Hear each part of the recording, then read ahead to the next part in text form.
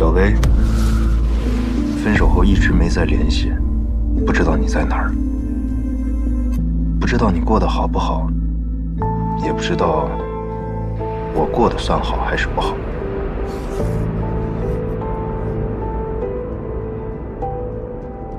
好像有些变化，又好像没什么变化。相识、恋爱、分手，似乎对我们都毫无改变。一直以来，我们都普普通通的活着，又竭力想证明自己并不普通，结果就是验证，我们的确很普通。我知道你把我拉黑了、删除了，你说过，对前任也是对自己最负责任的，就是拉黑加删除，记得次序啊。先删除就没有办法拉黑了，拉黑不删除，万一哪一天脑子突然进水了又给拉回来了，那就是给自己添堵。今天普普通通的今天，忽然想起你，可是小薇，我找不到你。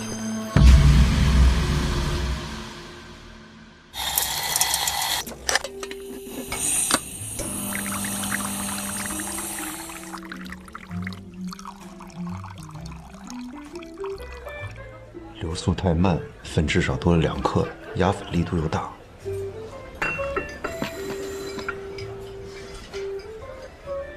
这杯会苦啊！你在说什么？咖啡啊，那哥们儿应该是个新手，我看他冲了好几杯，流速都不对，不是酸就是苦。啊，前面你问的问题我都听见了。杨振辉30岁，摩羯座，B 型血，没房，但是有一辆2手车。不过前面那哥们儿开的奥迪你都看不上，那我这辆你肯定也看不上。我呢是个做视频的，算 KOL， 目前勉强10来万粉，收入不太稳定，好的时候1、2万，不好的时候1、2千。到目前为止我只用了1分半，你还有6分钟可以休息休息，我出去抽根烟啊。这是你的策略吗？又不是在酒吧搭讪，策什么略？那你为什么来相亲啊？啊，这玩意儿听说好多年了，很想来尝试一下。最近工作不太顺，得减减压。你拿相亲压力这么大的事儿来解压？我也没想到啊，谈恋爱是一件多美好的事儿，谁知道这儿的气氛跟面试似的。不过我要是和我的女朋友在这种场合下认识，以后回忆起来也应该也挺无聊的。那你以前跟你女朋友认识的时候很浪漫吗？磅礴大雨，他在路边打不到车了。我骑着一辆川崎忍者路过，我问他要不要送你？说不定我不是坏人。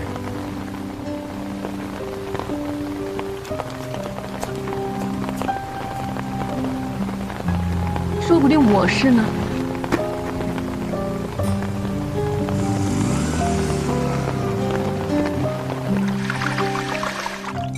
那怎么分的？和相遇一样的突然。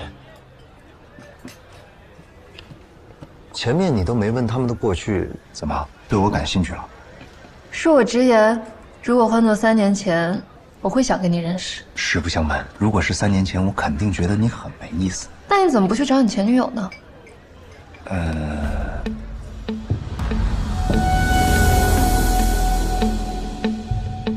分多久了？快1年了，我应该去找他。还爱着？不是，我就是想问问他为什么要跟我分手。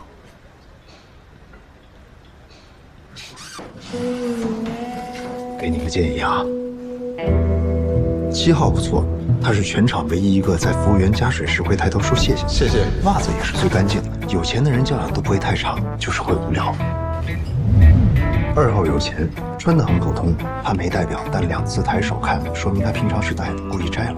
然后他刚刚掏手机的时候，钥匙掉出来，开的是个宾利。有钱的人装穷啊，说明是个鸡贼的人。你是游戏 KOL 吧？咱们加个微信，带我上分啊。我呢是做悬疑推理、案件分析视频的，真相背后的逻辑，你肯定不感兴趣。哦，这杯流苏可以，味道应该不错。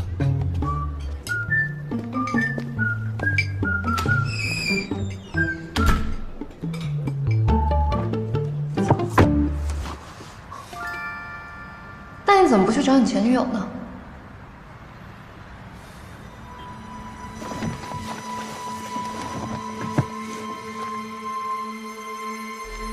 通知你一声，分手了。我觉得你不配。再见。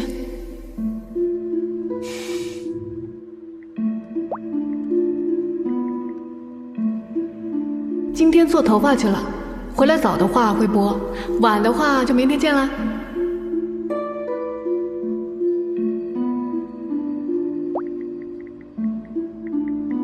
欢迎新进来的家人们，今天呢，大表妹将继续带你们打卡草绒市的美食。今天要去的是粉丝给我推荐的一家位于美食街的餐厅哦。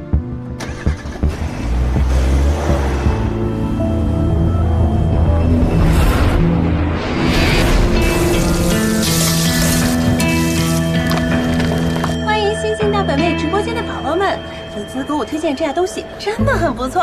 老规矩，来，家人们先吃哦。你看啊，咱们直播间的人数也一直在增长呢。富贵大表妹？你是我的粉丝吗？不是，之前我们见过，和小薇一起。谁？小薇，薇薇。家人们，有粉丝来线下了，稍等我一下哦。大哥，你有事吗？我这得上班呢。是我杨正辉。去年你和小薇在花市一起直播，我陪着去的，咱们俩还一起吃了个饭。你也是做视频的了是吧？对，就是我。你能不能帮我联系一下小薇？她把我拉黑了，她的朋友我都不认识，我就想起你了。这我都啥呢？我和他又不熟，就一对做了一会儿直播，他应该有1年没播了吧？家人们，真的很好吃哦。你就帮我个忙，帮我联系一下她，好不好？她的微信名字就一个薇字啊。咱们吃完这个，要不要再来碗冰粉呢？据说啊，这家的冰粉也是特别的好吃哦。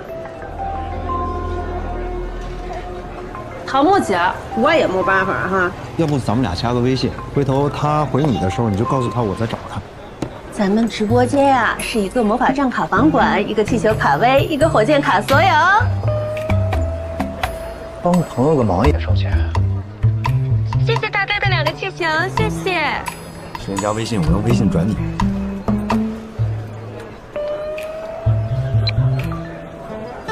我多转了一个气球，你让我看一眼他朋友圈。你偷偷看，啥也没个，近半年可见。他不可能半年不发朋友圈啊。不行，你去找找别人去吧，我得上班了哈。那你认不认识什么他熟的朋友吧？你前女友朋友圈看不到了，你都报警说她失踪啊？你前女友叫啥子？小薇。全名VIVILN 薇薇。真名、身份证上的名字，还有身份证号。不知道。你女朋友你不晓得叫啥子名字？哪家人？她是哪儿的？我好像也没问过她。好大年纪了？她说她24啊，但是女孩子也年纪这种事儿，你们也懂的，她不一定准的。她做啥子工作呢？主播，也是个拍短视频的。转了好久了？1年多。好了多久？2、3个月。你1年前跟一个不晓得叫啥子名字，不晓得搞么子的，不晓得家在哪儿，连她好大岁数都找不到的姑娘娃儿，跟她分手了，把你拉黑了。1年之后，你说她失踪了。我知道你们肯定觉得我是一个神经病啊，但我真不是。我前女友很喜欢发朋友圈的，不可能半年什么都没有，这不符合逻辑。你就因为这个报案？我知道我不像你们是专业的，但我也不是业余的。虽然听起来不太合理，但有时候咱们办案需要是靠直觉。咱们？你找不到他人，你问下他朋友呢？我找了呀，就是他朋友给我看的他朋友圈，要不然我都被拉黑了，我从哪儿找的疑点？那他朋友为啥子不报警呢？报警？根本就不熟，我报什么警啊？因为他不回微信，我就得报警。我天天几百条粉丝的信息都不回，那我是不是要判刑了呀？警察叔叔，那个人的脑子就有病。他做那种推理探视频的，做台中做魔怔了吧？他是不是拿你们做视频内容呢？喂！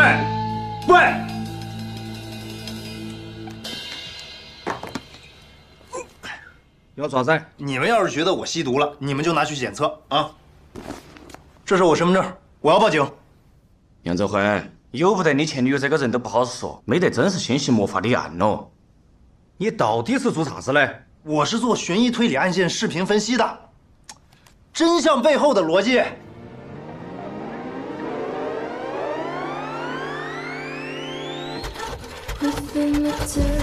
像他那样热爱生活的人，在社交平台上彻底消失了，就像之前的突然分手一样，本来每天都会联系，有天没有给你任何理由，就消失不见了。即便当时可能接受了，但看到他留下的东西，还是会想起这件事，这个人。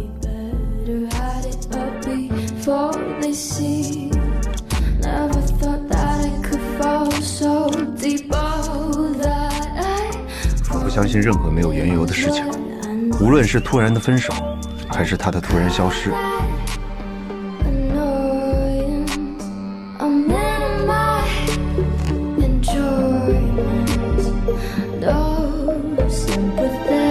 想知道背后的逻辑，就只能去找到它。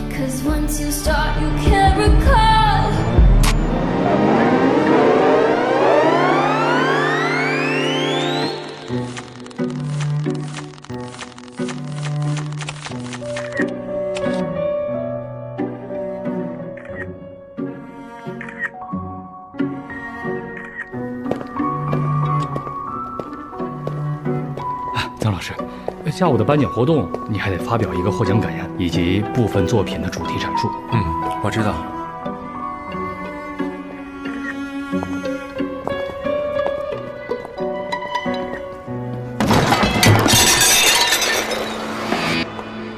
不好意思啊，不好意思，不好意思，我不是故意的。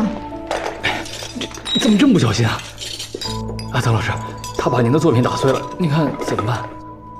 算我的，不用他赔。好，快，来人，赶紧把这收拾一下。对不起啊，我不是故意的。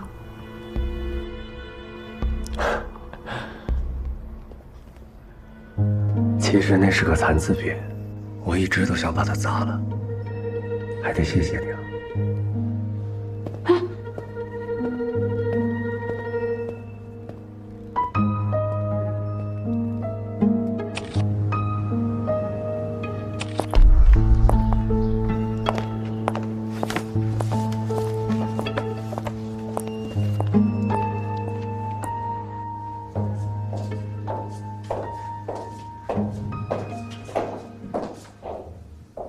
没问题，这批明天交给客户吧。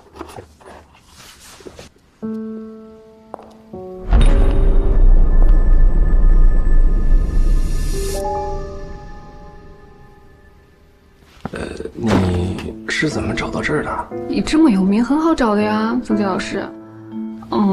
还是叫你曾杰大师。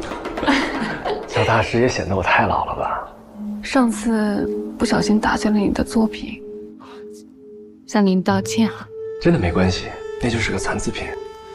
当时我出差，学生没注意就交给酒店了。其实我一直很想重新做一个，把它替换掉。可你说我又不方便到酒店直接把它给砸了，所以还是得谢谢你。我不懂啊，哪有残次？靠近底座左侧的部分有一个棕眼。什么是棕眼？就像橘子皮上的小孔，针眼大小。底座上谁能看见啊？但是我知道，曾老师是完美主义者。曾大师是。这里好有艺术感啊，是你自己设计的？有什么寓意吗？这只是一种表达而已。人和人之间的交流如果太过直接，就会产生冲突。冲突呢，会产生破裂，所以冲突越大，破裂就越大。可人和人之间交流的通道也会变大，就像这堵墙一样，虽然它已经失去了完整的美感。失去美感，为什么还要做？因为这只是一种表达。人有审美，会被美和完整的东西吸引。可人也很残忍，消亡和和毁灭同样会引起关注，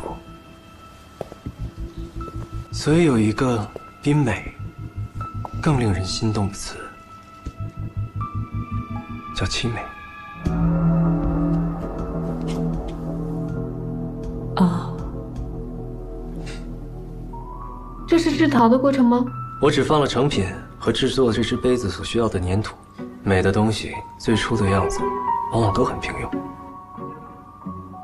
这么不起眼的一堆土，你能让它变得那么美，太厉害了！这个没有棕眼，没有，完美，趋于完美。这边是你工作的地方吗？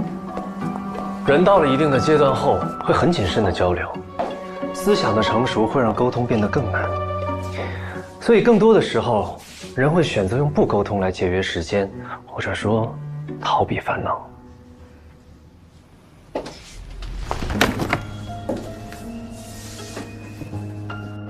曾老师说话一定要这么有深度吗？如果我说话真的很有深度的话，你可能就听不懂了。你所听到的深度，是我选择用最浅显的语言来表达，因为我是老师嘛，所以我一定要有表达能力，不然我怎么教学生呢？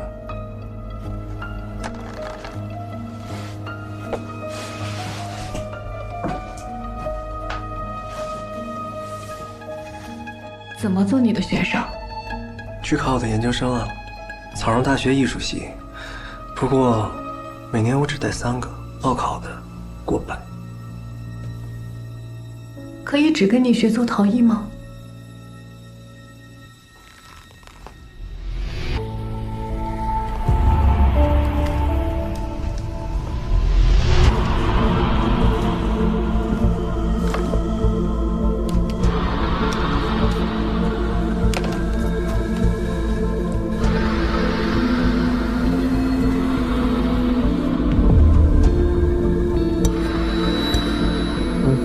这个是棕眼。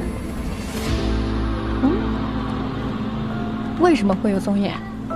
在烧制过程当中，釉料不匀或者温度变化就会产生，通常还不到1毫米。那我算是残次品了。这个盘子是，你不是。你的眼里不是只有完美和残次品吗？趋于完美。那砸了吧。第一个作品是可以留下的。你的陶艺是在老李那儿学的，他那个培训班教单描。这你都能看出来？老李是我同学。哦，难怪，他们那挂有你的照片。他们用的粘土和我是在同一个地方买的。哦。一会儿要不要一起吃个饭？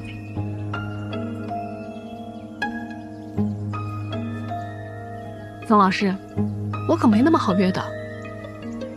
不过呢，我明晚有空，期待明晚吧。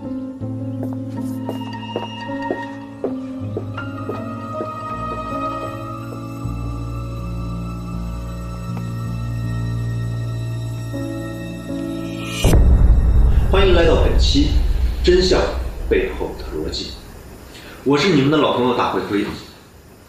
今天要讲的是一起杀妻碎尸案——康氏碎木机杀人案。1990年9月，大灰灰，康氏凯利来到。我们现在在看的视频，还是有点意思嘛。我可关注你了哈，我们现在好多同事都在看。不觉得我是神经病啊？神经肯定是神经，不过不神经，咋可能做这么好嘛？那你们现在能相信我说的不？相信你啥子哦？哦，前女友嘛。大灰灰，没得真实信息是没法立案的哦。哎，立德。呀，又来了，大灰灰。我在你们这儿是不是很红啊？先吃。吃了吧，我请你。你的事儿我听同事说了，你说你做了那么多视频分析，怎么就不懂呢？1年前的事儿，什么都没有，你报什么案？再说，如果你前女友真有什么事儿的话，早有人反映了。你不能因为人家拉黑你，你就说人失踪了。李队，之前别，叫李德就行。我虽然之前不知道我女朋友叫什么名字，但是我是了解她的呀。首先，她不可能半年不发朋友圈；其次，她是做直播和视频的，她已经1年多没直播了，视频也快1年没更新了。说不定人找了一个正经工作呢。你什么意思啊？做视频怎么就不正经？哦，我是说人要找了一个稳定的工作呢。他不是那样的人。你们愿意看我视频分析那些奇案，是因为我是有逻辑的。逻辑的另一面就是真相。你们都愿意相信我的逻辑，为什么不相信真相？你是警察，当逻辑出现疑点时，找到真相就是你的使命。你别绕我，没错，我是警察，但你得有个案子给我吧？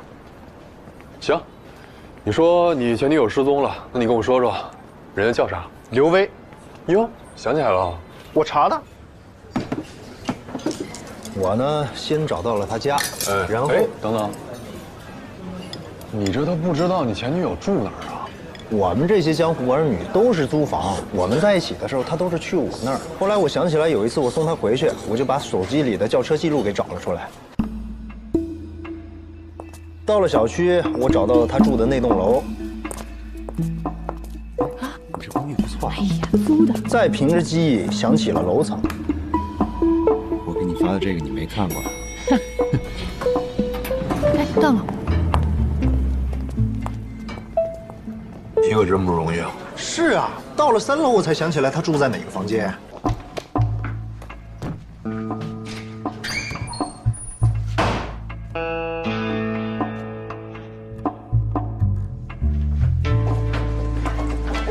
哎，先别关门。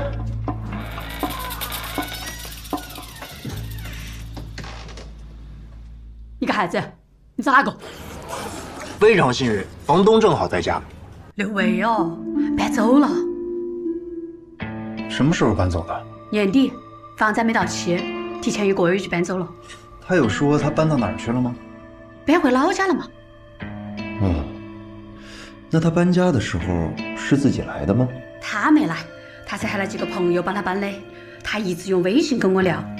这个女娃娃多好嘞，从来没有拖欠房租，搬回家哦，还用微信给我发了个红包，说是她没有空来打扫卫生，喊我自己去找个保洁。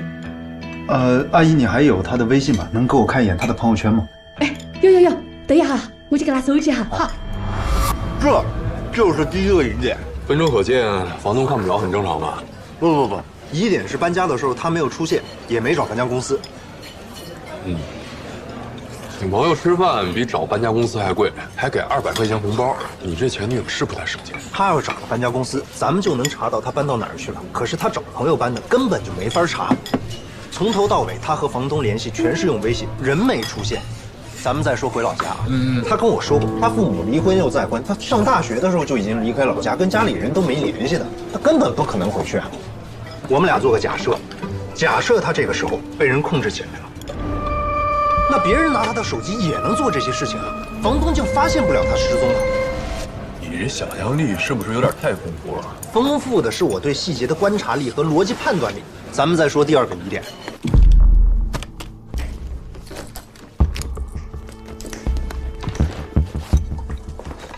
今天穿得这么装纯干什么呀？拍照啊！你才装纯呢。你怎么买了一个这么丑的盘子呀？丑吗？不丑吗？我做的。好看，真厉害啊！没想到你还会手工。这是陶艺，不过那是个残次品。残次？哪儿坏了？有踪眼啊！什么玩意儿？你看啊，那个女人头的左边还有裙角上有一个小洞。那是釉料不匀或者是温度变化产生的，这也不影响用啊。不完美啊！要那么完美干嘛呀？哎呀，跟你说这些都没有用，你根本就不懂什么是完美。我有一个问题问你。你别问了，你根本就不懂得欣赏美。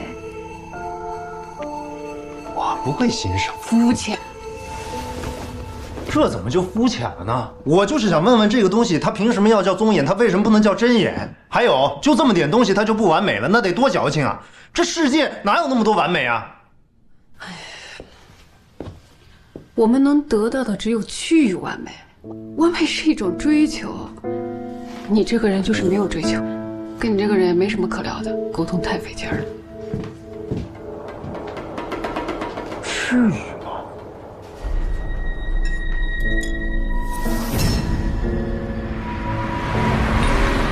找到眼就不完美了。你们江湖儿女聊天都这么高级吗？所以这疑点是在哪儿？他为什么要做这个？因为喜欢吗？肯定不可能的。他那个时间段直播不怎么样，拍的视频都是一些变装啊、美颜啊，播放量都不行。说白了就是没内容。他之所以要做这个，只能有一个目的，就是为了拍视频。这就是第二个疑点。得，你别做视频那方这给我卖关子，直接说行吗？他既然都学了，怎么着也拍一期关于陶艺的视频啊。但是他没有，就在他去年搬家的期间。他停播了，视频也停更了，说明去年11月份就是他失踪的时间，也就是你们分手拉黑的时间。我跟他是10月20号分的手，记得挺清楚的嘛。聊天记录我都留着呢，当然你别问我为什么留着啊，问就是我贱。通知你一声分手了，我觉得你不配，再见。说了3月才反应过来你不配，不容易啊。红色感叹号，你有病吧？红色感叹号，我去，手速够快的。我当时正忙着开团，忘了反拉黑他了。第二天我想起来，他可能是跟我闹别扭了，我就没去找他，等他回来找我呢。然后他这个人就消失了。然后1年后，你就想起来这姑娘了。我就是想问问，当初为什么要分手？就算是要分手，我觉得我们中间也缺了一句再见，当然也可以是一句滚啊。李队，你现在能相信我小薇是真的失踪了吧？我相信他是把你拉黑了。还有叫李德就行。哎呀，我也知道证据太少了，也没法相信我。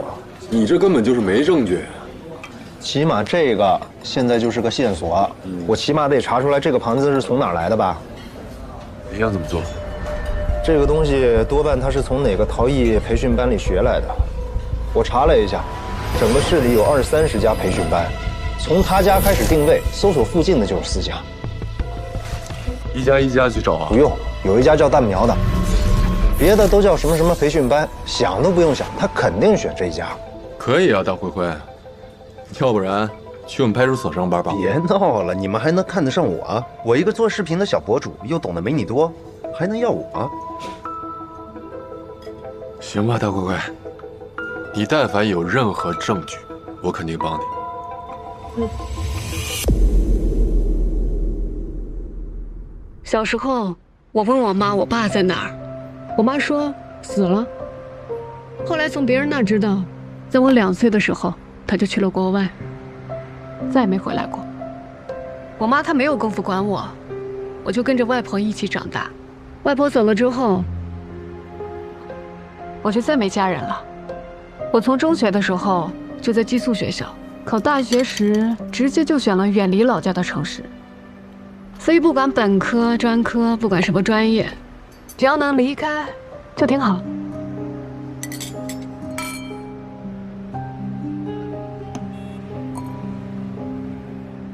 过去的我，现在的我，都不是我喜欢的自己。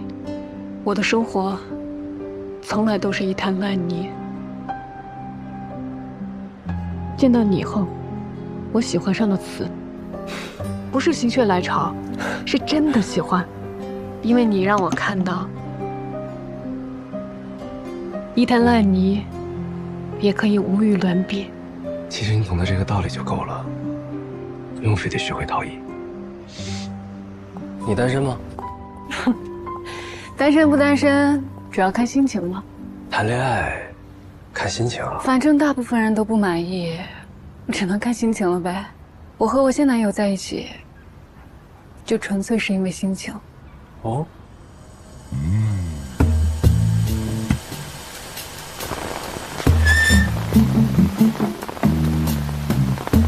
车呢？什么车？你的车啊，不是你叫的代驾吗？我叫的吗？你叫错了也得给钱啊。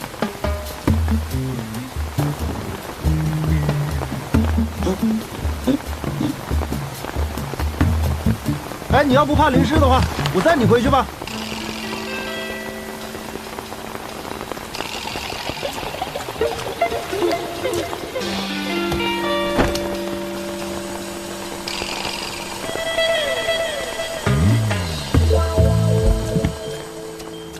就这样在一起的？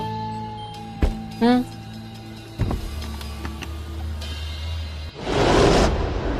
他也是做视频的，不过做的也不太好，所以有时候会坚持代驾。多久了？好久了，快3个月了。3个月，久吗？不久吗？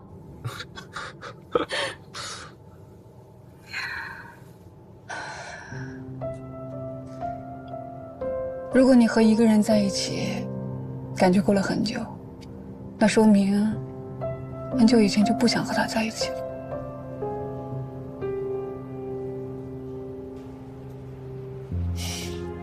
好香啊！你还会在车里挂这些啊？有个老婆婆经常会在路边卖这个，每次遇到的时候就都会买了，就当是帮帮她吧。你好善良哦。曾老师，可以带我看看吗？看什么？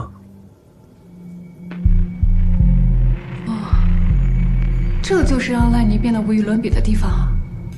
烂泥从来都是烂泥，无与伦比的是泥的时候就无与伦比。那我没希望了，我只能是个残次品了。你不是残次品啊，过去的经历叫打磨。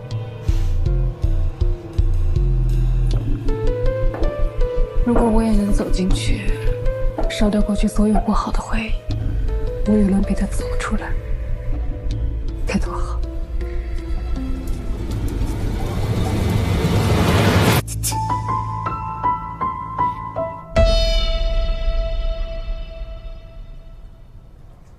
为什么没有椅子？我喜欢站着工作，因为坐下来会忍不住偷懒。那1楼为什么会有椅子？1楼更多是我和学生交流，嗯，这里是我自己工作的地方。那3楼呢？卧室和露台。工作晚了，我也会住在这儿。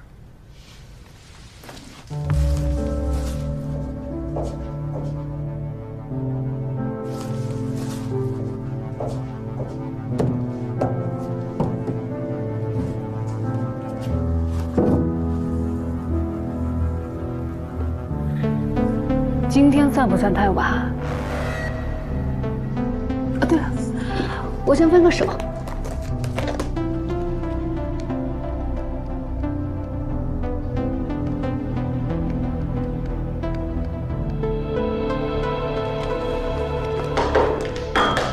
不管重不重要，我现在单身了。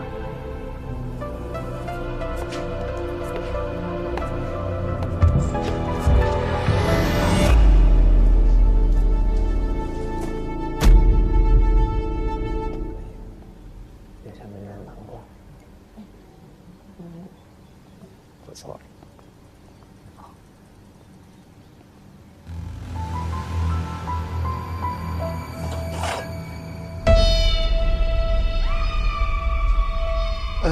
您好，老师。您好，有什么能帮到您的？您帮我看看这个盘子是在你们这儿做的吗？啊，是我们这儿做的，我们这儿体验课就做这个。那您看看，您认识这个女孩吗？很漂亮，但是没什么印象。我们这儿体验课的人很多，一般呢就来1次。她应该没有报名上课，不然的话我会有印象。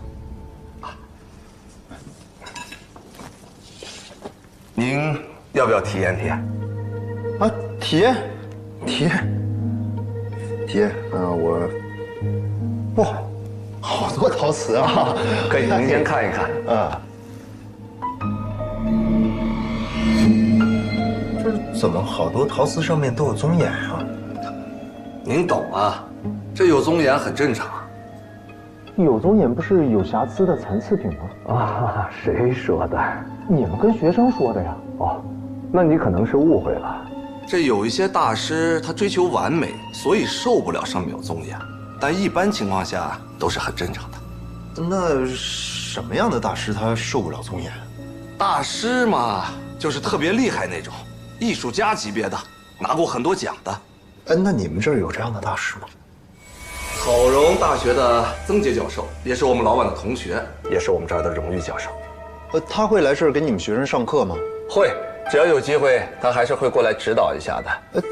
他手上这个盘子是？这就是曾大师的获奖作品，名家大作。我们这儿授课的时候都以临摹大师作品为主，所以我们的课程非常专业。您体验体验。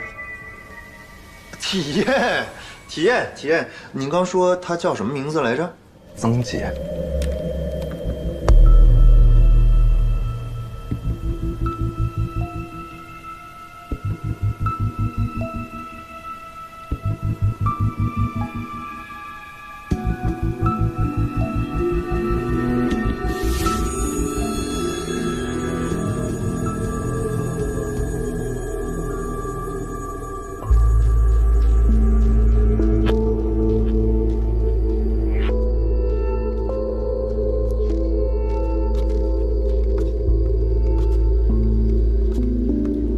为什么在一起啊？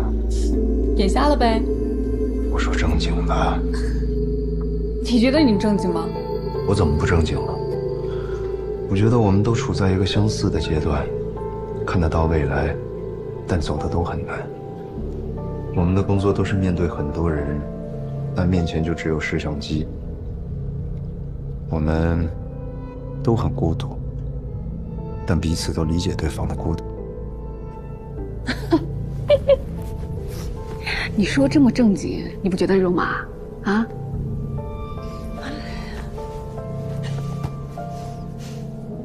正好我们认识了呀，正好我们看彼此都不烦，正好都单身，正好我不用跟你解释，你也不用跟我解释咱俩是做什么的，正好你还能带我上分啊。咱俩认识那天，坐在你的车后座，觉得还挺有安全感的。哼，女人嘛，总是会被一些没有用的小细节所打动。其实你能给我什么安全感呢？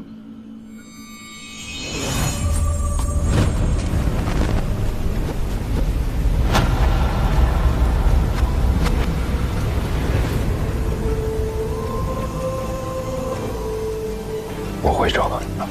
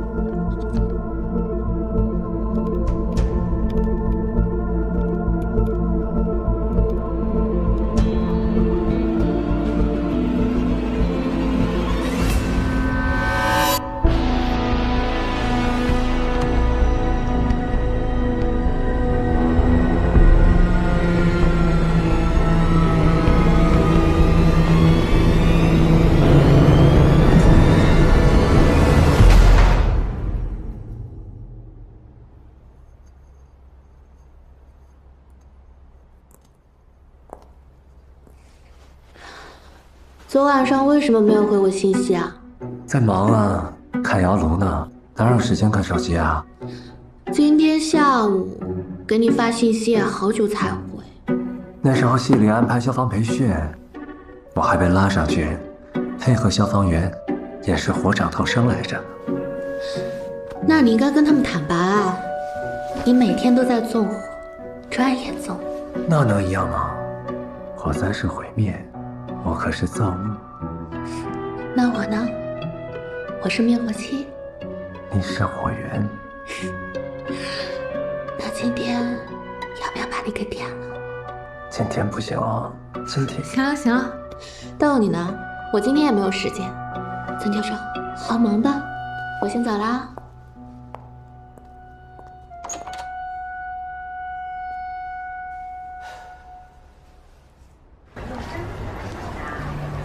奶花，奶花，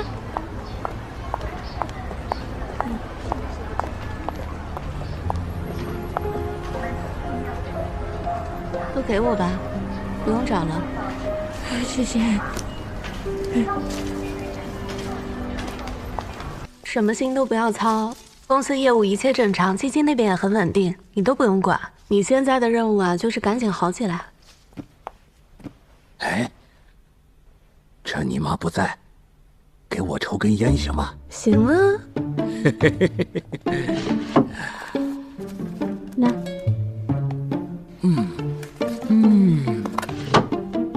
哇。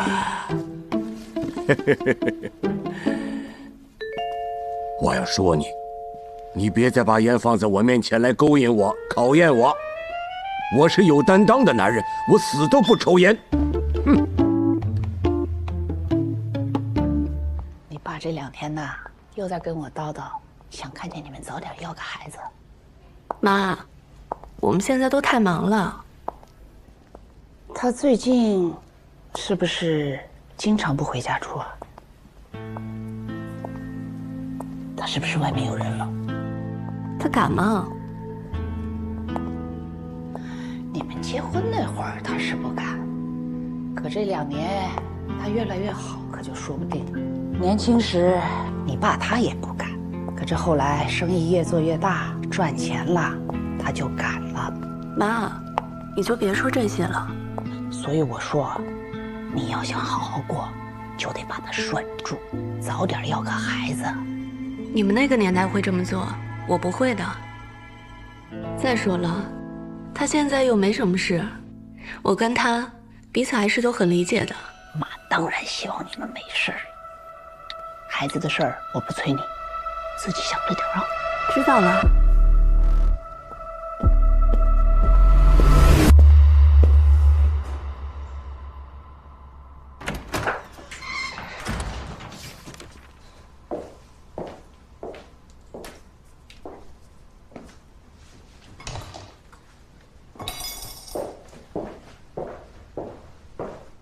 实在没空做饭了，我订了外卖。好啊，吃什么都行。我今天去公司了，你又转了一笔钱去基金。是啊，现在文化产业发展前景这么好，未来啊，咱们公司的钱一大半你投到你的陶艺厂里，剩下的也基本上全转到基金了。光投资不赚钱吗？现在的陶艺订单越来越多，怎么能不赚钱呢？而且我们的基金也一直很稳健啊。你也一直都这么说，2年了，钱在哪儿？你别忘了，这些钱是我爸妈辛苦了大半辈子赚来的，全投给公司了，利润呢？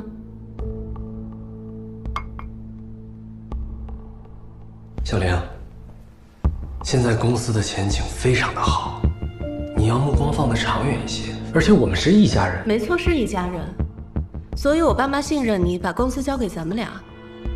但你总得给家人一个交代吧？怎么就没有交代了呢？你又不是不知道现在我作品的价值。价值？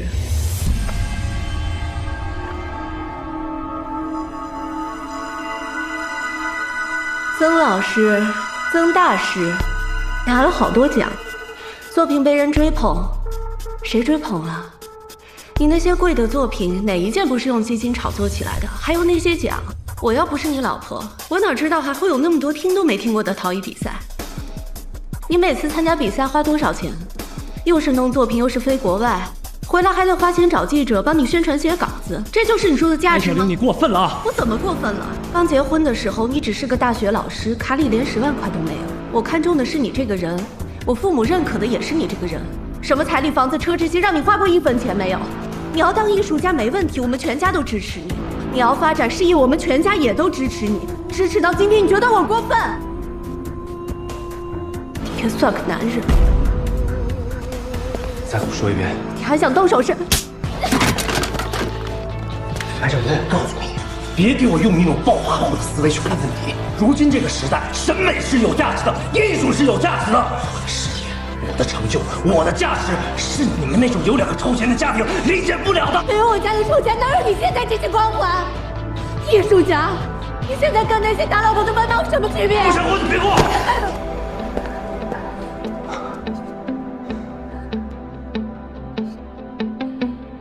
好，你把我爸妈的钱还给我。么不过。我还你什么钱？你父母的钱是放在公司的，公司的法人是你，股东也是你。我问你，跟我有什么关系？你耍无赖是吧？你还要不要脸？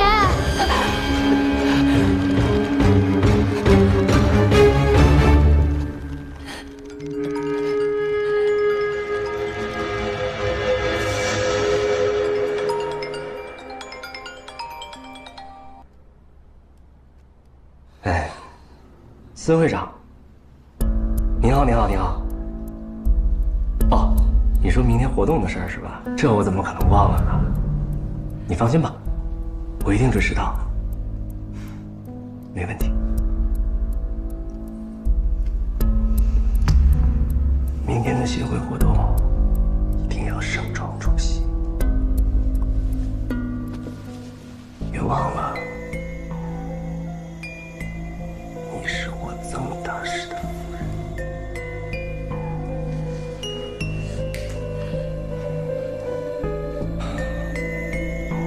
饭你就自己吃吧，一会儿我回工作室加班，明天下午2点再见。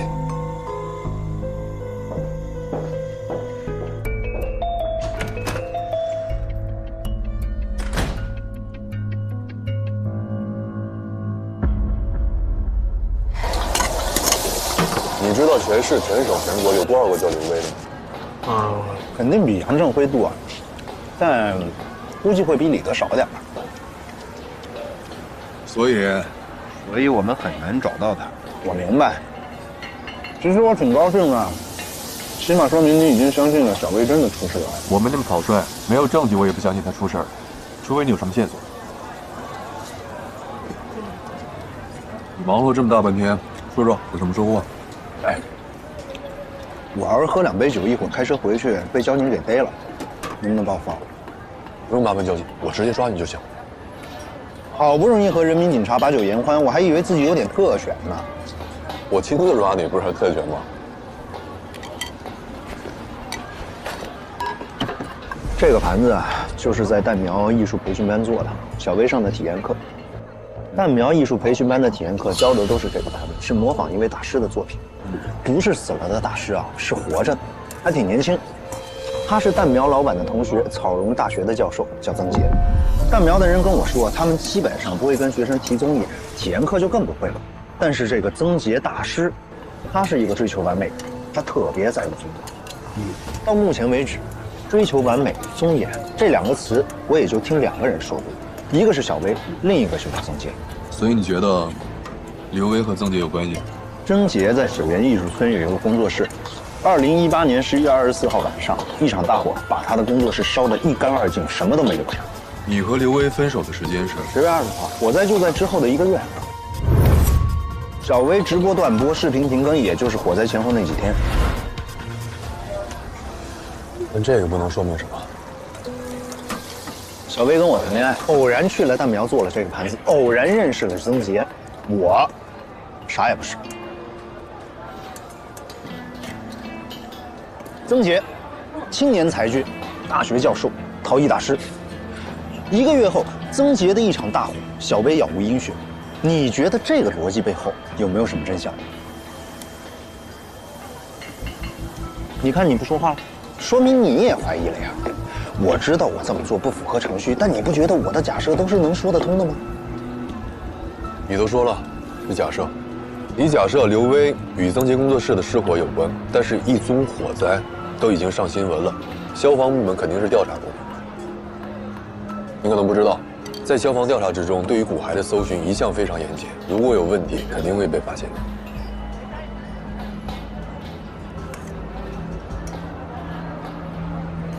要不这样，我仔细看一下官方的通报，来验证一下你的假设。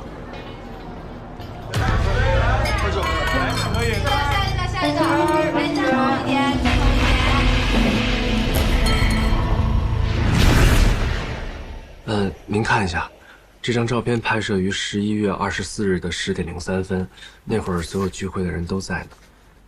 你们经常这样举办聚会吗？哦，1、2个月一次吧，平时大家也都挺忙的。拍完这张照片不久后，我太太说累了，想要先休息。然后我和朋友又聊了1个多小时，大概在11点30分左右结束。因为我的工作室是在水源艺术村，在那边叫车的话，车一般都会停到村口，所以我就送朋友们下楼出门，这样。那个时候，你有没有注意过碳盆啊？没有，这的确是我的疏忽。送完朋友之后，我就去看看窑炉的情况，正在检查时候，发现2楼起火了。那这么说，你看到的起火位置是在2楼？没错，我刚回到工作室的时候，1楼还没有火，我就跑去了2楼。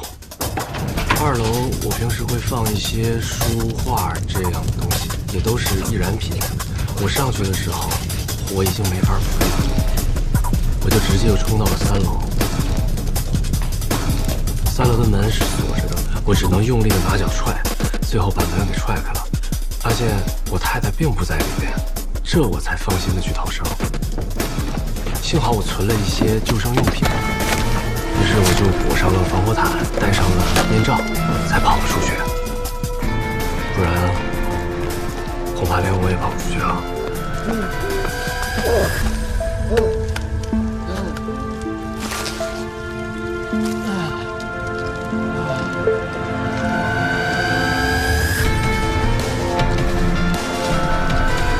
所以，起火的原因是炭盆。从我们目前调查来说，应该是这样的。炭盆离沙发太近了，而且沙发又是固液，点着后迅速就会起火。再加上您的茶几上有非常多的酒，而且有2瓶呢，还是度数非常高的。朋友带了调酒用的生命之水，90多度，那基本上就是助燃剂了。这幸好您工作室离周围建筑还比较远，这才没有造成更大的损失嘛。哦，对。您这是？我要由衷的感谢你们。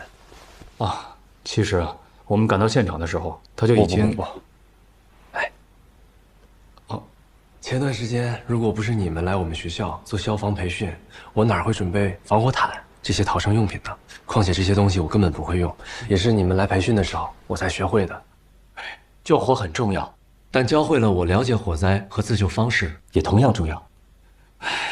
曾教授，据说您的很多作品在这次火灾中都已经损坏了，这真是太可惜了。是啊，不过文艺史上也有很多作品没能流传下来，但也不妨碍他们都留下来了。曾老师，我们这次访谈的主题是浴火重生的艺术大师。我们听说您要重建工作室，是要做的和以前一样？是的，这种重复并不是创作，而是我习惯了过去的工作方式。我相信您一定可以超越过去的自己。人通常不能超越过去的自己，并不是因为能力不足，而是因为过去会阻碍未来。过去的荣耀会让人变得懒惰，变得失去锋利。我第一次获奖的作品是在20岁时做的，今天去看，我会觉得有很多地方做的都不够精细。可如果我70岁、80岁再拿出来看，或许会非常满意，觉得年轻时的自己尖锐、锋利，充满朝气。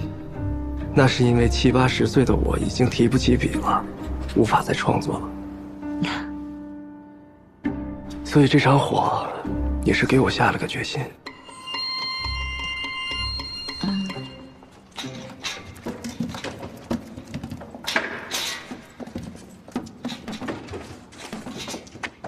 一会儿我也回市区，坐我车走吧。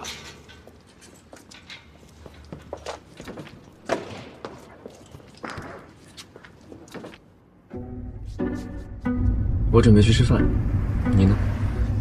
我准备回家自己做一点东西吃。还会做饭？主要是在外面吃饭太贵了，而且我又挺爱吃的。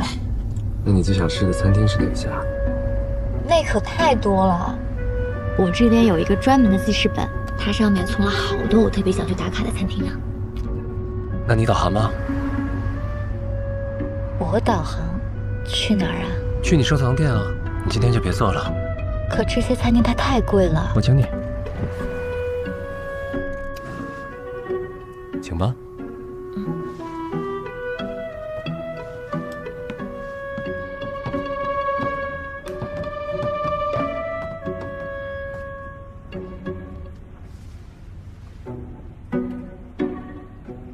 我以前也是合租，不过住在郊区的农房里，没有条件住在城里。我住的房子也很老旧的，不过我在想，等我实习期过了，看争取换一个更好的小区。你是跟同学一起住吗？对，我同班同学。不过他这个月出差了，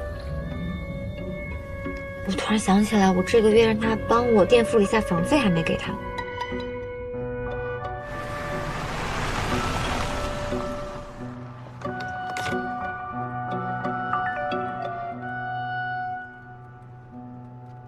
曾老师，微利贷还要还利息，我又不用，你以后直接还我就行了。不行，这我肯定不能收的。好啊，那你把我拉黑了吗？那更不行了。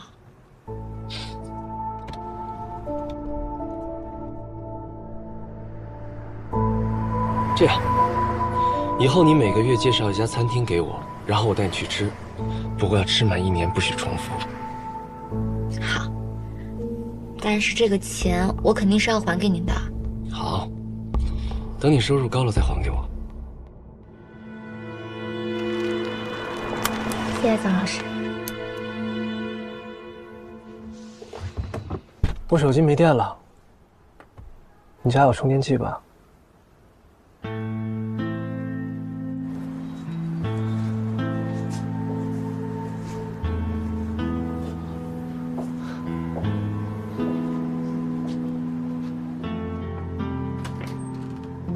到了。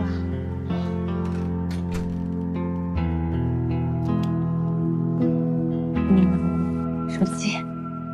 哦，谢谢。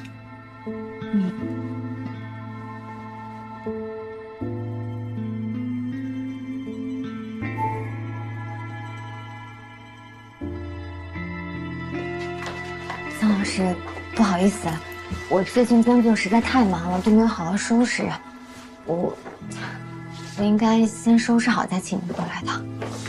你应该说，你很整洁，是你的室友太乱了。对，不是他乱。要喝点什么吗？其实你做一些艺术家的专访，对大众来讲还是窄众，不如做一些金融类的。草绒市的一些投资人啊、基金经理啊，跟我关系也都不错。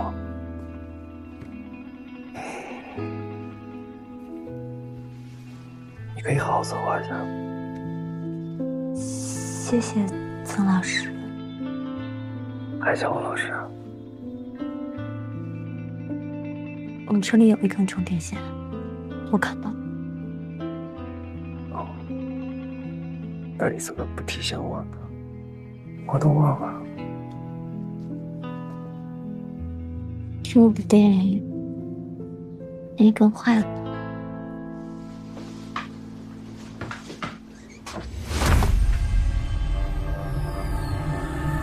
你为什么在这里？我不知道，我想找我的家人。阴阳两隔，你本不该来这里。你是有什么放不下的事情？你是什么人？为什么别人看不见我，你能看见？我是鬼差。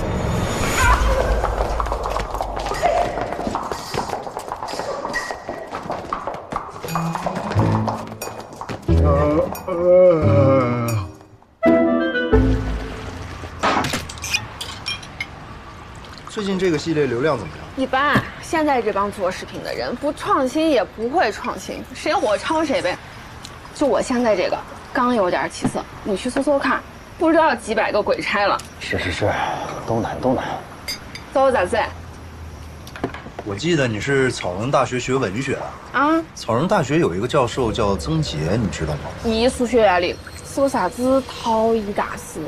你认识？算认识嘛，他还拳头加了我。有微信啊？啊，但是没咋联络过。名字后面怎么有炮仗？备注啊？什么意思啊？炮仗可以啥子嘛？炸呀！是噻，炸弹噻。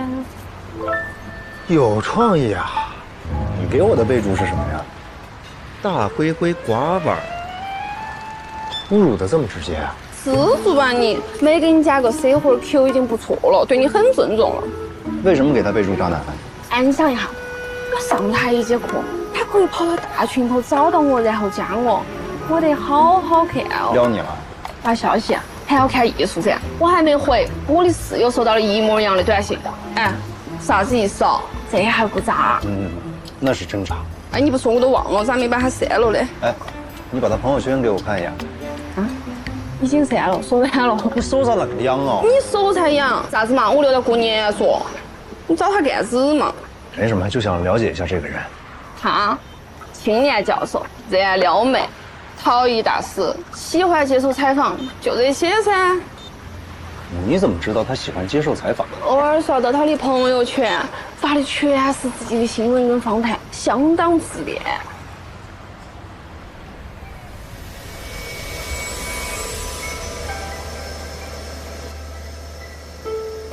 采访曾老师，您没有预约吗？哦，没有，因为我想面对艺术家最直接的状态。啊，曾老师出差了。啊，这么不巧啊？他什么时候回来？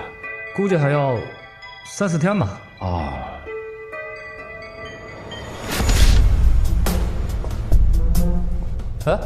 哎，这个就是窑炉吧？哦，对，我们这儿的瓷器都是用这个炉子烧制的。看起来还挺先进啊。电脑控温，算是目前最先进的了。哦。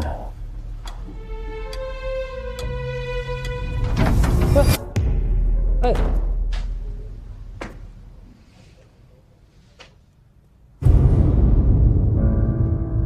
是不是把陶瓷直接放进去就行了？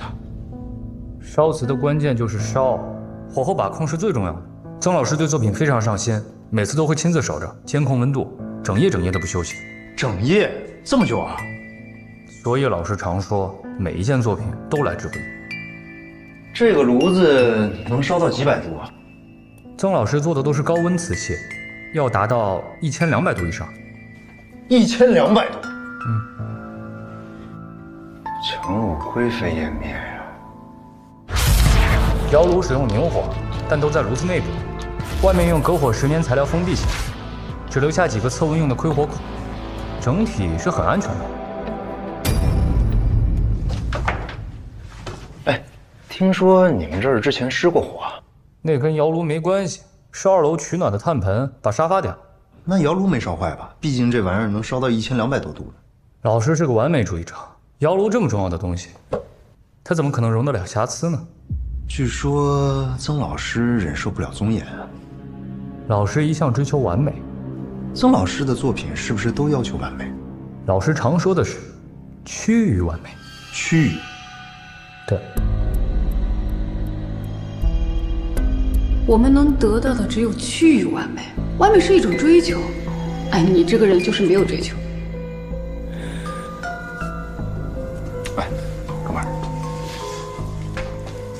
是不是有好多姑娘仰慕你们曾老师啊？当然，曾老师又年轻又有才华，姑娘，你是哪家媒体的？我就随便问，你放心，这种东西不会随便写进去的。曾老师有妻子，而且他们很恩爱。那是不是有好多女的经常来曾老师的工作室一起搞艺术什么的？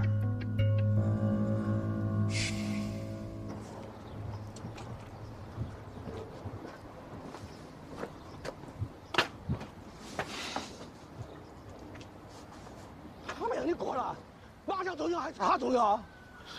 他们让你出来，你打他噻，瓜兮兮的。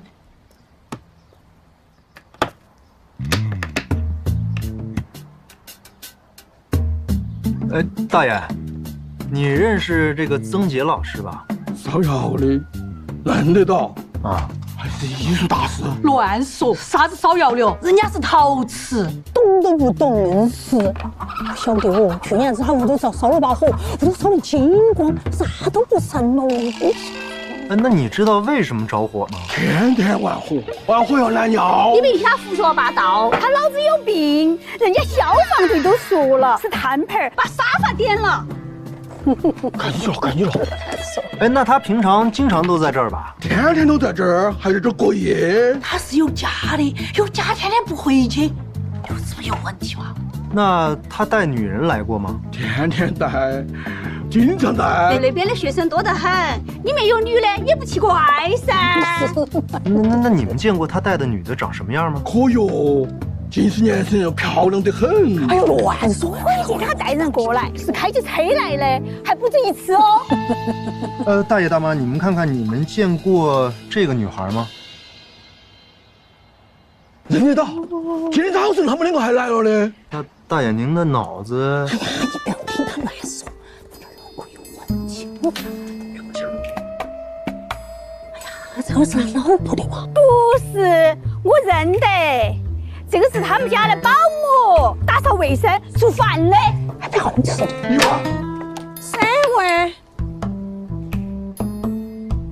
哎呀，大爷大妈，我吃饭了。吃饭了，吃饭，慢点，慢点，慢点，哎，慢点，慢点，哎，走了，慢点，好嘞，好嘞。谢谢您啊，这要不是您陪他们打牌，他们说不定跑哪去了。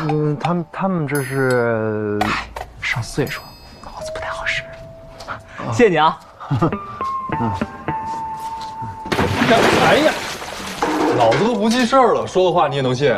我没信啊，但他们的说法佐证了曾杰一定经常往工作室带女人。他要是没带的话，这些脑子不好的大爷大妈怎么会有这样的印象呢？等下，哎，你在查案的时候，一个小孩和一个成年人说的不一样，你信谁的？一个脑子不好的人或者一个神经病和一个正常人说的不一样，你又信谁的？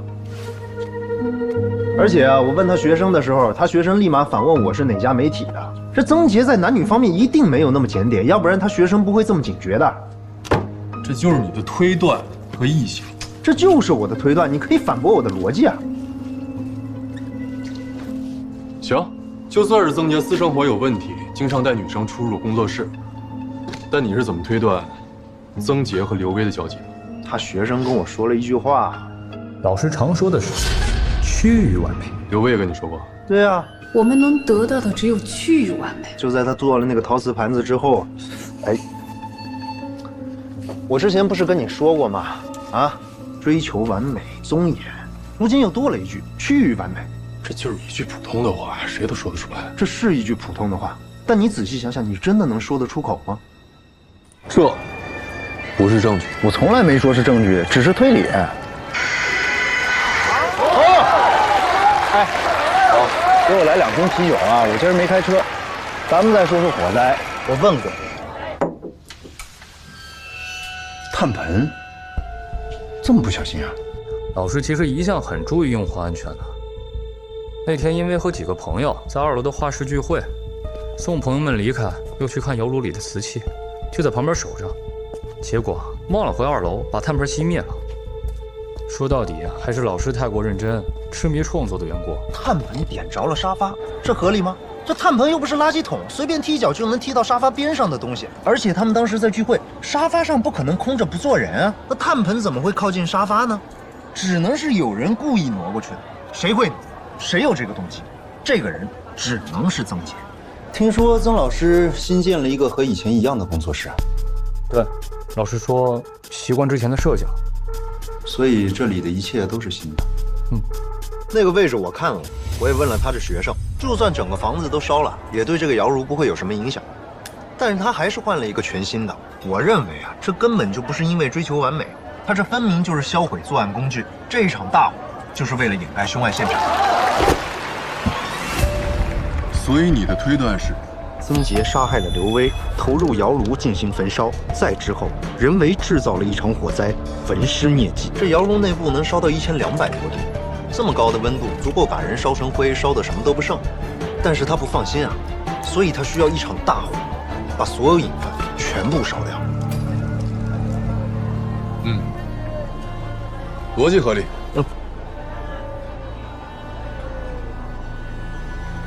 我问了他是学生，他学生说，火灾发生后，曾杰第一时间就戴上了防火面具，披上防火毯，逃了出去。而这些东西啊，是事发前不久，曾杰刚刚拿到工作室去的。准备充分，蓄谋而为。你看，你也这么认为了吧？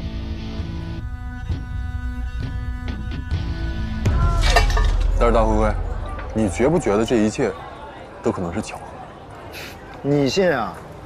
炭炉距离沙发很近，但并不是完全贴着。因为当时有炭盆，所以2楼开了窗子。人们走了之后，风把毯子吹起，撩到了炭盆上。更换窑炉是因为窑炉的外部被高温辐射到了，会导致内部温控的不精确。曾杰是对艺术创作要求很高的人，所以他必须更换一个更稳定的设备。火灾前的1个月，曾杰被学校安排参加消防培训，还被叫上台与消防员一起进行示范。培训之后，消防局发了逃生的装备，他带回了工作室。如果按照你的推理的话，那岂不是消防局要和他一起演戏？你确定？是的。最重要的是，你知道曾杰工作室烧毁的那些艺术品值多少钱吗？几百万。里边有获奖的作品，还有一些待交付的瓷器。如果真的是蓄谋作案的话，他干嘛不把这些提前运走？你的分析的确挺有说服力的，网络上有非常详细的报道，我是逐字逐句看过的。如果有问题，绝对会发现。李德，你忽略了一个最大的疑点。什么疑点？你为什么会仔细看那个官方的通报？还不是因为你？那是因为你跟我一样都相信小薇失踪了。他失踪的太彻底了，很可能已经不在了。曾杰工作室的火灾和小薇失踪的时间正好在同一个区间内，你也怀疑小薇是不是死在了曾杰那儿？这是我的推断，我会继续查下去。上回我开车你不让我喝酒，今天你也开了。等曾杰回来，我还要去找他一趟。曾杰有杀刘威的动机吗？他有老婆呀。出轨这种事儿犯得着杀人吗？再怎么说，他也是有大好前程的精英吧。意外杀人、错手杀人、冲动杀人，可能性多了去了。你认为刘威和曾杰一定有关系？大哥，那小薇认识曾杰以后就跟我分手了，为什么呀？难道是因为我审美不够，耽误他做陶瓷盘子呀？那以你对刘威的了解，你觉得他会逼曾杰离婚吗？我不清楚。你也知道，其实我和小薇没那么熟。哎呀，大灰灰，你也是个重感情的人。真不是，我都快忘了他了。其实已经忘了，就是突然想起，突然发现他不见了。要是他现在突然出现在我面前，不管他过得好还是不好，只要人还在，我都会默默滚蛋的。前面放我下车吧。干嘛？这儿离我家不远，吃多了，走2步。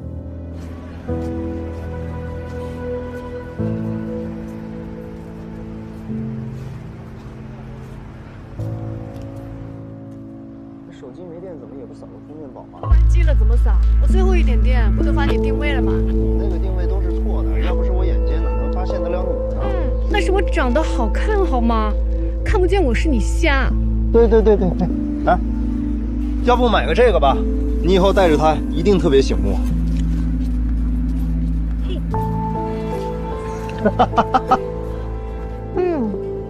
我真好看，戴什么都好看。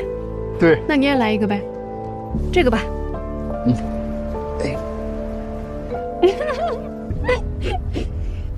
好看。想想挺可怕的，如果手机丢了，就谁都找不到了，跟失踪了差不多。不会的，我肯定能找着你。你怎么找啊？我是干什么的？我还能找到一个你了？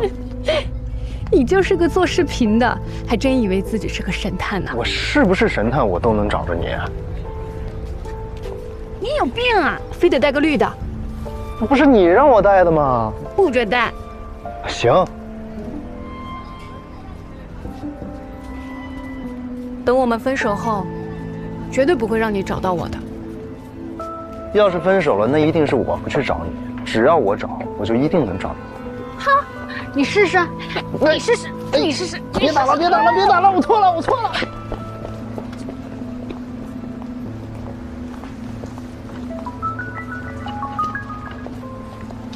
喂，回来了，这么快？恭喜曾杰老师拿到本次大赛的最高荣誉，请您和大家分享一下您这套作品的创作理念吧。不乱、不困、不畏、不念，都带。放这就行了，我自己收。怎么样？我不在的这些日子里，有什么事儿吗？没有什么特别的事儿。来过一位记者，想要采访您。哪家？他没说，而且没有预约，直接来的，说是想看看艺术家的日常状态是什么样的。现在的记者可真够不容易的，这种方式都想得出来。他没留联系方式，就说过几天再来。他要做什么类型的访谈啊？也没说，就闲聊了几句。哦，他提到了去年的火灾。火灾？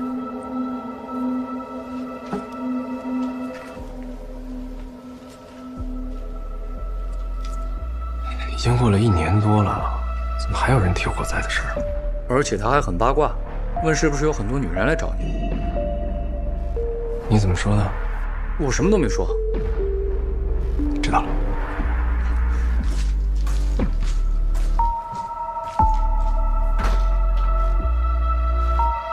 恭喜曾杰老师拿到本次大赛的最高荣誉，请您和大家分享一下您这套作品的创作理念吧。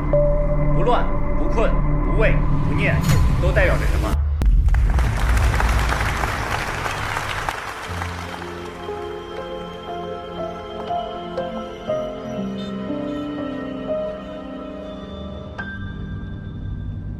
亲爱的，昨天都是我不好，最近压力太大了，脾气也控制不住。好龙广播现为大家播报最新天气预报：今天夜间到明天阴转多云，偏东风3到4。还在生气啊？亲爱的，你去看看今天的活动，再看看我现在的地位，真的不用担心。你老公就是最好、最优质的潜力股。的确，目前公司还没有到达完全盈利的状态，可一切的运转都是良性的。基金用来投艺术品，亲爱的，你不相信我的审美和影响力吗？我爸妈不懂这些，只懂看余额，我总得让他们放心吧。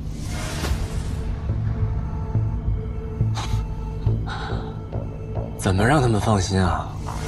投资艺术领域本来就是有周期的，急也没有用。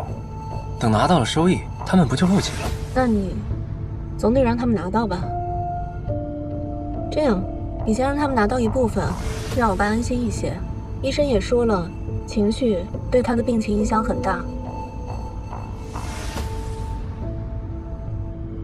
一部分？多少？我爸前后投到公司的大概有2500万，先拿回个1000万吧。这么多？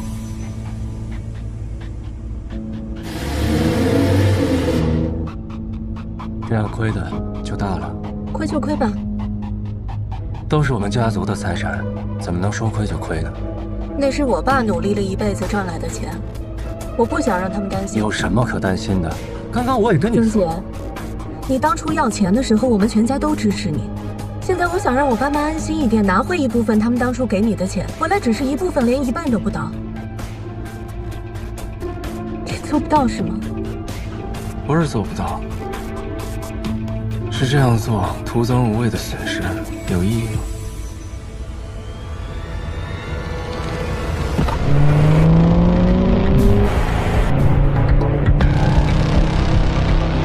开慢点儿，开这么快干嘛？损失就损失，反正本来也都是我家的钱。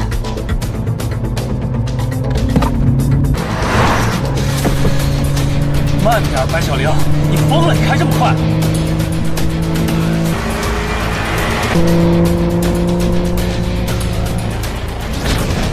好，白小玲，都听你的，最近就安排好吗？这件事多久？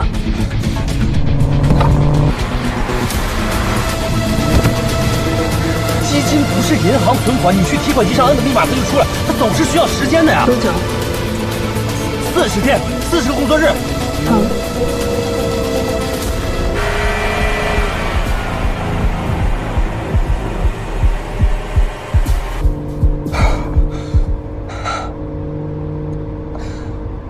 白小玲，你是不是？我没疯，我非常冷静，而且很理智。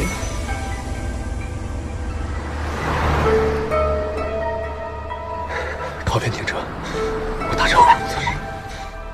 40个工作日对吧？今天是10月22号，那就年底之前，怎么也够了吧？够了。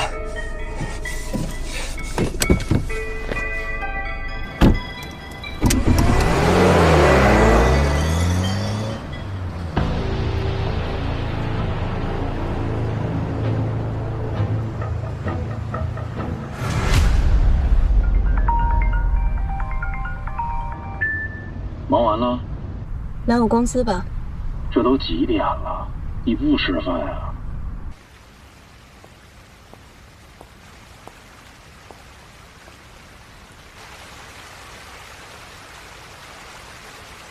上座，上座啊！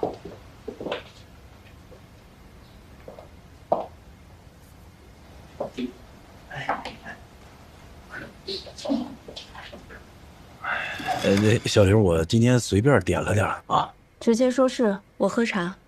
好，行，来，喝茶喝茶。哎，你们公司的财务呢？我大概了解了一下，公司是你的，但是大部分资产呢，已经通过各种方式投出去了。张爷，我不至于连这些都不知道。我找你就是想听听你有没有解决方案。是，你看别着急，就是作为律师吧。要找律师，我早就找了。找你是因为我们是老同学，我想听听你的意见。来，先吃一块鱼。哎，你不喜欢吃鱼皮，哎，弄掉啊。小梁，你找不到合适的律师，你找我，是因为你相信我。是，咱们呢是老同学。那要不是因为你这次遇见的事儿，你怎么能想起我这个老同学呢？上学的时候，你是我的女神，我是你的备胎。我知道我配不上你，但是这些年呢，我一直都在努力，读研、读博。现在呢，我是一个律所的合伙人。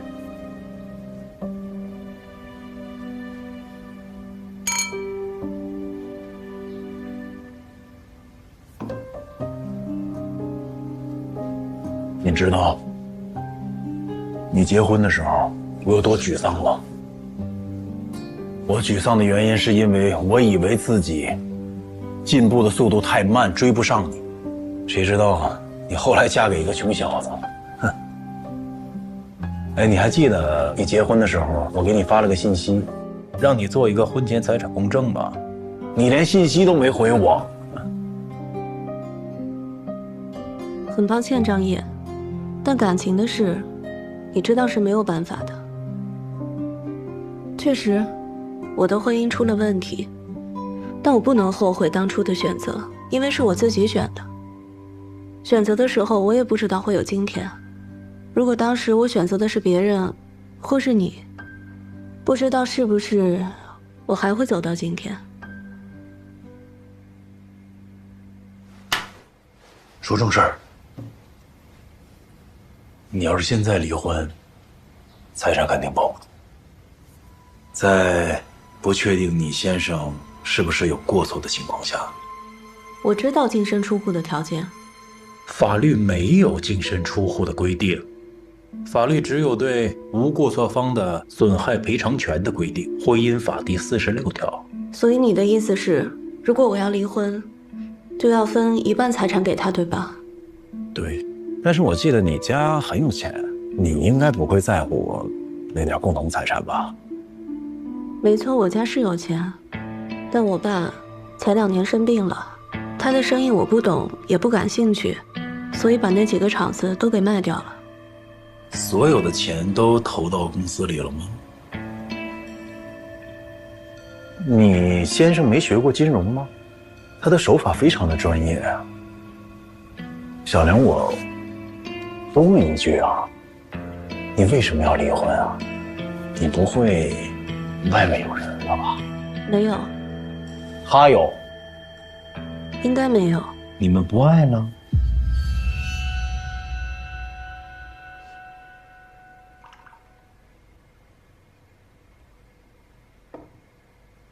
说专业问题吧，张烨，除了让我损失一半财产，你还能给我什么建议？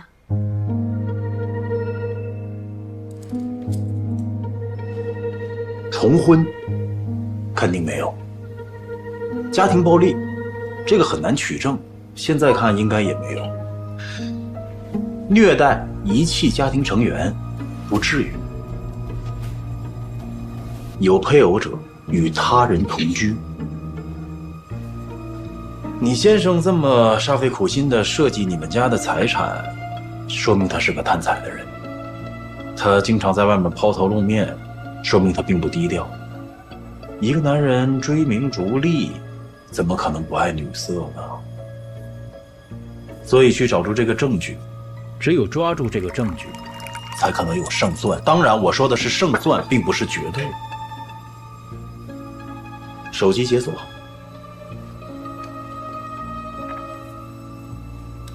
取证呢，我帮不了你。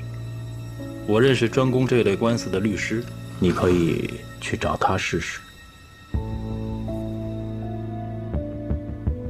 除了这一步，别无选择了是吗？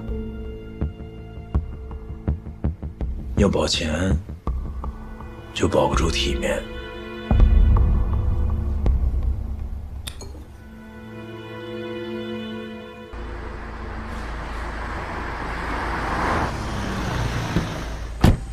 麻烦给个5星好评吧。你已经走到这一步了，给你一个专业律师的建议，就是不要纠结。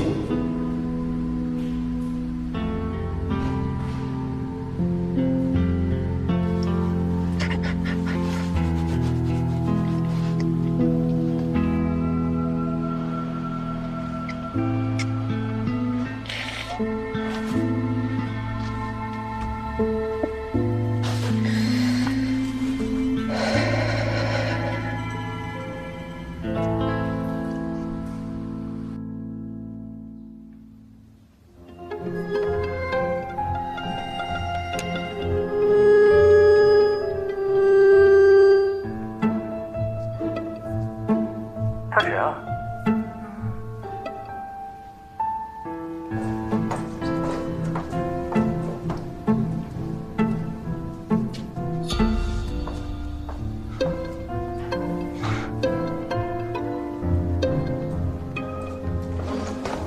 曾教授你好。哎，你好，哪家媒体啊？自媒体，做视频的，粉丝有100多万。啊，了不起，叫什么？艺术背后的逻辑。这名字挺有意思，怎么称呼啊？叫我大灰灰就行。到那边说。小心啊！哦。你就一个人录啊？也不收音打光。哦，这个设备足够了，我们做视频的都这样。你放心啊，这个视频制成之后会在您的审核以后再发放的。这个杯子是曾教授的作品吧？啊，学生作业，我会留下一些说得过去的。哦，学生的作品都这么漂亮，曾教授好厉害啊！听说您这间工作室是火灾之后重建的。你来找我做采访，想必之前一定做过准备。之前工作室火灾和灾后重建都是有新闻报道的，还有电视台来做过专访。浴火重生的大师，我看到过。所以有关于火灾的问题，就不用再问我了，我已经回答过很多次了。我们没有必要在这个问题上再浪费时间。那曾教授在校外有做过培训班吗？你是觉得我有这个时间和精力吗？以您的名气，要是做培训班的话，那应该能挣。那我的名气很快就会被耗尽。现在本科课我都不怎么带了，主要就带几个研究生。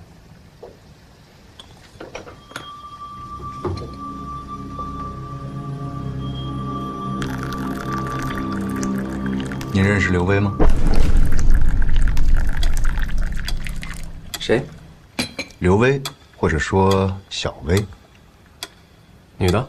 女的。我没有叫刘薇的学生。她可能不是你的学生，但你指导过她。你是觉得我会随便指导一个是谁都记不住的人？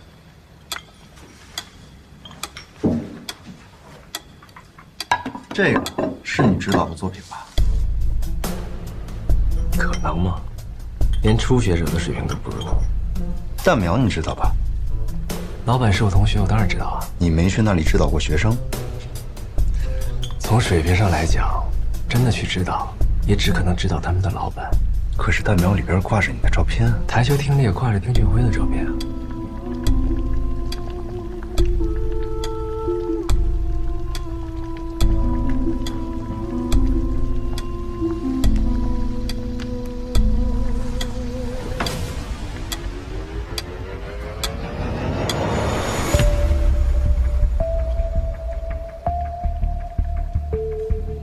你是不是来找我做访谈的？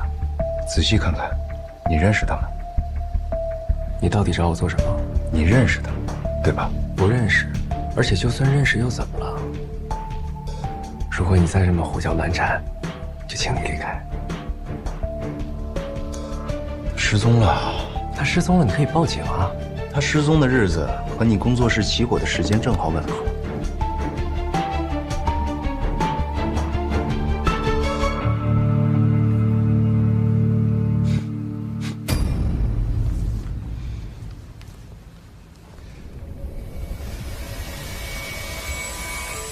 他做的，对，在蛋苗做的，是的。唐代周昉的《簪花仕女图》，早年我有一组获奖作品，就是从中得到的灵感。之后也有很多学陶艺的在模仿这组作品，很可惜，去年火灾的时候，我的那一套被毁掉。不过网上可以找到图片。我看到过，也做过比对。他叫什么？小薇，对吧？他失踪了，他还留下了在蛋苗做过的模仿我作品的一个盘子。蛋苗里挂着我的照片，老板是我同学，所以你认为我跟他也是认识的。然后我去年工作室发生火灾的时间和他失踪的时间基本吻合，所以你认为他的失踪和我有关。或者再直接一点，你认为我就是那个凶手，我杀了那个小薇，然后一把火烧了自己的工作室，毁尸灭迹。这个是不是你所谓真相背后的逻辑啊？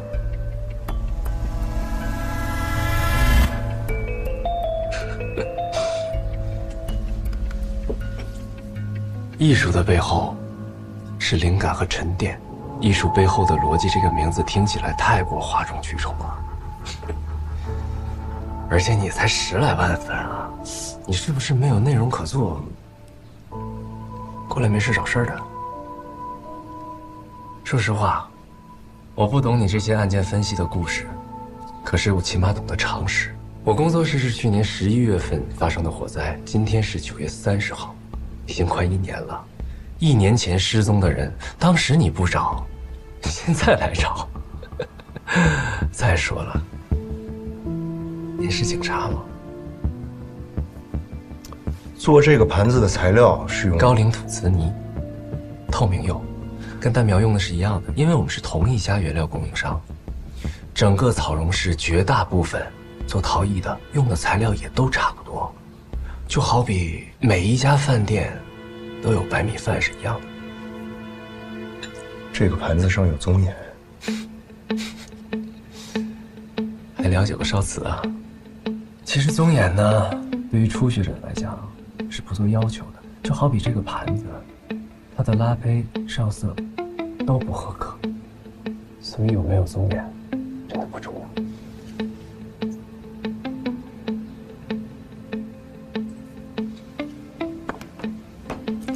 大灰灰先生，我想我们可以结束这一次对话了，因为对你我来讲，这都是一次非常没有意义和营养的交谈。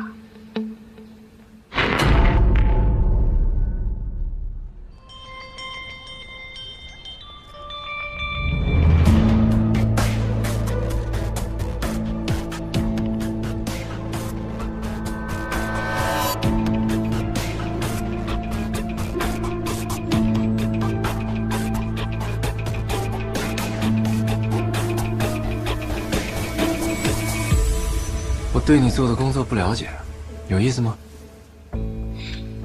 没什么意思，只是我没有选择，因为我不想朝9晚5的上班，不想拿很低的薪水，不想为了高薪忙碌不堪，也不想找个有钱人过那种依附于他的生活。我不喜欢早起，喜欢晚睡，不想辛苦，又不想彻底摆烂。做直播也好，做视频也好，只是我逃避现实的选择。当然了，我也幻想着，万一有一天我红了爆了，我就能赚很多的钱。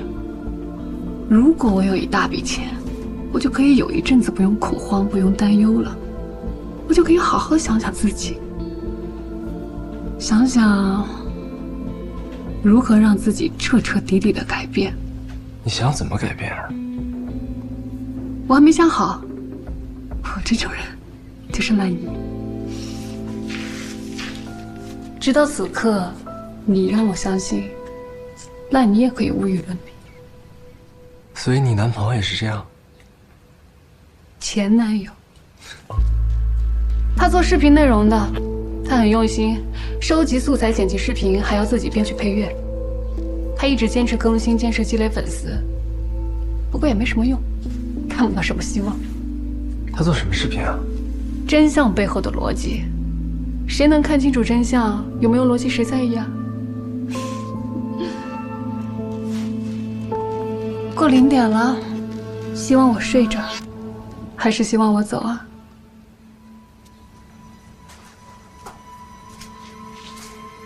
我希望你能留下。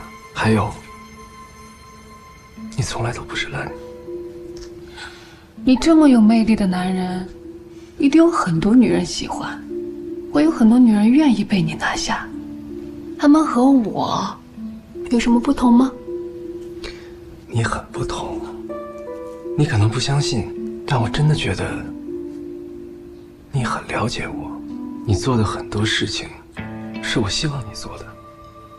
你说的很多话是我想要听到的，这很难得。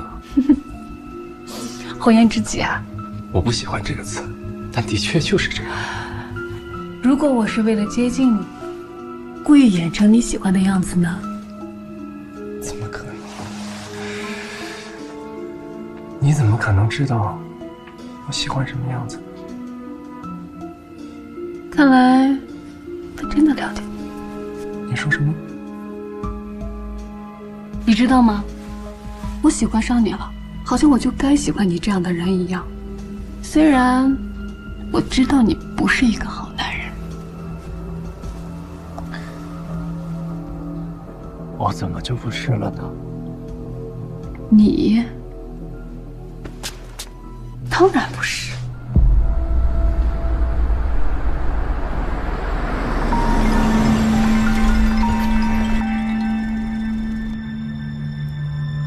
说，按你给的方法和你老公认识了。你按我的要求把事情做好，这些过程不用跟我说。你不想听啊？好啊，那等做完了，我再详细汇报给你。你最好抓紧时间，不要拖太久。放心吧，说不定你老公比你还着急呢。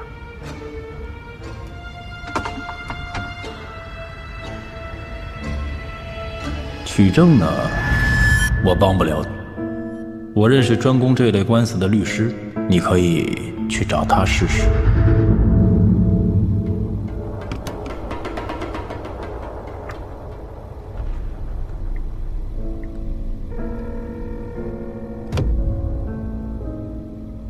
喂，张野介绍找你。张野？哦，明白明白，离婚诉讼是吧？怎么称呼啊？喂，说话呀，别不好意思，要查老公是吧？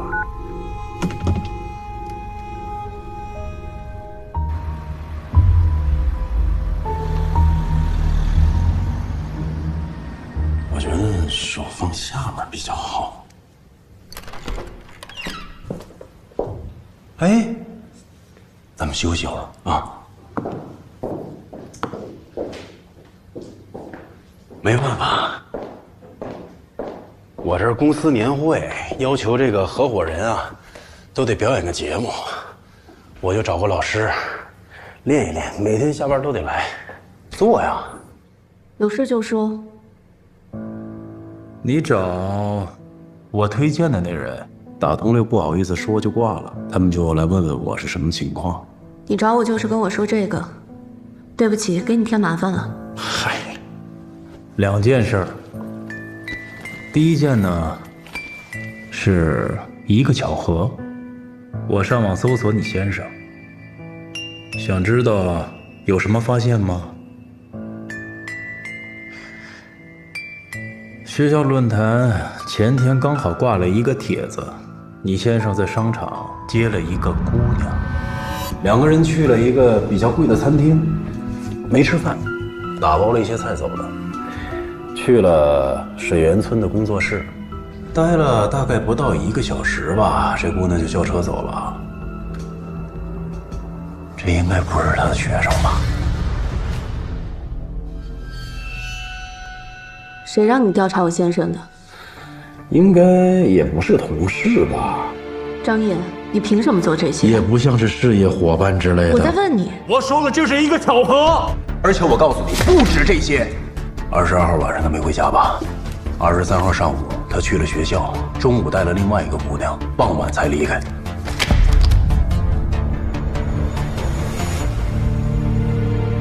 坐。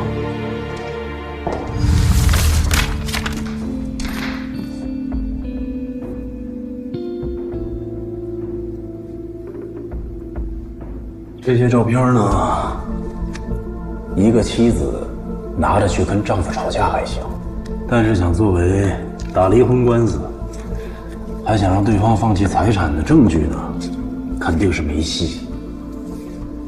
但这些照片呢，可以证明你先生是一个非常正常的成功人士，对姑娘的喜好，尤其是年轻姑娘的喜好，非常正常。工作室是你先生经常带姑娘去的地方，最好的办法呢，就是用摄像头把它拍下来作为证据。查你先生在公共场合下的行为我可以做，偷拍呢我就没法做了。但作为妻子的你，可以。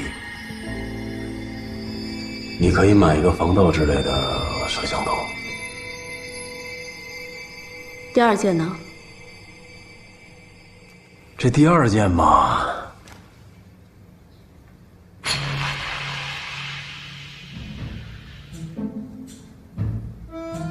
这个音乐还记得吗？直接说是。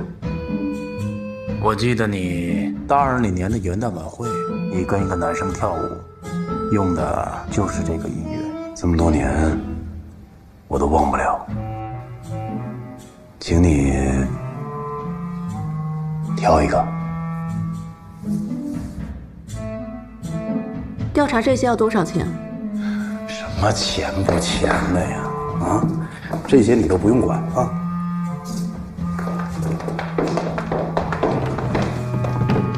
请你不要再干涉我的家事了。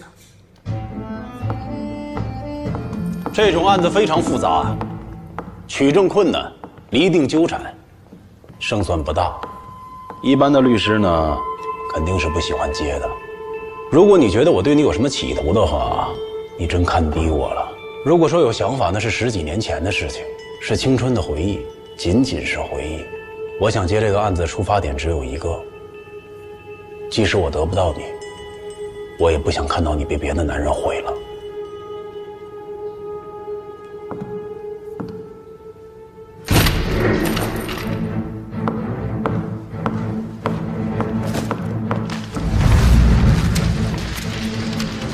想清楚了？想清楚了。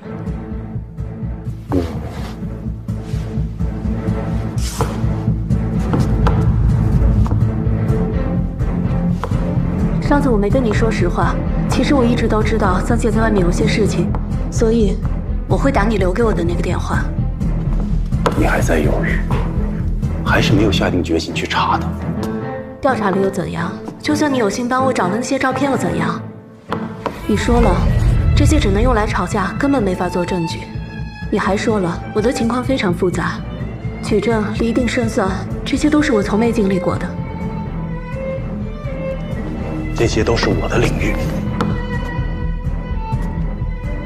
你确定能赢吗？你确定能让曾杰1分钱都拿不到吗？你不能。这场官司从一开始我就站在失败的一方。如果不打，你连赢的机会都没有。我有什么机会？张烨，你不用再劝我了，我已经想清楚了。你想怎么做？我想怎么做是我的事情，我只请你不要再管我的事，不要再干涉我的生活。我知道我劝你也不听，但是千万别跟他谈判啊，让他提前有防备，后面就更麻烦了。你要需要的话，随时联系我啊。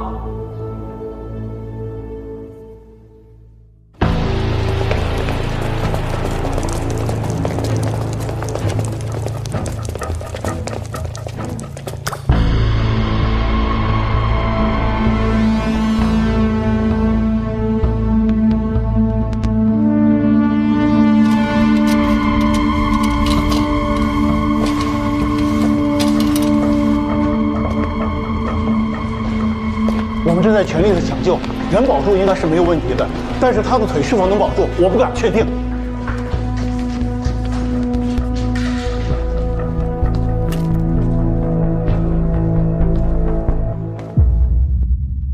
所以这场火也是给我下了个决心。曾老师，我们这次访谈的主题是采访出来了，刚出来。我们听说你要重建工作室，姚德花是要做的和以前一样。是的，这种重复并不是创选一个废墟做采访，你也真的想得出来。我相信哎，你一定可以超越。这个记者长得不错，他是不是也敬仰浴火重生的曾大师？而是因为过去会阻碍未来。一个实习生，小女孩，没什么味道的。我不是小女孩吗？我第一次获奖，你是圣人。是在20岁时做的。今天去看，我会觉得有很多地方做的都不够精细。我听说火灾开始的时候，你没有立刻逃跑，而是从院子跑到3楼去踹门找你老婆。听谁说的？水源村发生火灾后就都传开了。你老婆在医院怎么样？你要不要去陪她？买了吃的，晚上给她送过去吧。不过她也未必会吃，她最近大部分时间都在睡觉。那你要陪她跨年吗？你不是让我陪你跨年吗？好啊，那我陪你去医院，等你演完不离不弃的丈夫，我们去吃饭，跨年。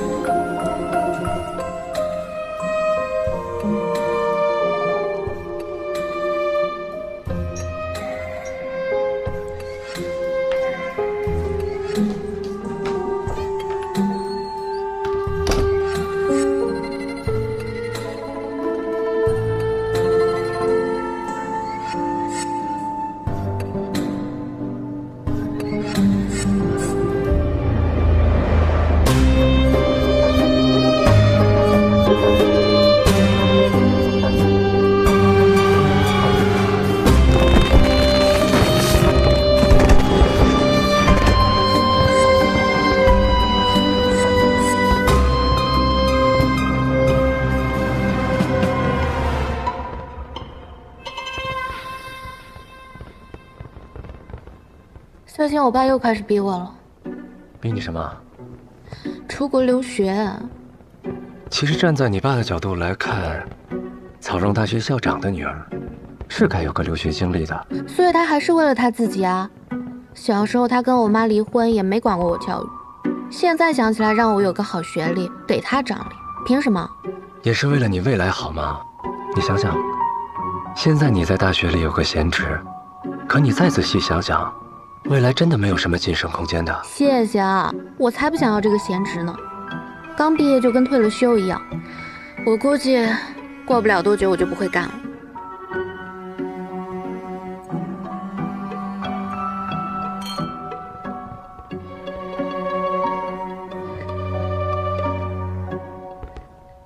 你把你老婆丢在医院，会有负罪感吗？不是刚刚去看过她吗？她真可怜，被你这样的人骗到手，嫁给你之前应该擦亮眼的。你怎么这么喜欢提她？可能是因为嫉妒吧。在没见到她之前，我一直觉得她是一个黄脸婆。直到去年，校宴上你带她来了，她可是所有老婆里最美的。如果不是因为你说你们俩已经离婚了，我怎么可能让你撩到我？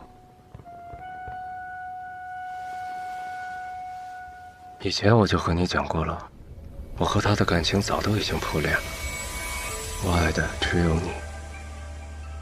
你不用跟我说这个，我根本没想过影响你的生活。只是现在。而现在，你是一个完美主义者，却有着不完美的婚姻，你心里是不是很难接受？是不是很想摆脱？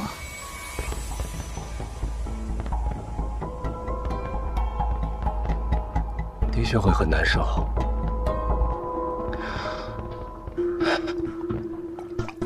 我们都很不幸，这样的婚姻，就好像一个瓷器上有了一个宗眼。即便其他地方都是完美的，可有了宗眼，便有了瑕疵。有了瑕疵，那就是残次品，而残次品没有价值。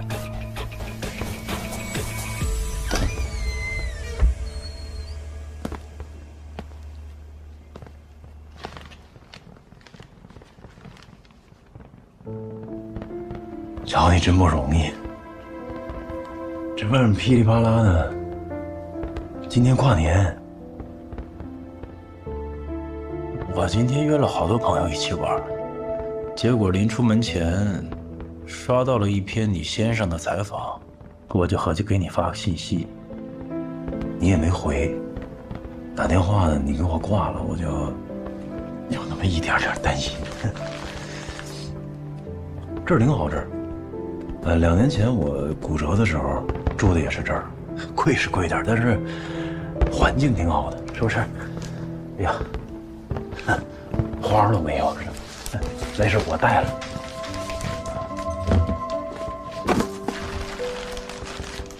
很香，很新鲜。我现在这样，你是不是觉得我活该？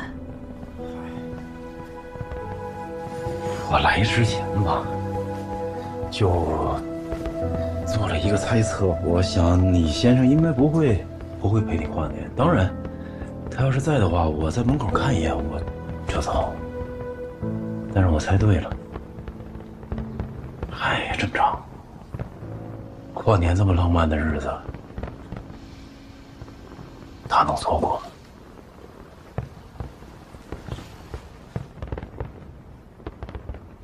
我看那个新闻说你出事是12月27号，是吧？新闻报道的事情，你问我干嘛？上次我们见完面，你就跟你先生谈了。我只是想让他把我爸妈投在基金里的一部分钱还回来，有错吗？没错，但是方式错了。当时我就劝你，但是我知道你多半是不会听我的。你这样直接跟他说，他会有防备的。而且，我没想到他能这么狠。你什么意思？麦小玲，你觉得你现在这样跟他没有关系吗？曾杰要弄死你啊！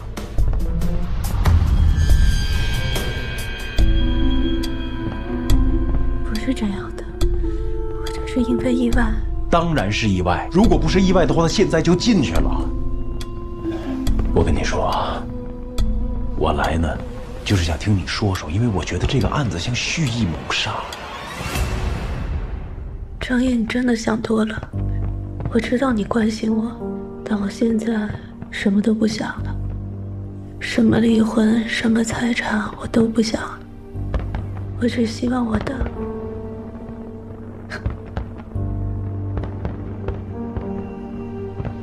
我很感谢你，这个时候还能来看我，还想着帮我，但我不需要了。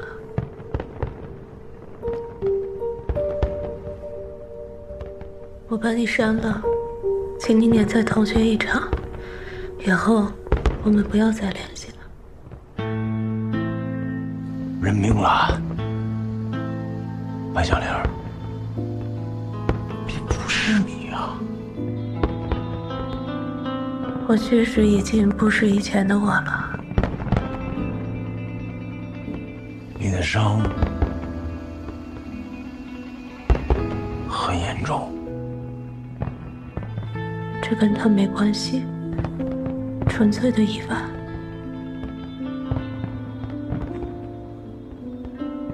我也不说什么你需要我的时候随时联系我的话呢。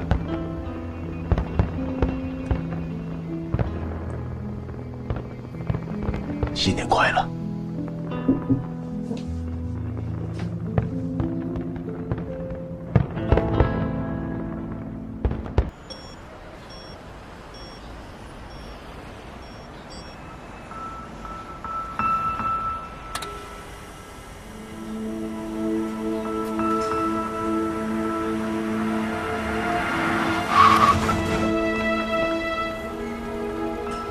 警察不是坏人。我像坏人吗？去哪儿？前面那家咖啡厅，我自己过去就行。我送你过去。不用麻烦了，这家店我每天都去，这条路我自己没问题的。也没几步路，不送你过去，对不起这身上这身衣服。你这是先天的还是？是意外。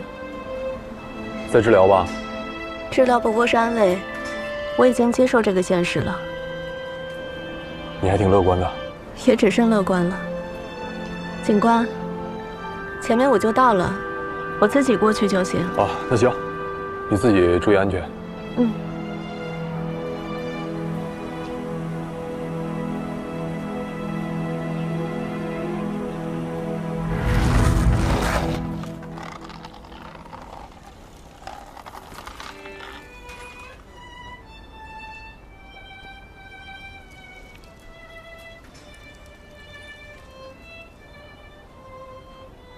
哇，他这咖啡水平可以的，他2个手一块冲了，好秀啊，看着还不错啊。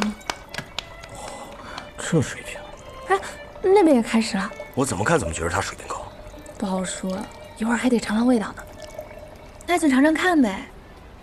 好好喝啊。我也觉得，我觉得他做的好喝，深藏不露啊，现在2比1了。不错。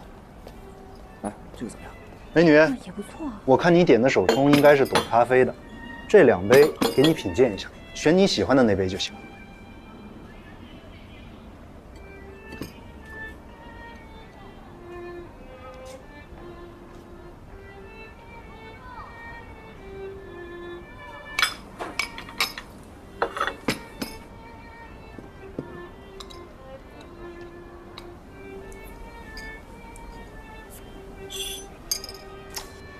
3比1完败啊！3比1，果然不出我所料啊！不可能啊！我就说这个好喝。我觉得这杯好喝。你再尝尝，就差不太多，明显不一样。美女，算我请你。你是老板？我是老板的朋友。你是咖啡师？我跟这儿的老板一起学过做咖啡。我学做咖啡完全是因为个人兴趣爱好，所以会比做咖啡生意的人做的好喝那么一点点。你做的咖啡香气很干净，我刚才看你冲的时候，好像手法很简单。哎，那些花里胡哨的手段全部都是唬人的。这手冲咖啡讲究的就是速度和温度，我速度比一般人快，味道比较纯粹。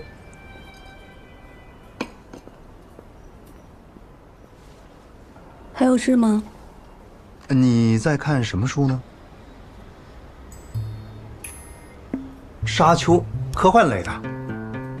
哎，我有一个朋友啊，开了一家密室，也是科幻题材的，他们正组人体验呢。要不你跟我一起去玩？我不方便。这有什么不方便的？一起玩就熟了。我真不方便。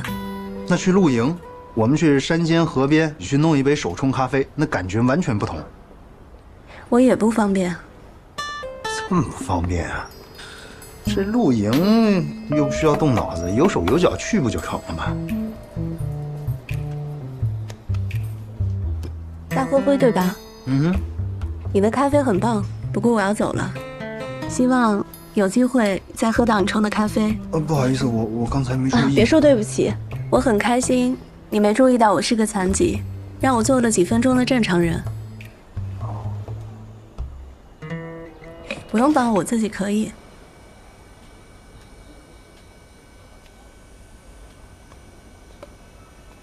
你怎么不早点跟我说呢？我怎么知道你会去搭讪？也很久没人跟我搭过讪了，谢谢。不客气啊。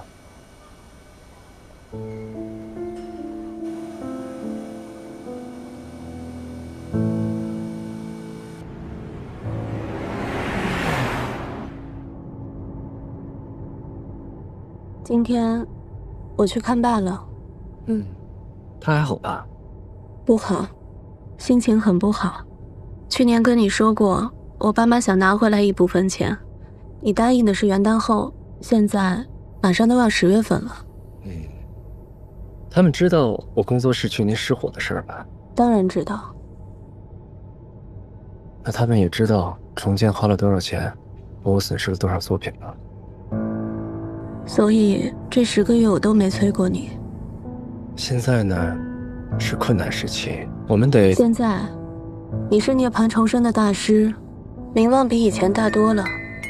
是啊，可名望转换成财富，还是需要时间的。好，我等你。我会尽快的。今天又不回家？是啊，得回工作室加班啊。欠了多少要交付的东西，你也不是不知道。我知道，你辛苦了。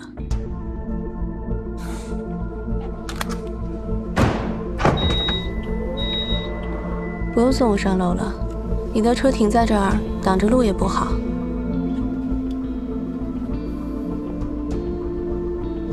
行啊，那你回去了，好好休息吧。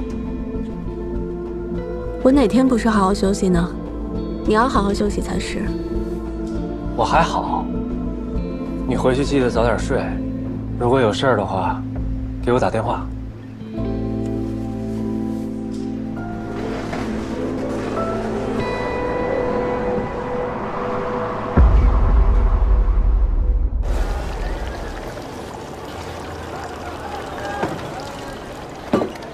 来，干嘛？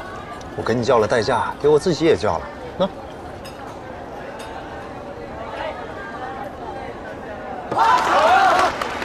说说，最近什么进展？先进你。大灰灰，我说了，你必须得找点什么线索，我才能帮你。你现在这样无凭无据的，我真的……我进的是你的警号。我不是故意查你的，我是很偶然才得知，你那个警号重启了2次。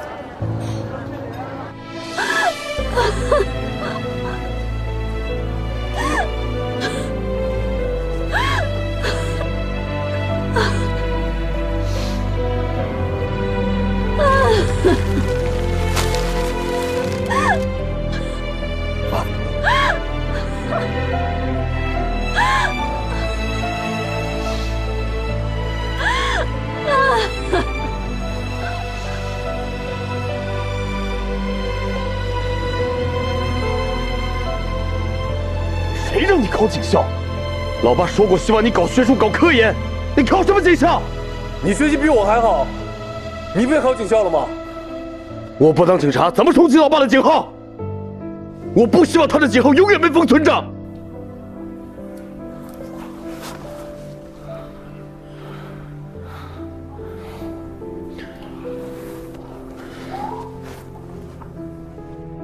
听哥的好不好？咱们家里有2个人当警察够了，你去学点别的，咱妈也放心。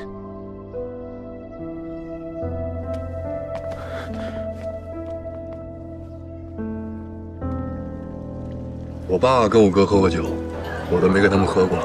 李德，你了不起，你全家都了不起。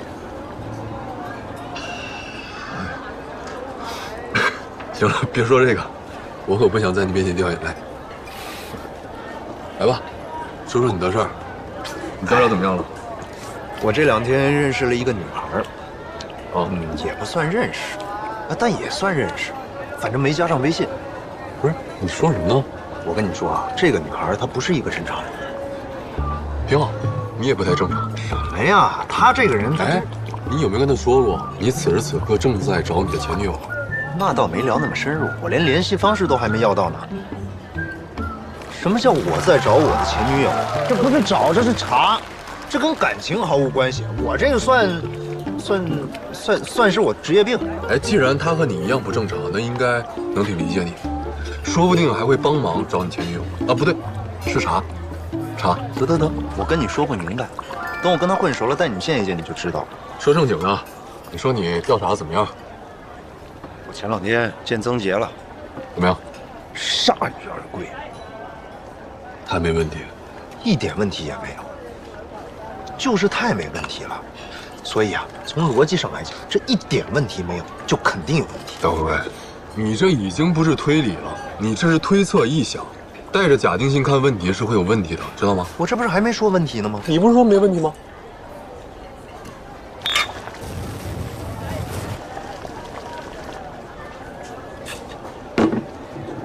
如果你找到刘威了，你准备跟他说什么？我不知道。对视，消失，一笑，好像没什么可说的，也不需要说什么，知道他没事就行。但我知道他不是没事啊。你知道我最害怕什么？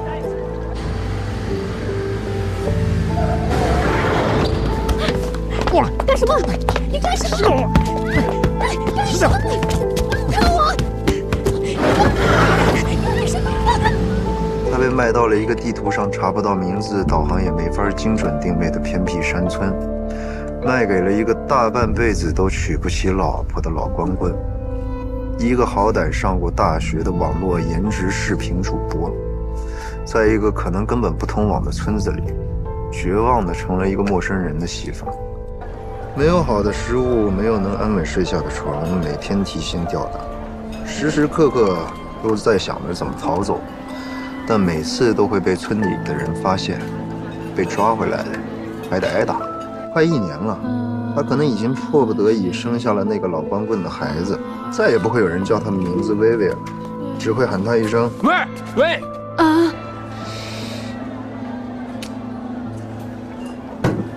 不会的。怎么不会啊？这样的悲剧又不是没有发生过。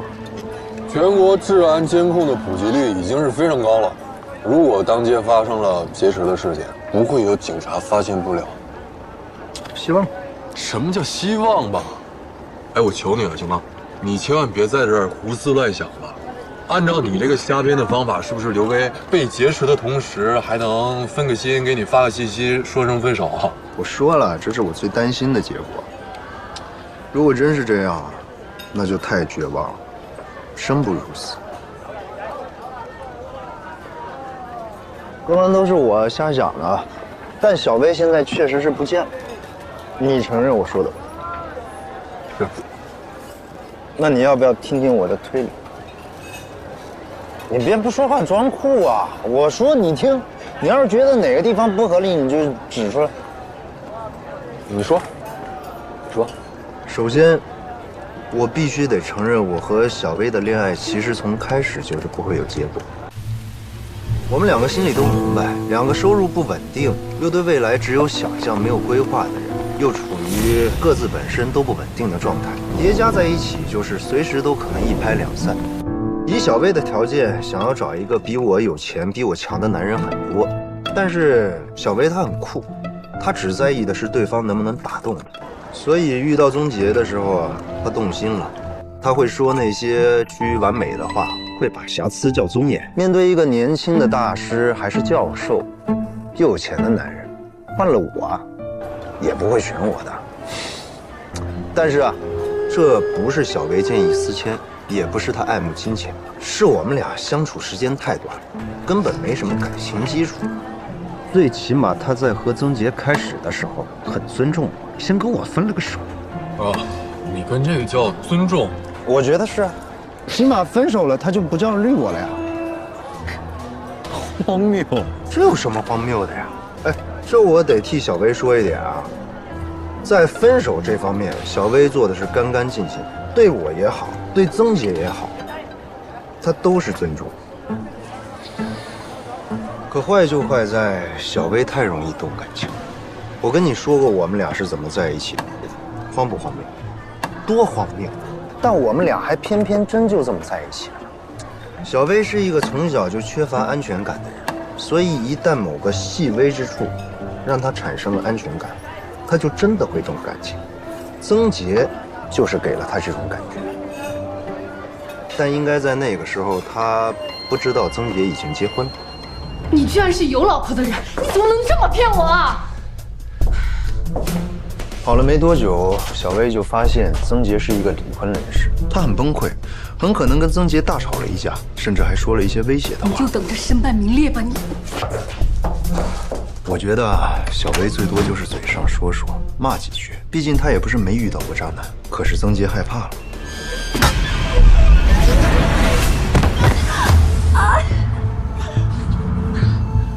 一般的渣男有什么可怕的？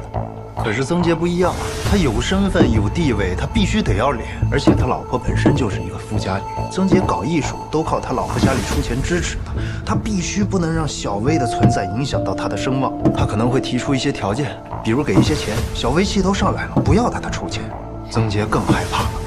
怎么办？怎么办？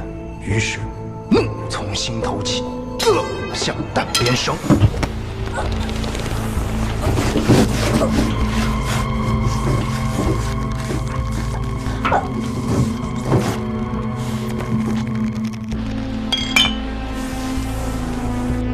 他就这样杀了小薇。凶案中最难处理的就是尸体，但对曾杰来说，反倒是最简单的事情。他的窑炉可以让一切灰飞烟灭，可他还是怕留下痕迹，因为小薇一定在他工作室留下太多痕迹，难以消除。所以没过多久，他就处心积虑地制造出一场大火，把整个工作室烧得干干净净。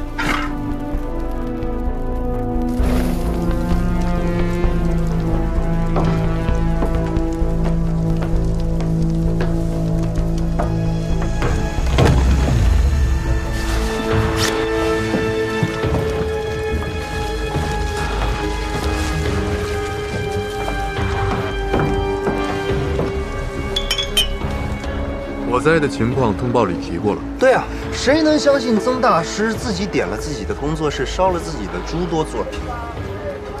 你想想我刚刚说的过程，是不是合理？是不是符合逻辑？所以你觉得你说的就是真相？起码我的推演符合现在的结果。我知道，但是我没有证据。如果你觉得小薇没出意外，你有没有什么证据？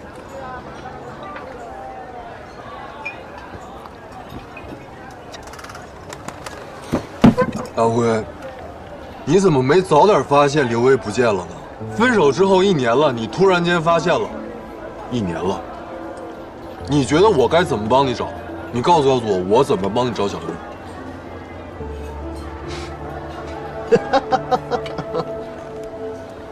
笑屁！你终于相信我了。我是认可你的能力。哎呀，今天系里开会，拖拖拉拉好久才结束。吃了吗？吃了，订的工作餐。以前你不是最不爱吃西餐吗？最近怎么总吃这些东西？换换口味，弄着也方便。自己在家就别折腾了，要不明天我给你请个做饭阿姨。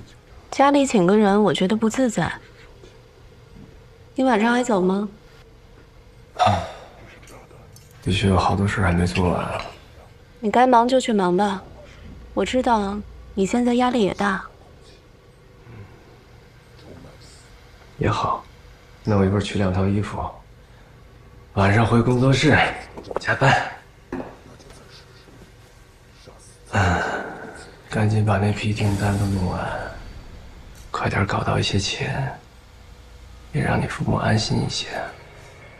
谢谢老公。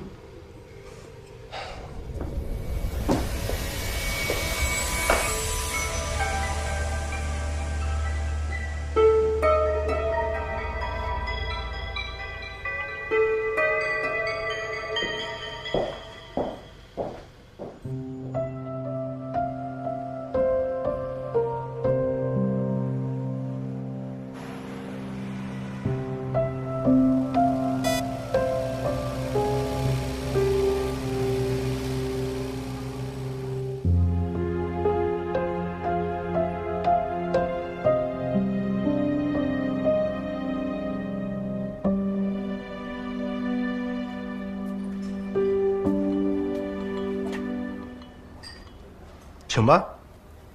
我哥们儿说你天天几乎都会在这儿，只坐这个位置，我就专门在这儿等你。刚刚你过马路的时候，我就看着，开始冲这壶咖啡，时间正好，现在喝，温度一定非常合适。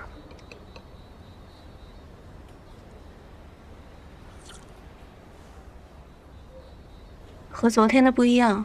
我就说你懂得喝嘛。昨天是危地马拉水洗，今天是哥斯达黎加的日晒，拼配巴拿马翡翠绿标，这是阳光的味道，是我特意为你调配的。你觉得我很阳光？当然了，非常阳光。除了这杯咖啡，你还有什么事吗？原本是想就着昨天的唐突给你道个歉，但是我想了想，你说的对，如果我道歉的话，那就是我觉得你不是一个正常的人，所以我只是想单纯的请你喝一杯咖啡。咖啡我已经喝了，希望你不要再拿出二维码，因为拒绝别人并不是件开心的事。那不拿二维码可以聊聊吗？虽然我不想，但确实喝了你的咖啡。你别怕我尴尬啊！你要是不想聊的话，随时端茶送客，我随时走人。聊吧。我认识很多好的中医，我可以介绍给你。别，不聊这个了，换一个。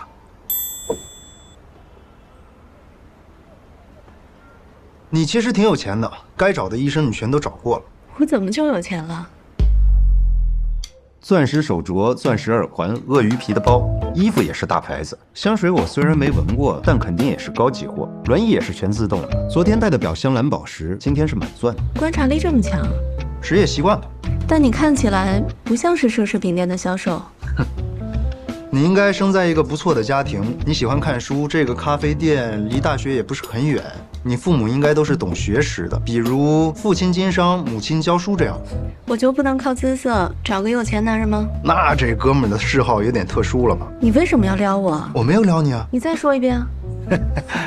我也不知道，我就是觉得你跟别人都不一样。你是有什么特殊嗜好吧？没有啊，我昨天撩你的时候，我都没发现你下。你承认你是在撩我了？你这个性格我越来越喜欢了，好阳光。我不阳光，一点都不。如果让你坐在这张轮椅上，你也不会感觉到阳光的。那能康复吗？还是正在康复当中？哎。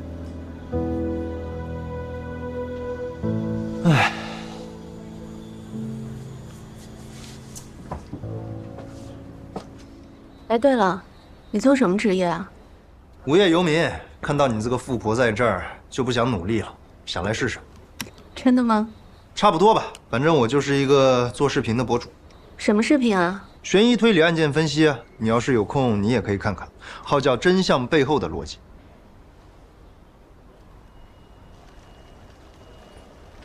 吃不吃甜点？蓝莓慕斯。上菜，刷我的卡。你办卡了吗你？哎，我下回给你办一张不就完了吗？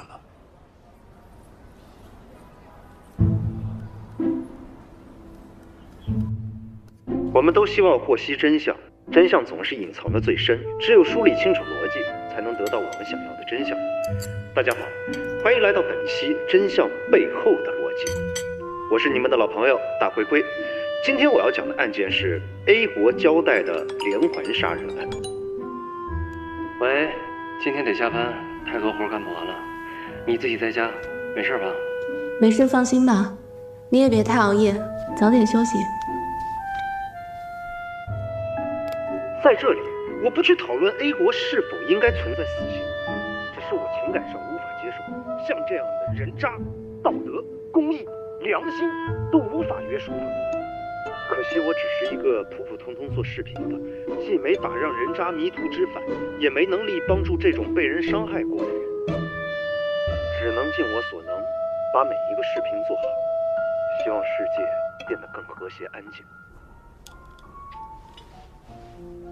怎么不说话了呢？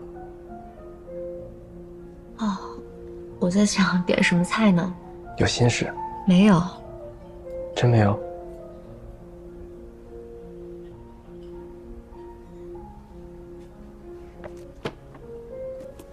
我是想结束。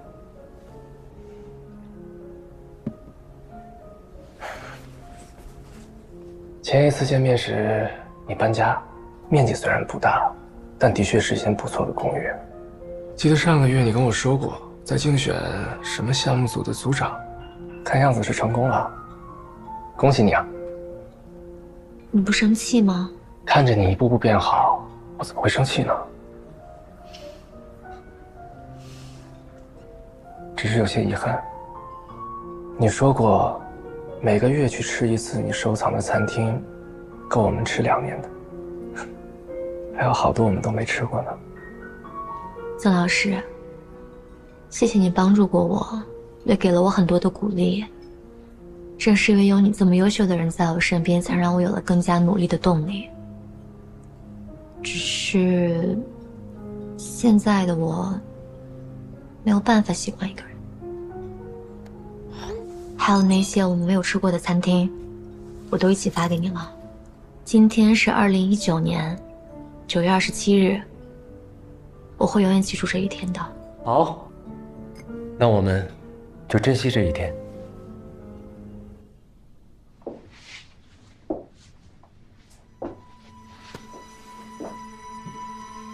尊重你的选择，虽然觉得很遗憾，而且非常非常不舍得。谢谢你尊重我。告别了。这样，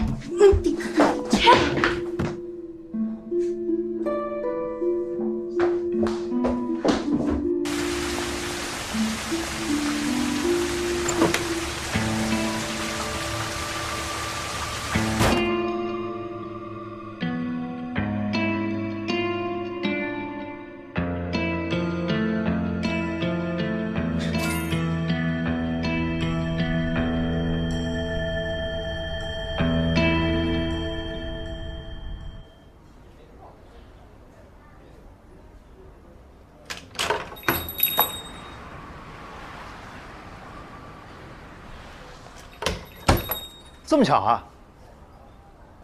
我基本上每天都在这儿，基本上都坐这儿，这有什么巧的？喝点什么？哎，咨询你个事，之前你说你朋友的密室逃脱需要飞檐走壁、爬上爬下吗？我得给我朋友提个意见，让他研发一个不需要太多肢体参与的密室游戏。那露营的话，有手没脚可以去吗？当然可以了，我可以把你照顾得妥妥的。我很久没有去过室外了。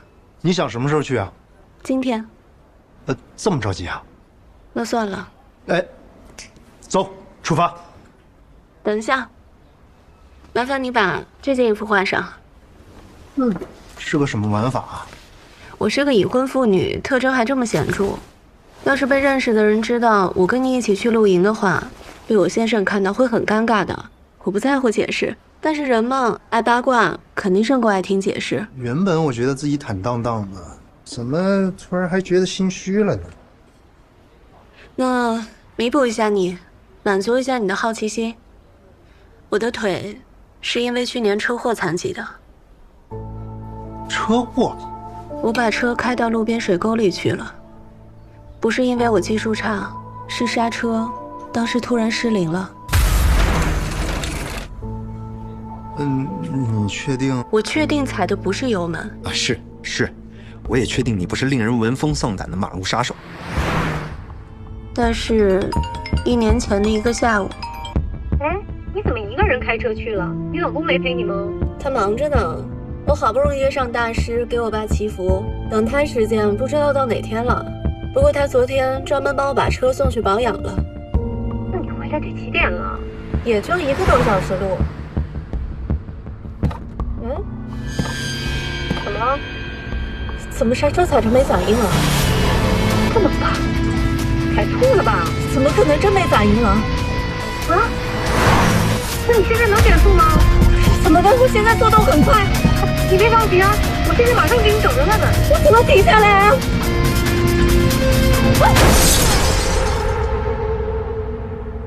理论上我还有恢复的可能，但仅限于理论。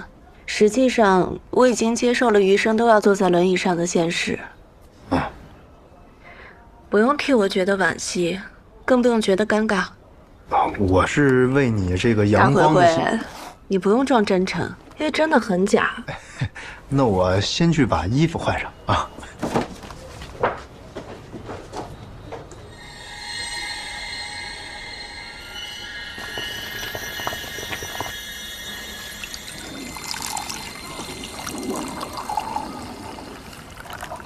你尝尝看。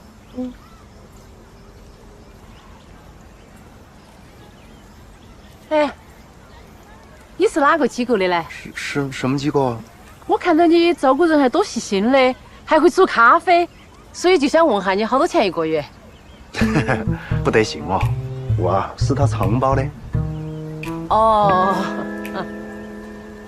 什么眼神啊？哎呀！现在露营这么火吗？这地方方便，来就行，所以人多。下次要是提前准备一下，咱们能去一个更野的地方，搭个帐篷什么的。那样的地方不适合我吧？没事儿，大多数的路轮椅都能过去，实在过不去我背你就行了。算了，不麻烦你了。我现在这样什么事都做不了，实在不想麻烦别人。你别这么说，你能做的事情还是很多的。我能做什么？你看过直播吗？现在有一种主播叫做轮椅主播。残疾人吗？不是，他们就是坐在电脑面前，就像是坐在轮椅上一样。你想让我直播卖惨啊？卖惨早就过时了，现在都卖坚强、卖独立、卖乐观。你会打游戏吗？你长得这么漂亮，就往那一坐，只要不说自己结婚了，还是能骗到不少粉丝的。我打得很差，这东西又没关系，练就行了，熟能生巧啊。你前女友也是做这个的吗？是啊，她也是做直播、做视频的。那她是不是很好看？有照片吗？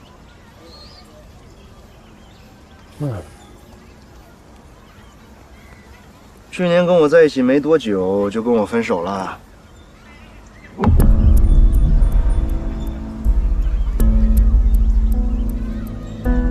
很漂亮啊，为什么分手？觉得你配不上她？是配不上他呀，他那么年轻漂亮又心高气傲，像我这种普通人当然配不上他了。怎么了？还想他？早就没想，只不过我最近发现他好像失踪了。把你拉黑了？拉黑那是正常的，就是他不见了，一点痕迹都没了，就像是从这个世界上消失了一样。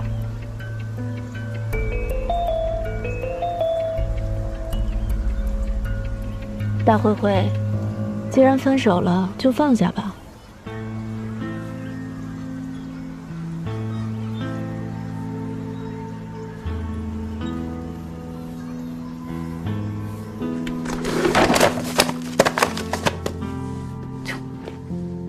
10万定金，剩下20万做完后给你。你很好看啊，你这么好看，气质这么好，你老公在外面还有人啊？姐姐，是不是你在外面有人啊？钱还赚吗？我就是随便问问，你不用那么在意的啊，姐姐。我很在意。你如果想赚钱，就做好你该做的事，不要这么多废话。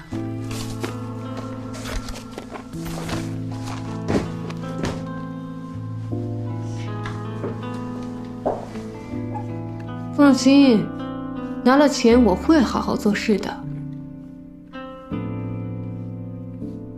你好像有男朋友吧？无所谓啊，随时可以分手，本来就没有认真谈。但凡他有点钱，我至于替你做这个事儿吗？你男朋友也挺可怜的。他哪里可怜了？跟我在一起，已经是他上辈子修来的福气了。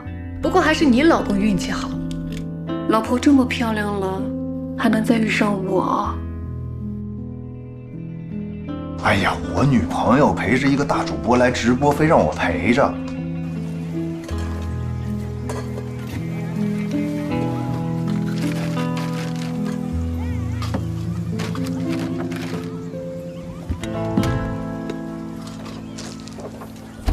急什么呀？真烦！你开车跟我还挺像啊。我是说你的嘴。哦，那你也是这种眼观六路、嘴骂八方的风格。这骂别人加塞，骂别人不让我们加塞；骑车时骂开车的，开车时又骂骑车的。是啊，现在没法开车了，才发现自己以前多没素质。这话我怎么听着那么像是在骂我呢？你开车带女朋友的时候也这么骂骂咧咧吗？没有，我是跟前女友分手以后买的这辆破车啊，都不知道几手的了，委屈了啊，富婆。我挺喜欢你这种底盘高的车，视野舒服，而且我好久都没坐过副驾了。那你先生一定开的是一辆大好车，后座宽敞，不像我这辆车后面太挤了。哎，你家在哪儿啊？我们往哪开？送我回咖啡厅。我都穿成这样了，你还怕我送你回去啊？我先生下班早的时候会去接我。哦，你先生是做什么的？艺术家。厉害啊！什么艺术啊？哎，你怎么开车的呀？让那车加塞了吧？着什么急呀？投胎去啊！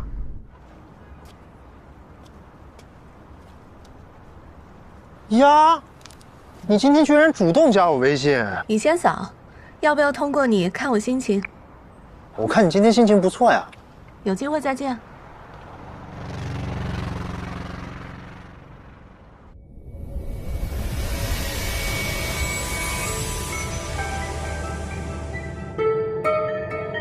曾杰，我突然想起一个人。什么人？刘威。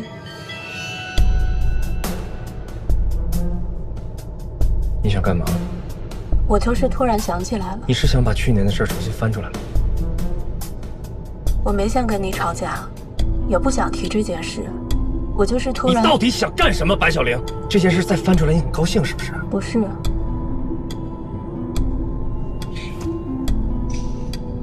我有时都会觉得，会不会是报应，才让我站不起来？对不起，我不该提他。我们之前就说好了，那件事过去了就过去了，都烂在心里，谁都不要再提。回家吧。送我回去，你还得再回去加班。算了吧，反正离家不远，我自己回去。我正好也想吹吹风。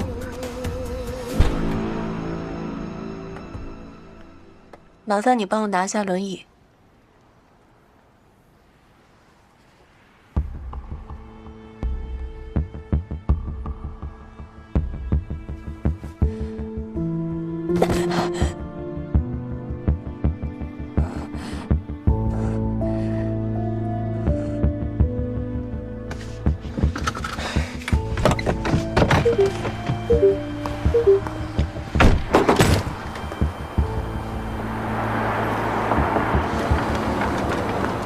小玲，我不知道你今天是怎么了，但是去年我们就说好了，这件事谁都不可以再提。我再提醒你一句，当时说的可是谁要是想离婚不想过了，再把这事儿给翻出来。我问你，你又想离婚了是吧？不想，你还没把我爸妈的钱还回来，我怎么跟你离婚呢？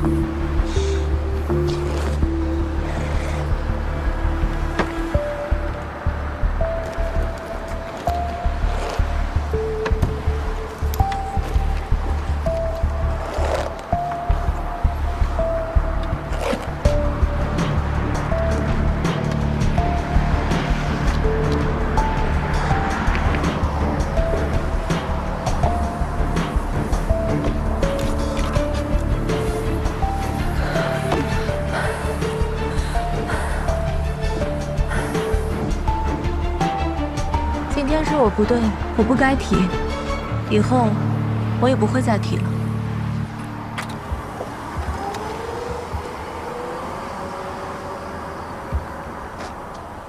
是，她很漂亮，也有气质，家里还很有钱，所以很多人认为我娶了一个完美的女人。可他们不知道的是，她经常会用最冷淡的方式说出让人难受的话。而且始终都带着一种蔑视。我是艺术家，是教授，她只是个暴发户的女儿，可她偏偏带着不知从哪儿来的优越感和冷漠。可能是她从小生活的条件太好，追她的人太多，她认为所有的男人都应该视她为中心。他想抓你婚内出轨的证据，是想分你的财产。你不是说他家里很有钱吗？有谁会嫌钱多吗？我们有不少的婚内财产，他应该是想让我净身出户吧。幸好，你老婆请来帮助他的人是我。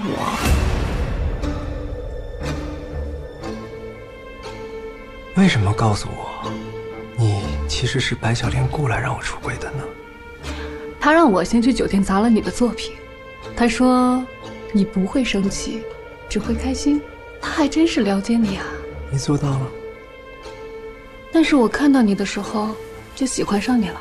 我对陶瓷没什么兴趣的，对宗彦也不喜欢，但你让我明白，那你也可以无与伦比。这一句话是真心的哦。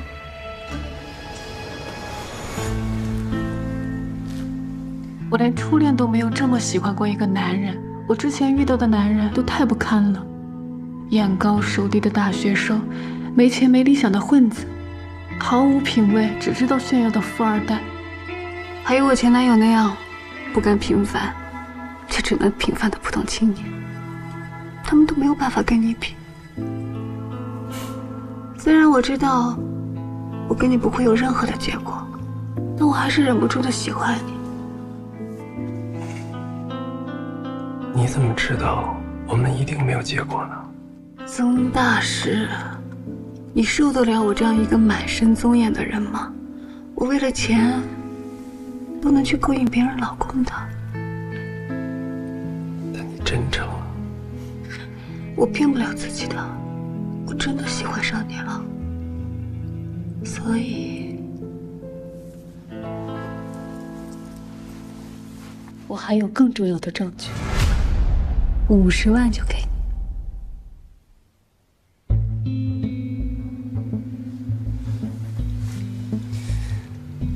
我老婆给了你多少啊？30万，尾款还差20。那你就没想过再拷贝一份给他？我喜欢的是你，又不是他。20万呢？万一你变心了呢？我都这么喜欢你了，你还不相信我？那好，我还有一份视频，是你老婆找我时我偷录的。她亲口说，让我勾引你，再拍下证据。这你都录了？对啊，我怕她不给我剩下的钱嘛。这个视频对你肯定有用，有了这个，你还会记得她吗？你觉得我会记得他吗？其实我早就想结束这段婚姻了。还有就是，我也喜欢你。可惜啊，我也接受不了宗爷。出轨就是宗爷。你还记得吧？我跟你刚开始的时候，是要先跟我前男友分手的。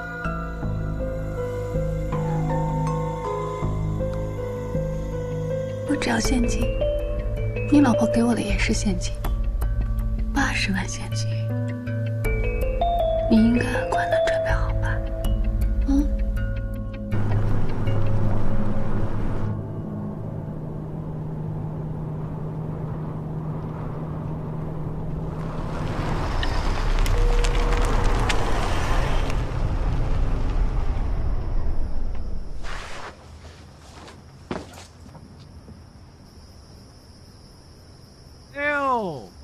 美弟儿，回来喽！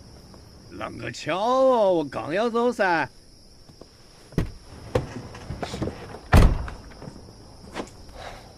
你怎么又过来了？来城里办件事，过来看哈你嘛，美弟儿。我跟你说多少次了，别叫我妹夫。我跟你妹没结过婚。没结过婚又咋个了嘛？你在我心里永远是我妹弟儿。再说了，这手里又没别个。你婆娘又不在，哎，你婆娘叫啥子来着？白小玲是不是？别说是你婆娘嘞，就算你带个别个女人，我也装到不认识你噻。我啥时候坏过你好事儿嘛？哎呀，可就是我妹儿哦，没了这个命，算命的说过穷命，没得嫁给你，就是她的命不好。没得办法，可是我命好啊！我有你这个妹弟儿，等着。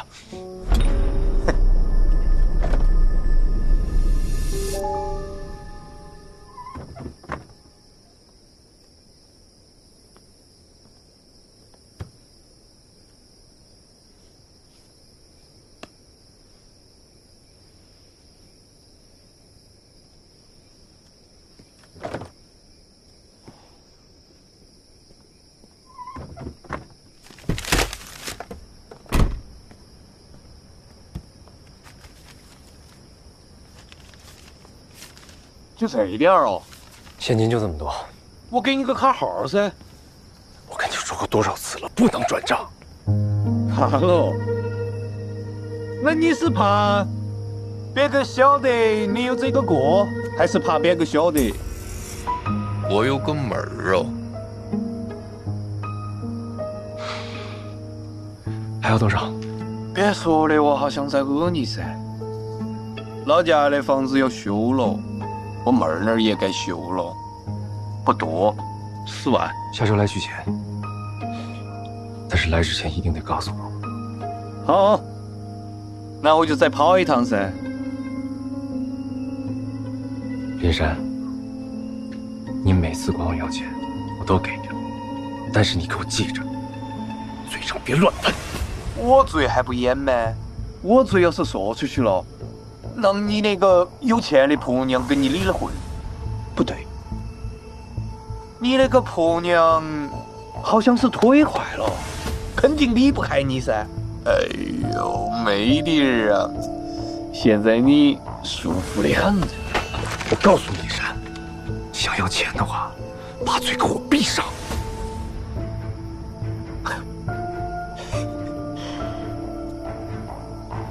张姐。你是我妹弟儿，不是我哥，别跟我吼噻，还是啥子艺术大师嘞，要懂文明讲礼貌噻，听到没得？走了。哦，对了，你的车好久换了，换的时候跟我说一下。给我开开嘛，啊！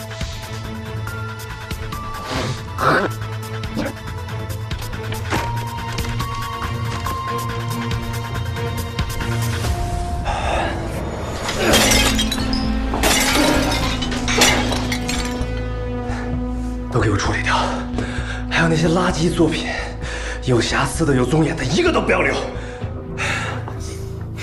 把里边的给我拿出来。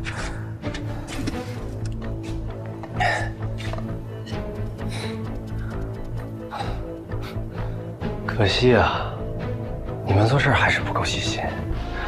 如果把温度控得再精准一点，还能出这么多问题吗？曾老师，这些都砸吗？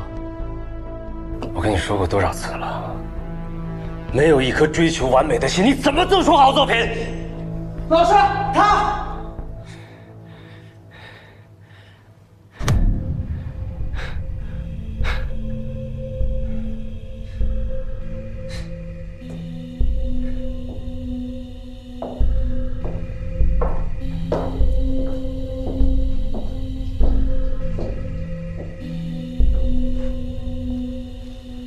你又来干嘛呀？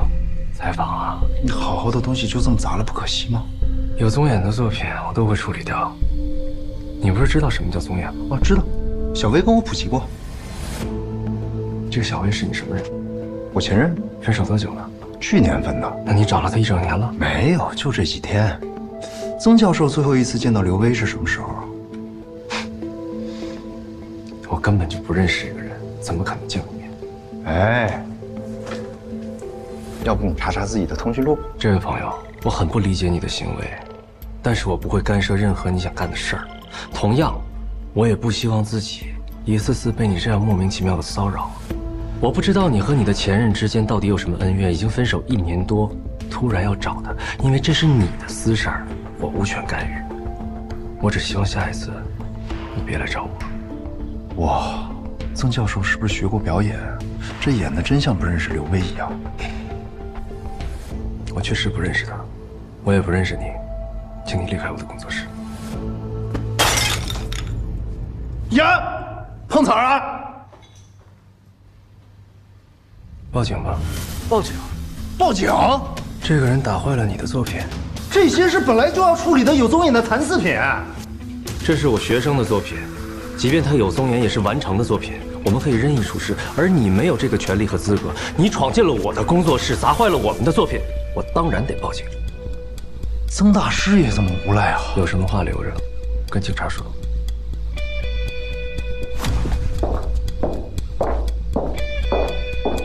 这东西多少钱？别讹我啊！你怎么那么冲动？你砸人瓷器干嘛？他要走，我就拉了他一下，他就把自己手里的瓷器摔到地上了。而且我去的时候，他们正在砸那些瓷器，那些都是有宗眼的残次品，都是要处理的。被曾大师给阴了。我跟你说，小薇的事一定跟他脱不了干系。他今天整个人对我都是有敌意的。他要不是心虚的话，他为什么要这么干？都是推测，没用。推测是为了建立和明确方向，只要方向没错，我就肯定能查出来。你吃饭了没有？我这还没到家就来找你，你说呢？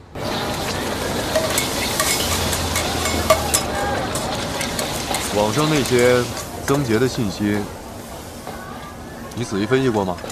什么信息啊？曾杰是完全靠自己在外打拼的，家里条件不太好。上大学的几年都是靠勤工俭学和奖学金，但是读研期间他突然间经济条件转好，还会开着车去上学。读研毕业之后呢，他留校当了老师，之后2年内作品不断得奖，再后来他就结婚了，老婆家里是经商的，挺有钱。那他就是在读研期间认识的他老婆，傍上富婆了呀，这逻辑就说得通了。曾杰通过他老婆家的钱改变了自己。所以他怕他有外遇的事情被人发现。没错，他老婆应该完全不知道他有外遇的情况。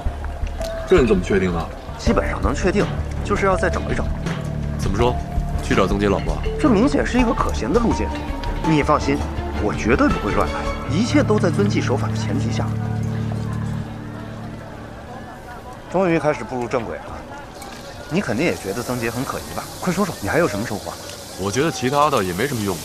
网上的采访大多都是重复性。不，了解一个人很重要。就比如你今天告诉我这些信息，就非常关键。我原本一直以为曾杰的事业成功是很轻而易举的，没想到他跟我想的不一样，是一个经历磨难的普通人，这个就很重要。怎么重要？怎么重要呢？啊，一个市场里边有这么一群保安，这保安队长退休了，从底下兄弟选一个上来接替。这个保安想当一个好领导，当他上任之后，就会对原来的兄弟更加严苛，动辄训斥辱骂，不吝责罚，稍微犯点错就会严厉惩戒，开除起来更是毫不留情。人的心态会随身份改变，人想要攀登高位，就一定付出过代价。是啊，如果曾杰从穷苦的家庭一步步走到今天这个位置，他一定非常在意，不会让自己的地位和生活受到影响。真希望你是错的。这么看好我啊？不是不看好你，是如果你是错的话，小薇就会没事儿，这是最好的。我肯定不希望那样的结果。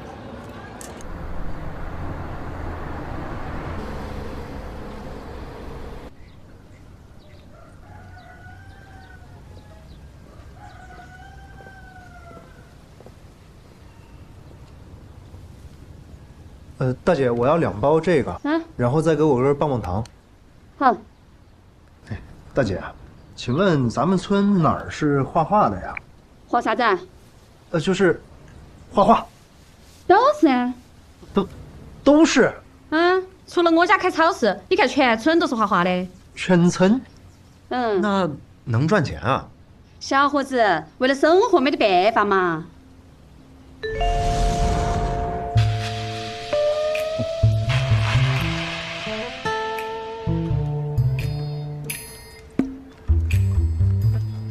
大哥，能跟您打听个人吗？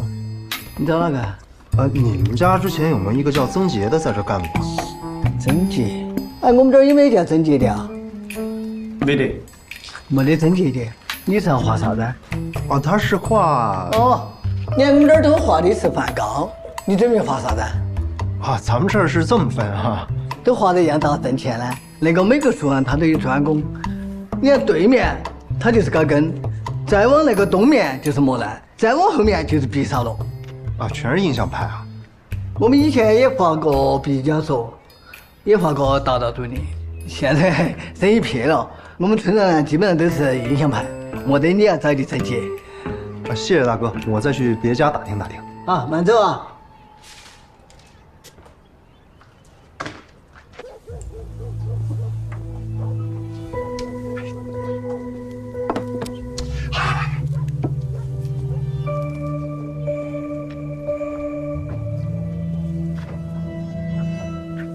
大哥，老板，开画啊？啊，不是，我是来打听个人的。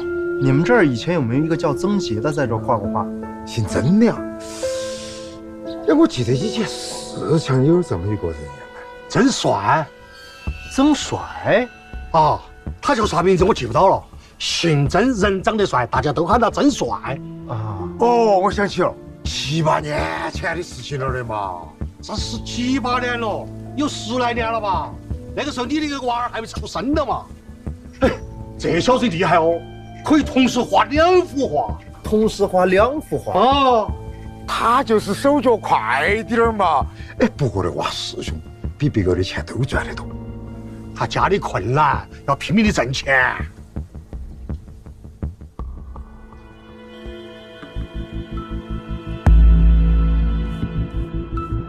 这么拼啊？缺钱啊！老爸现在住院，家里是1分钱都借不到，40万，我上哪儿挣去？偏偏在这个节骨眼儿，我还被保研了。就算是奖学金我能拿，可我还得吃饭的吧？这么一幅画能卖多少钱？睡莲村里卖500，批发最低350。日出这2年比较火，每张能多卖个50块。这些画画廊买走了，一张能卖个2、3千。我画一张的工费是150。这么看来，这艺术品也不贵啊。你管这叫艺术品？这不就是复制吗？毫无创意，顶多算个工艺品吧。不配，工艺品也不配，它就是个垃圾，垃圾。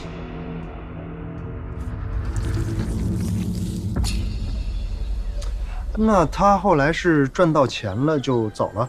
全是钱，他又不是魔来。他一天画一幅画嘛，就是100多块钱嘛，要凑够40万，不吃不喝嘛，也要画2、3千幅画嘛。他后来去上学去了，本来上学可以接到画，但是他一直没过来。哎，这几天正好，我还弄老照片存到手机头了，正好有他照片上。你看，这是我们的合影，这个就是真帅。哦，对，就是他。哎，那他边上这女的是？我记得叫林芳，是高跟的业务员。林芳，他跟这个曾帅有没有什么关系啊？那有啥子关系哦？哎，但是我晓得有一个女的经常来找曾帅，哎，是个有钱的女的嘛。有钱的女的，是一个。你记到不嘛？开个跑车，就是的，长得像实话实搞。我还是把你们的有个富婆来找我的，你看你还扬着，怕那些富婆的眼睛都瞎了。大哥，能不能把你手机里那张照片发给我呀？行吧。啊，还有，你们有那个领房的联系方式吗？干嘛？这个时间我肯定上班啊。不是。你还真找到人以前打工的村子里了？什么林芳？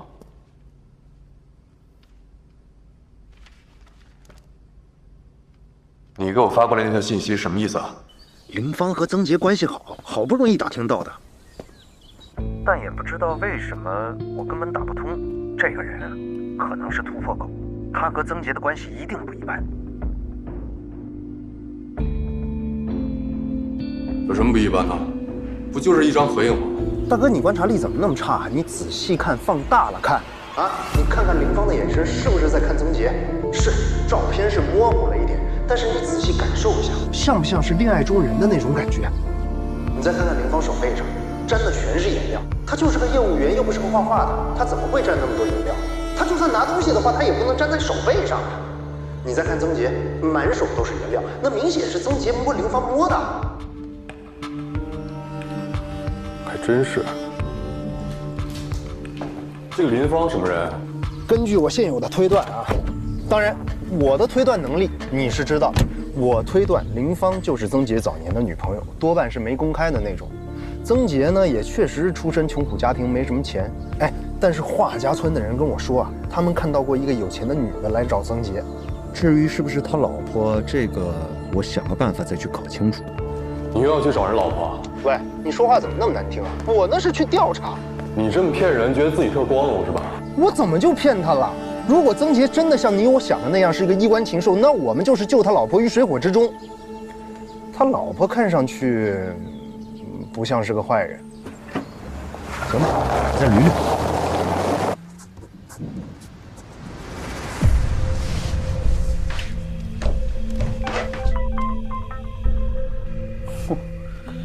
隔了一天你才心情好啊？心情一般，你在干嘛？我在思考一些事情。今天忙，没有时间去咖啡厅找你。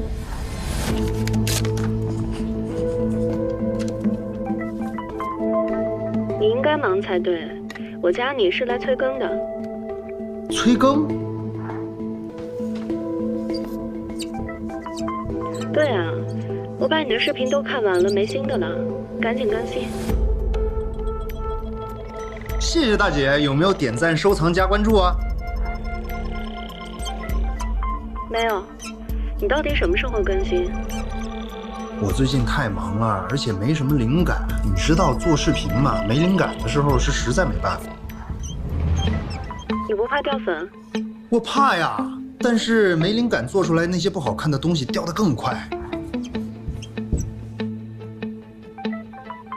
好吧，那没事，我把你删了。别呀，这刚加删，为什么要删啊？大灰灰，我是个残疾的已婚妇女，你至于这么饥不择食吗？我现在在你面前不是一个护工的身份吗？顺便告诉你一下，我坐了轮椅之后，家里钱都是老公管了。你就算不想努力了，我也帮不了你。别把我想的这么龌龊了，人和人之间要有最起码的信任。那今天先不删你，等心情好的时候再删。我要休息了，再见。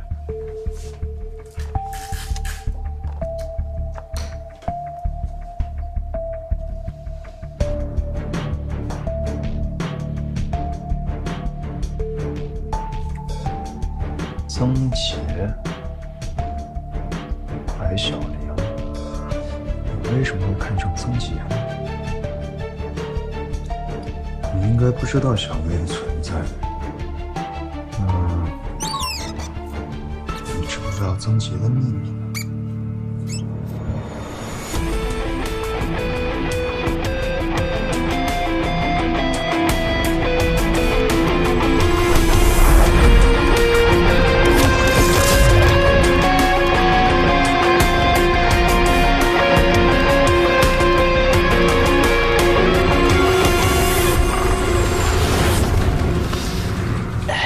嗨，怎么样啊？白小玲是个女老板，应该算是个富二代吧。那公司是他爸妈出钱搞的，他爸妈都退休了，他爸一直在医院，不晓得是中风偏瘫还是啥子的，反正1年多了还在休养。她老公是个教授，还是个很有名的陶瓷大师。他以前怎么样？他读的就是个普通2本，学管理的，看起来没啥子好上学啊，不是旅游就是搞一些学校的水产活动，股票的不错。不过可惜哟，现在站不起来了。哇，哪来的？你不知道我帮到啥的，所以他和他有关联的同学、闺蜜、朋友学的社交媒体，我说那爬虫爬了个遍。她老公没得，她老公几乎不用社交软件。要么就是这个人很自律，要么就是很谨慎。你都搜到什么了？这个白小玲上学的时候睡的人很多，不过耍朋友就耍了1次，和他的师兄。毕业后师兄出国了，他就单身了很长时间，没得好久就结婚了，3年前吧。婚后生活怎么样？我不晓得，我又没结过婚。我说白小玲。哦。他婚后的社交媒体发的都是些不痛不痒的东西，看不出来啥子。不过从他的互动来说，我觉得别个还是挺羡慕他的。还有个追求者叫张爷，一直在他的社交媒体下面点赞捧臭脚。一直到去年年底，这个张爷不见了，我觉得是被拉黑了。追人嘛，哪个可以让他轻易放弃呢？没什么特殊的了。当然我能查到的就是这些了。大哥，我又不是警察，我能查到这些已经很不错了。也行，反正我也没指望你给我什么惊喜。喂，我可是搜了2个小时嘞，你自己去查，2、3天也查不到这些。哎，你想做的？你是想勾搭已婚富婆呢？神经病！我是查正事儿呢。你待会儿把你查到的全发我手机里啊。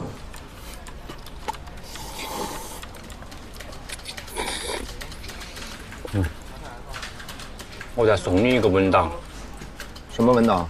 如何取悦富婆？滚！发过去了。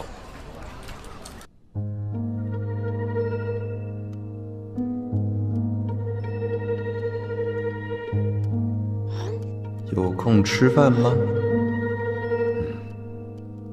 明天你还在咖啡厅吧？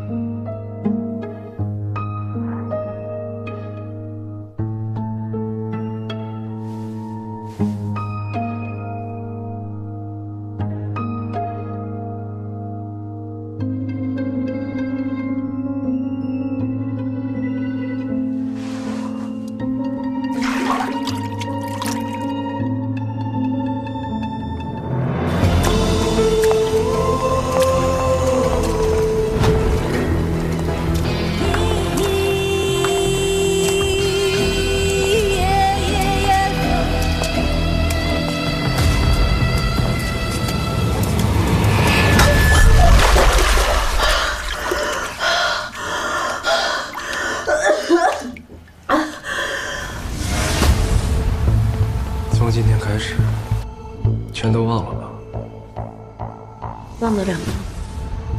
那就永远不要再提，就当是从来没有过这个人。以后，谁要是再提这件事儿，就当是不想过了。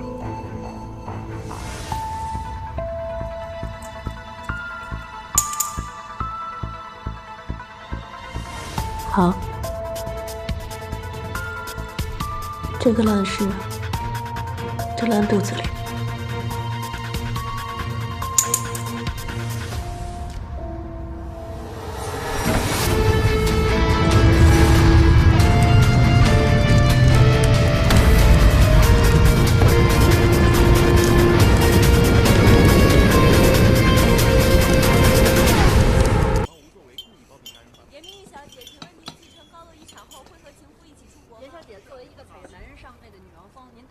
暗黑者，你还喜欢看这个呀？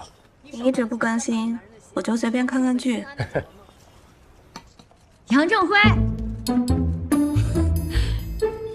大黄，你怎么在这儿？跟见了鬼一样，谁想看见你似的？哇，这你女朋友啊？你现在这品味可真够独特的。别瞎说啊，她就是我一个朋友。哎，你怕什么呀？这谈了女朋友呢是好事，人家这腿脚不方便嘛，你就好好照顾一下。哎呦，我祝福你呢！祝福你全家，你们能别胡说八道了。不是你怕什么呀？那么心虚干嘛？我哪儿心虚了？你烦不烦啊？我求求你，你赶紧走吧，我不想见到你，真的。你赶紧走吧，谢谢。你别碰我啊！行了，不打扰你们了啊。祝你身体健康。晦气啊！前女友是你之前说去年找不到的那个？啊，不是，是那之前的。他好像对你不是很友善啊。分手的时候就不太体面，那是好多年前了。那时候我还没开始做视频，也没什么钱，就连他过生日我也得用花呗借钱给他买礼物。后来有一个男的一直在追她，还挺有钱的。我发现了，就跟他大吵了一架，他就跟那男的断了联系。结果没过多久，发现他跟另一个男的在一起，那个男的还是个结了婚的。他不适合你，你再忍也没用。不是他不适合，是以我当时的条件，任何女孩都不适合吧。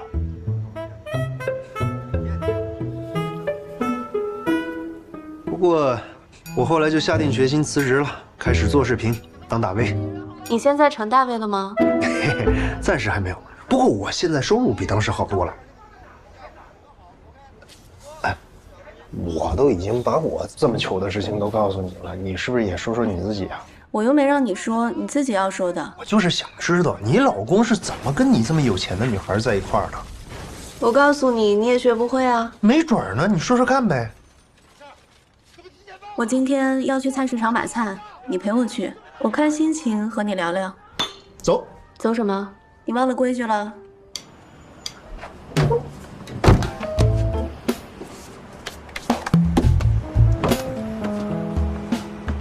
哎，幸好我把这身衣服放在后备箱了，要不然还没法陪你去菜市场呢。你上一次穿了之后没洗吗？我才穿了1天，洗什么呀？你们男人是真行啊！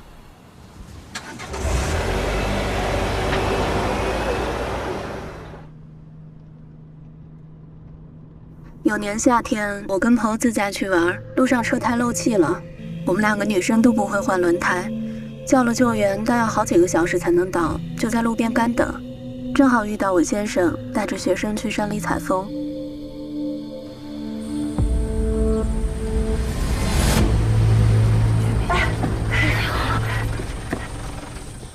这怎么了？我车坏了，车胎漏气了。有备胎吗？啊，有，后备箱里有，但我们2个都不会弄。没事。哎，你拿那个警示牌放我们车后边，你把这个工具和胎拿出来，咱帮人把胎换了。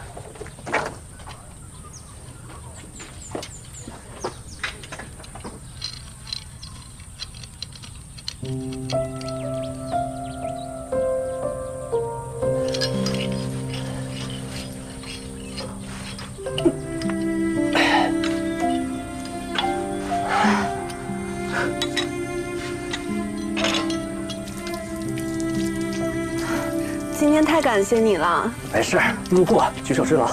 张老师都好了啊，赶紧上车吧。哎，好。你这么年轻是老师啊？现在只是个助教。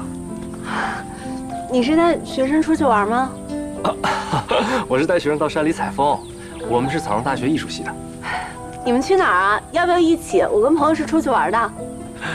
你们开这么好的车，到山里肯定也是住民宿。我们去采风，一般就找个老乡家借宿一下。你们2位美女吃不了这个苦的。行，你们好好玩吧，我先走了啊。哎，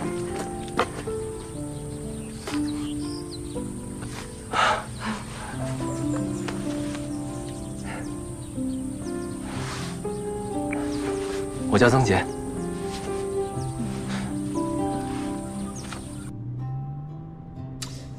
哎，你开的什么车啊？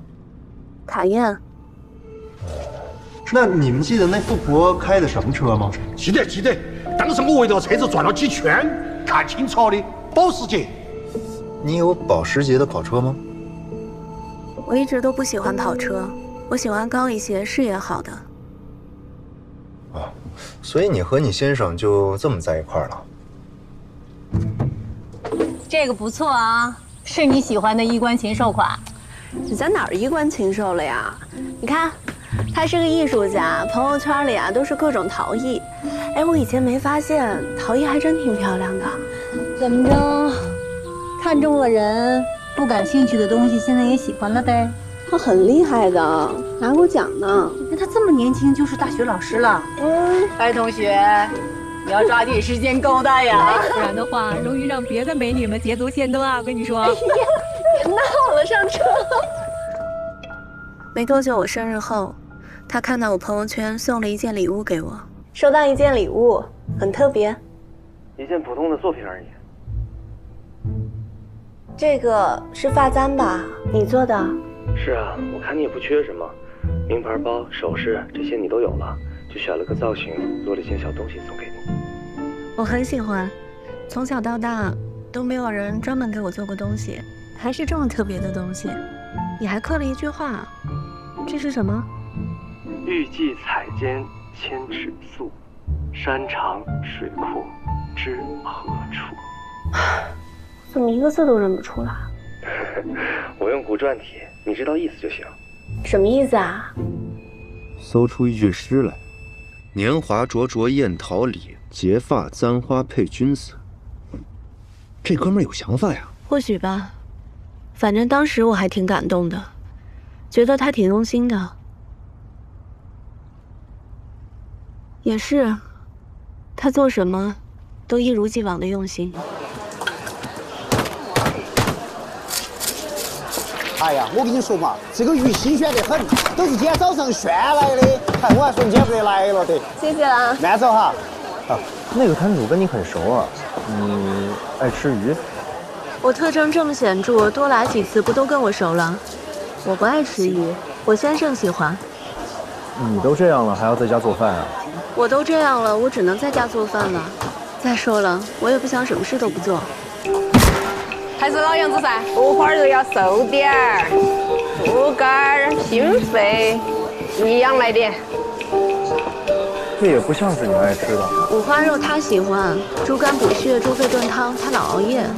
你可真够贤惠的。哎，小北，好了。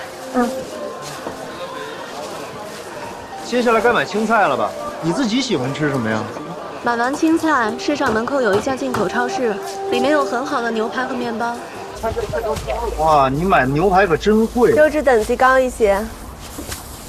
哎，我是送你回你咖啡厅啊，还是回家？回家。我先生今天要加班，不能接我。好。哎，你先生可真有福气啊，你对他可真好。买菜做饭有什么特别的？妻子不都这么对先生吗？再说我现在是个残废，你觉得这叫福气啊？你以前又不是，再说你一定会治好的。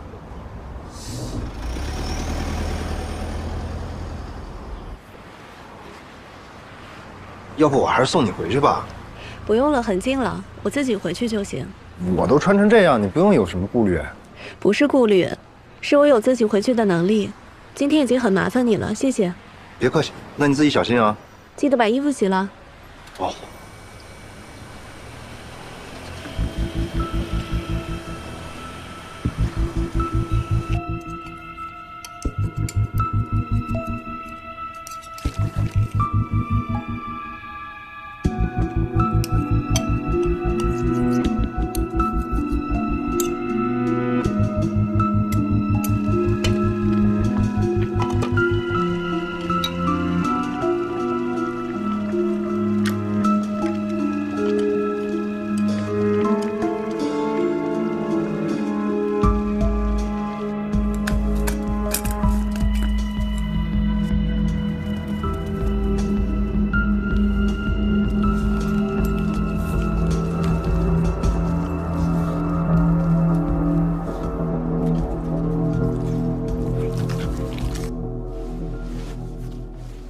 曾杰，出院前有些事情，我想先跟你说一说。你说。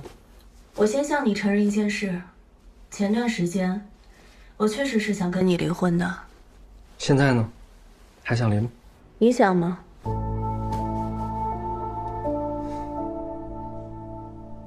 曾大师，你受得了自己的老婆成了一个残疾人吗？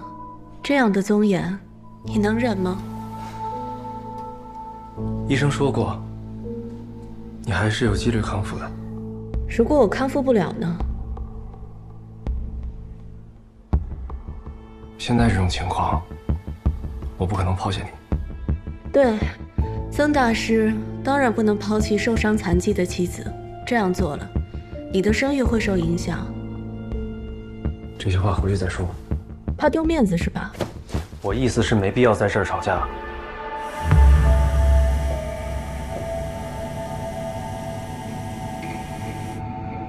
我不是要吵架，我是想把事情说清楚。曾姐，这次我差点就死了，我也想明白了很多事情。夫妻嘛，哪有完美的组合？我现在成这个样子了，如果再离婚，我爸妈肯定是要找你要钱的。你先不用说什么公司是我的这种话，我家的钱你弄走多少，你比我清楚。我现在心平气和地跟你谈，谈一个我们都能接受的条件。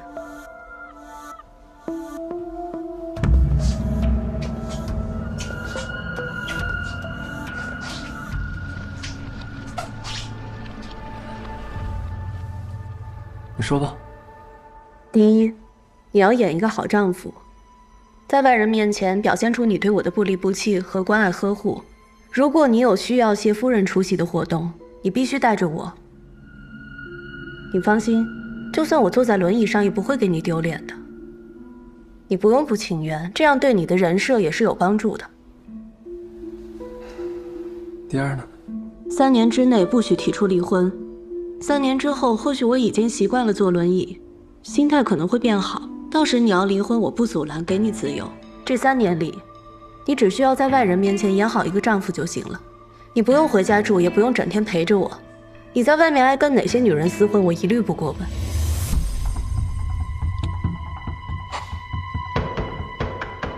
还有第3？当然有。你应该知道第3是什么。我爸妈的钱你要逐步还。我想明白了，该吃的亏我认了，你不用全还，你只要保证每年拿回来300万就行，3年一共900万，这还不到你弄走我家钱的一半。白小玲，我跟你说过多少次了，这个钱放在基金里是什么？你不用告诉我，你说了很多次，我也听了很多次，我听够了。我不听解释，只要结果。3年900万，你能不能做到？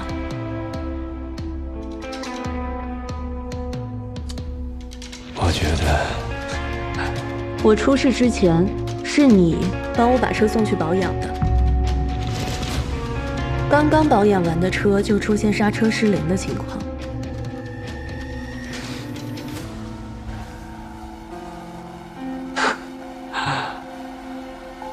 白小玲，你这话是什么意思呀？你是觉得我会害？我知道你不会害我，但如果你不答应我说的这3点，我们现在就离婚，而且我会对外告知你去保养车的事情。曾大师，你老婆出车祸残疾就被你抛弃，而且车祸的原因也令人浮想联翩。你的人设、你的面子、你的声誉，会怎么样呢？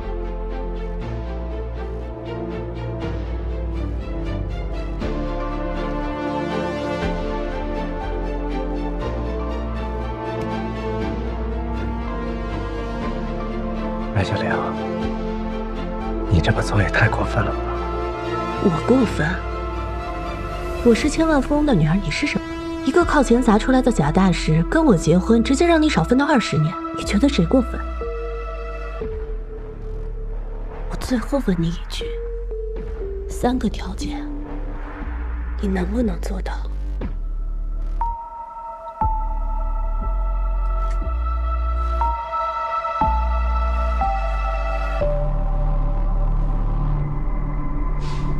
好啊，就按你说的做。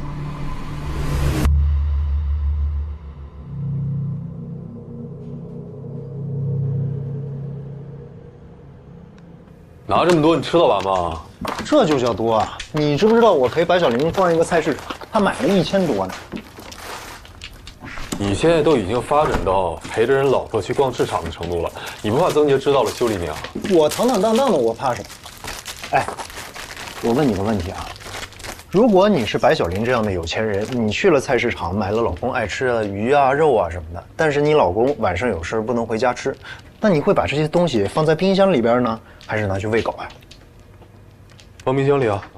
可白小玲拿去喂狗了。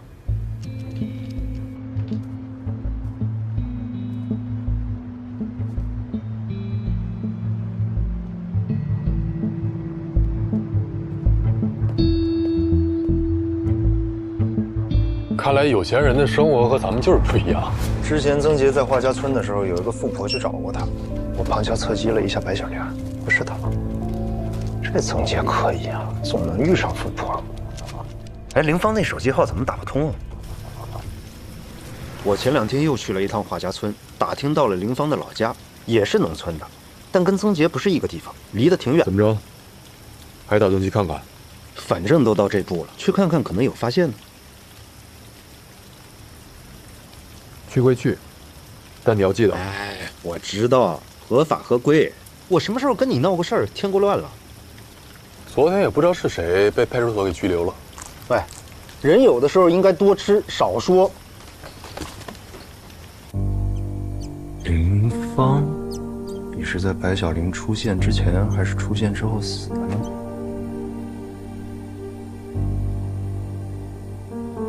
跑车富婆不是白小玲，那会是谁？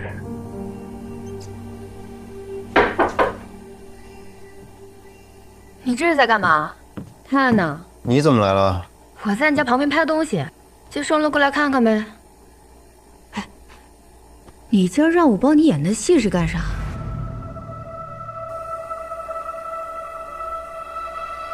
你在调查这个女的呀？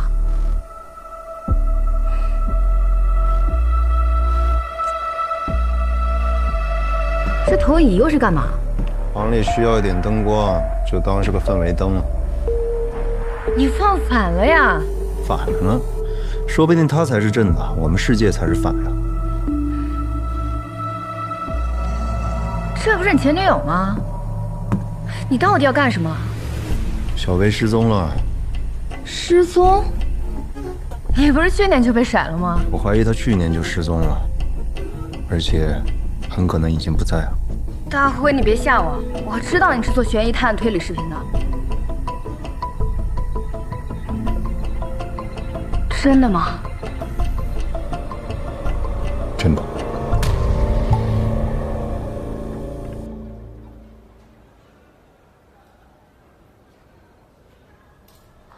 这是画呀，我还以为是印刷品呢，画的可真不错。你好，帮我问一下你们老板，这幅画要买下来。你为什么买仿制品啊？应该在100到200之间。什么之间？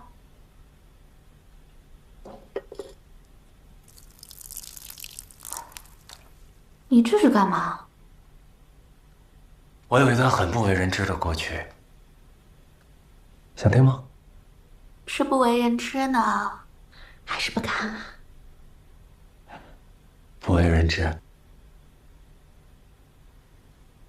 也很不甘。从大二开始，假期我就没再回过家，在一个做手工画的村子里打工。那是一个很神奇的地方，一个村子里建了10几间的画坊，家家都以此来谋生。从村头起是梵高、高更、毕沙罗，拐个弯就是莫奈、雷诺阿，再往里面走是德加和马奈。哦，还有一家做达达主义。一个小小的村子里，几乎囊括了所有的印象派大师。老板来个不月。村口的小卖部，大家平时习惯记账。这个老板娘的账单里，全是各种大师的钱款。莫奈欠350，高更欠400。谢了。记账嗦。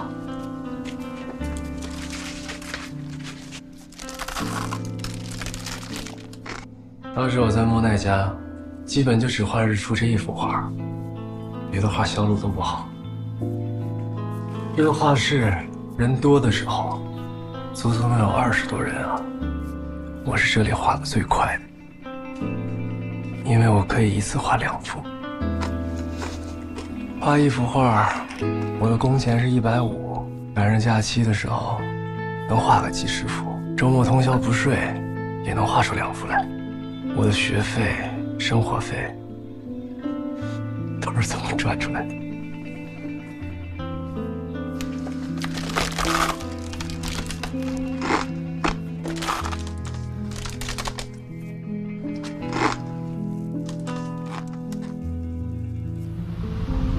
所以，这幅画是你画的？当时我大4保研，正在为读研的学费发愁，我父亲就住院了，医生说。想保命的话，40万，哪儿那么多钱呀？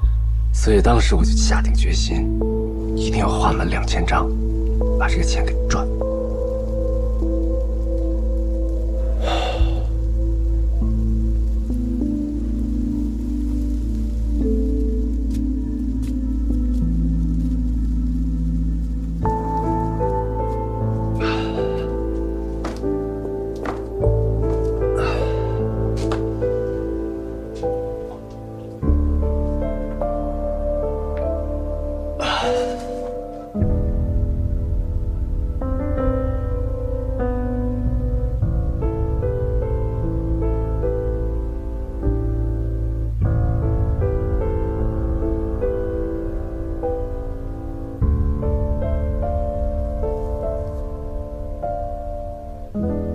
那是我在每一个画上都留下了一个编号，所以我觉得这张一定是100到200之间。这是怎么看出来的？干这种活儿，最开始画的时候画得非常仔细。100到200之间的时候，其实人会非常的疲惫，所以画的也会非常仓促。可是200之后呢，会越来越熟，反而线条会越来越流畅。所以100到200之间，应该是最差的。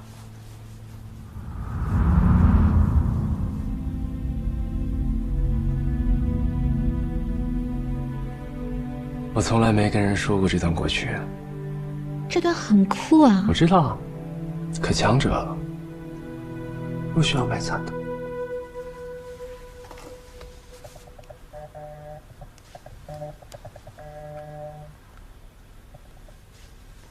你到了，你在下面等我。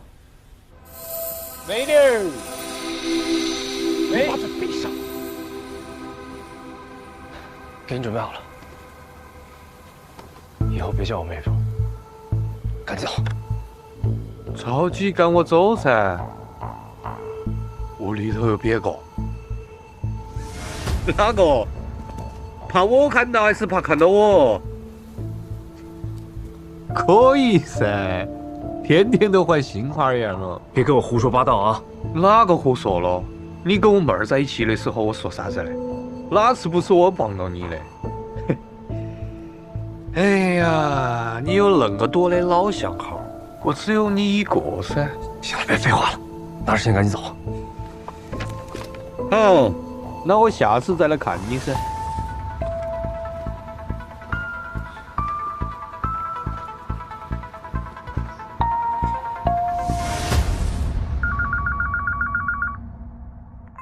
收到一件礼物，很特别。一件普通的作品而已。这个是发簪吧？从小到大都没有人专门给我做过东西。哎，你还刻了句话：欲寄彩笺千尺素，山长水阔知何处。就你一个字都认不出来。我是用古篆体写的，你知道意思就好。我搜索呢。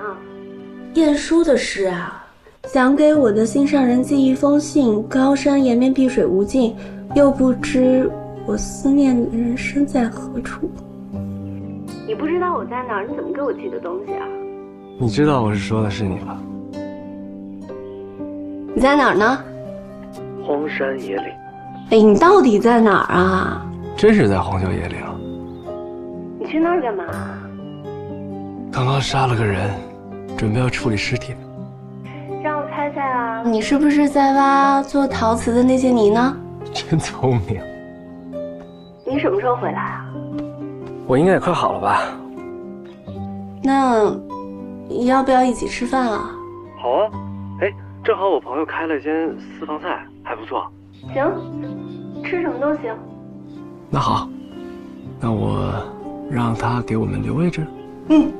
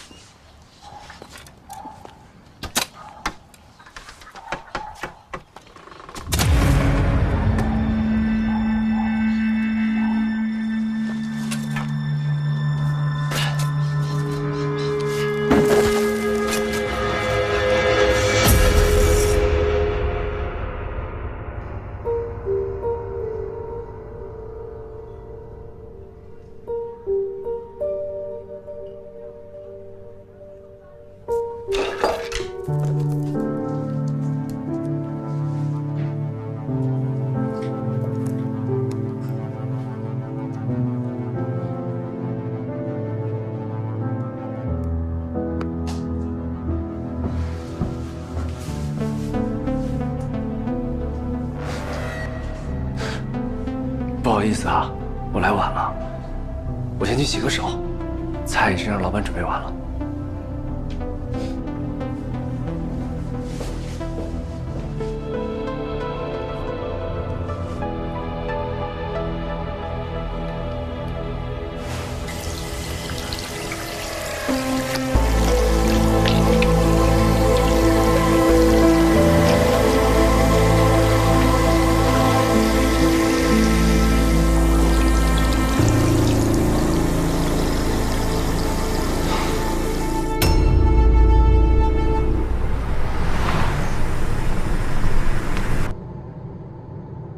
我妈要来看我们，看你，别带上我。没必要这么说吧？我知道你和我妈一直挺不和谐。用词没必要这么体面啊！我可以一直包容你妈，是你妈对我始终不满，我到现在都不明白她为什么对我这么仇视。哪有什么仇视啊？你总是要把问题尖锐化。你理解一下，她就是个没见识的老太太，你没必要和她较真儿。我较过真吗？从结婚起，我对她什么时候不是尊敬有加？没办法，你也说了，她就是个没见识的老太太，但我不是一个没见识的媳妇儿。从你认识我的时候就知道我不是，难道这要怪我？不可理喻。曾杰，你说这句话的时候最好想清楚，我哪里不可理喻了？结婚的时候，你妈和你们家那么多亲戚过来，我爸妈是不是都安排了酒店？连那些你叫不出名字的什么叔什么婶，全都安排到了5星级，给你妈订的更是行政套房。结婚后，你妈哪次来让她受委屈了？家里一直都有她的房间，每次来，床上用品我换的都是新的，家里也有钟点工，让她做过一点家务没有？你是不是觉得非得找个没见识的媳妇儿，天天跟你妈斗就可理喻了？我的意思啊，是你可以再包容一点。还要我怎么包容？你妈怎么不知道包容一点我呢？每次过来都要跟我说你以前多么优秀，多么出色，全村的骄傲，全镇的榜样。她一次一次跟我说这些，是真觉得我配不上你，还是担心你配不上我？好了，我们不吵了。我知道，你对我妈一直都挺好的，但你也知道，我们没有那么好的家境，我妈带大我真的很不容易。我知道啊。你经常跟我说你妈带你有多辛苦，你努力奋斗就是要报答父母，让你妈晚年幸福，这些我都理解。不过曾杰，你妈带你不容易是因为你家穷，我妈带我容易是因为我爸年轻的时候一直在拼命赚钱。你现在是大学教授，是受人尊重的大师，你不能还是这种你穷你有理的思维吧？行，我不说了，行吗？你就当演个戏，反正我妈这次来也待不了多久。行，演戏呗。反正现在也都是在演戏。他什么时候到？订的晚上的火车，明天上午到。你明天要上课吧？那我去接。你？算了，忘了上次你去接她，折腾成什么样子。我妈提了3个包，还得给你推轮椅。你过不了天桥，到不了网约车的位置。你和我妈在火车站门口站了1个多小时。哦，是我妈站着，你是坐着的。弄得我临时从学校赶出来，课都没调，只能让学生自己画写生。还是我去接吧，我跟系里调下课就行了。那好，上午我去买菜，中午饭弄好，我等你们。你为什么总是要出去买菜啊？叫上门的不好吗？我喜欢去菜市，不想整天闷在家里。我不是不想让你太辛苦吗？这周学校副高评级考核，忙死了。你要不说我都忘了，曾大师还是副教授呢。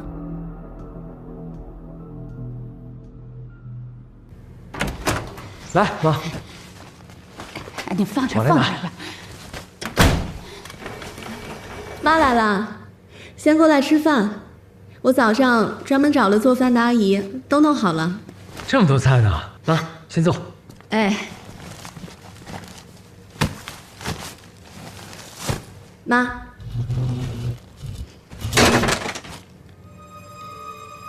我专门做了您最爱的煎蛋汤，先喝点汤。坐。哎，对了，老公，哎，我买了1箱饮料，在超市呢，钱已经付了，你去拿一下。啊，行，妈，那你先吃啊，别等我。快点回来啊！哎，好。妈，您先喝点汤，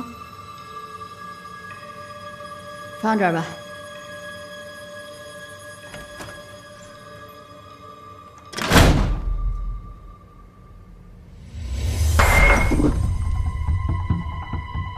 怎么从一进门就一副死了人的臭脸？你给谁看呢？你看我怎么捅死那个不要脸的泼妇！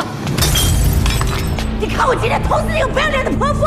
来，快点把我捅死！你以为我不敢捅死你？你不是一直想让我死吗？你不是一直想让你的儿子换个媳妇儿吗？到时候找个孝顺你的，逢年过节都去监狱去探视。闭嘴！把我捅死，你就能换个儿媳妇了。到时候还生不出来，你就知道是谁有毛病了。闭上你的臭嘴丧门心！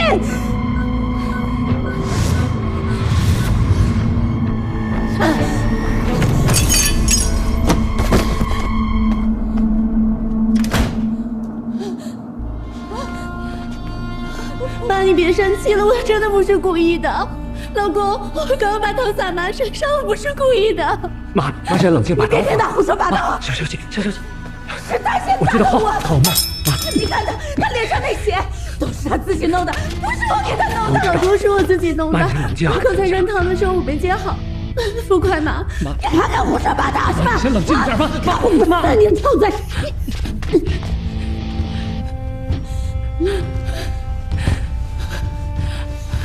老公，你好好劝劝妈。你当什么好人？你真的不是故意的。小气，你再好好他妈试试！别闹了，妈。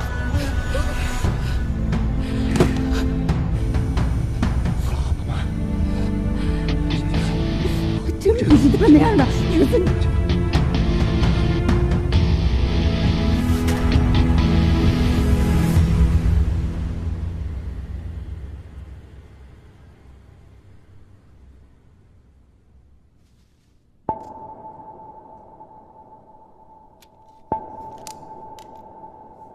我跟你说，你都不知道啊！你刚一出门，他就给我一耳光，我还没回过神来，这边又扯起来给我一耳光，还抓起我的头发，把我按在桌子上打呀！不可能嘛，他又站不起来。哎，你还不信是吧？他拿起杯子敲碎了要捅死我呢，然后我才拿刀。好妈，都是他的问题，都是他的问题。儿子啊，我跟你说呀，这个婆娘不行，她太歹毒了。这个婚呢，你必须要离。你现在是艺术大师，又是名人，他这个德行哪配得上你啊？等你把婚离了，重新找一个对你好的、性格好的。你看你现在功成名就，人又帅气，你还怕找不到吗？妈，不是这样子的。你什么意思啊？你舍不得他？他不就是屋里头有点钱吗？哎，你知不知道他那个老爸现在睡到床上起不来了？为什么？报应，为富不仁，老天都要收拾他。哦，对了，他刚刚跟我说什么？如果你把婚离了，再找一个，如果还生不出来的话，那就知道是哪个的问题了。他这话什么意思？妈，你听我说啊，这个婚我是肯定要离的。以前他还可以，各个方面跟我配得起，现在不行了，我哪能跟他过一辈子呀？那你抓紧啊！你还在等什么嘛？妈，来的路上不是跟你说了？最近我学校要评级，不出意外的话，我很快就是正教授了。哦，所以这个节骨眼上我不能出乱子。如果这个时候我的后院起火了，会影响我的前途。我知道了啊。别傻气啊！等我评级过了，尽快处理这件事情，好吗？那我们就说好了啊，等你离了婚，他那个钱还有这个房子你都有份的啊。这个是属于夫妻共同财产，我都咨询过了，你一定要分一半。儿子，你要知道，你是我们村里头最厉害的，在县里头也是最棒的。我跟你说啊，你是条龙，就他那个白小玲不知道好歹，他就是没那福气跟着你，你喊他滚，好，妈，好。那个，咱们去喽。你要找他呀？我要去说说他的呀。好啊，不去了。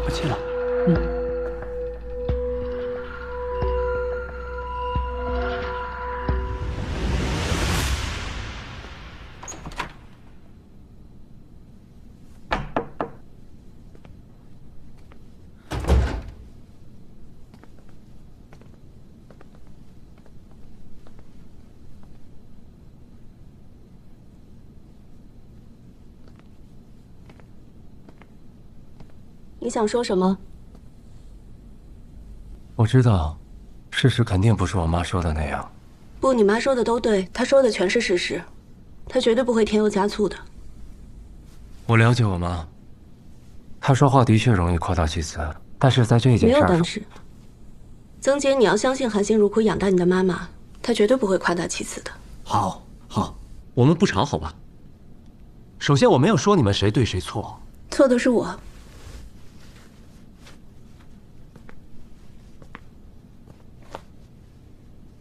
现在我妈非得要走，那你的意思是，让我走？我没那个意思。那我现在收拾收拾去我妈家，让你妈继续在我的房子里住着，陪她的儿子，好不好？你不用叹气，我马上叫车。是我妈铁了心要走，我给她订票。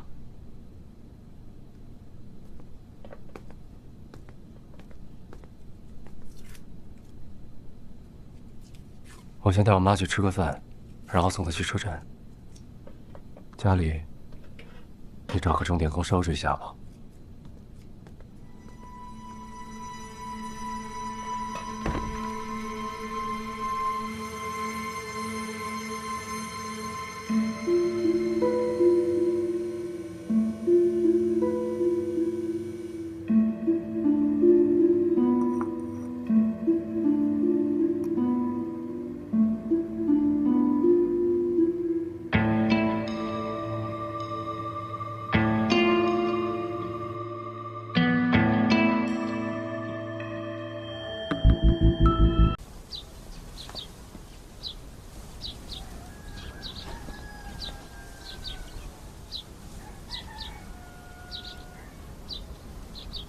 大姐，请问这是林芳家吧？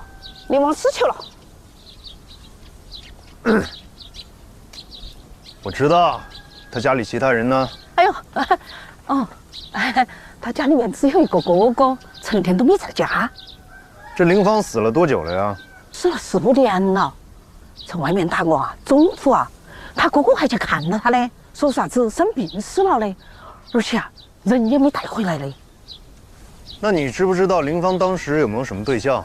对象他都结婚了的嘛。结婚啊？哎呦，就在他死的前1年，他回乡办了几桌酒席。哎呦，林芳本来家里面都穷得不得了，他那个对象也穷。到结婚的时候他那个对象连彩礼钱都拿不出来，把他哥气得了。你看看他对象是不是长这个样子啊？我认不到，你去问他哥哈。那你知不知道林芳他哥是干什么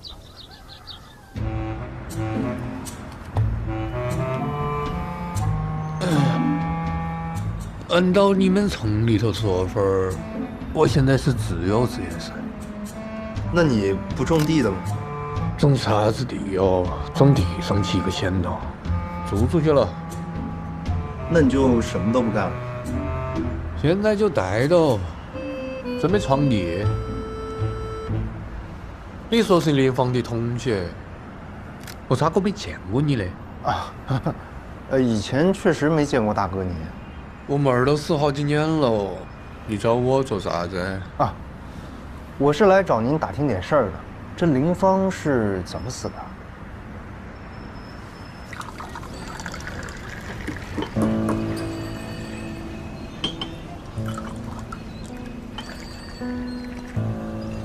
我妹儿命不好，10岁的时候，我妈、我们老汉儿都死了。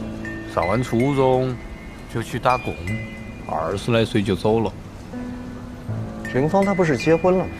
是啊，找了个男的，穷的要死，彩礼都没给。我敬酒他那么久，分钱没得到。跟他结婚的是曾杰吧？你认到他？听说，艺术家嘛。是哦，人家可不是村里头的娃娃喽，现在是啥子大师，人中之人喽。那林芳和曾杰是哪一年结的婚？有个4年了。我妹儿是15年走的，摆酒不到1年，我妹儿就走了。哎呀，我农村头订婚先摆酒，2个人也没来得及扯证，所以人家郑大师就算是再结婚，也不算是2婚。那您和曾杰现在还有联系吧？人家是大学老师，哪个还认得我哟？嗨，怎么说也是你的妹夫，怎么就不认了呢？这林芳是怎么走的？你不是他同学吗？你不晓得他有先天心脏病噻？哦，对，大哥，那这个曾杰对林芳好吧？咋个说嘞？要是不好，我妹儿凭啥子嫁给他嘛？咋都要嫁，就算没得彩礼，我不同意，还要跟我断绝关系。要说好嘛，我也想不起来哪个好，反正是我妹总照顾他。曾杰有先天的那个胃病，我妹儿总是换着花样的给他做啥子小米粥、南瓜粥、山药粥、排骨汤。哎呀，要是曾杰这小子女人缘好得很，我妹儿刚刚走了1年就找了个女的，那个漂亮哦。大哥，你知不知道曾杰有没有别的女的？有钱的女的？问那么多他的事做啥子？跟你有啥子关系？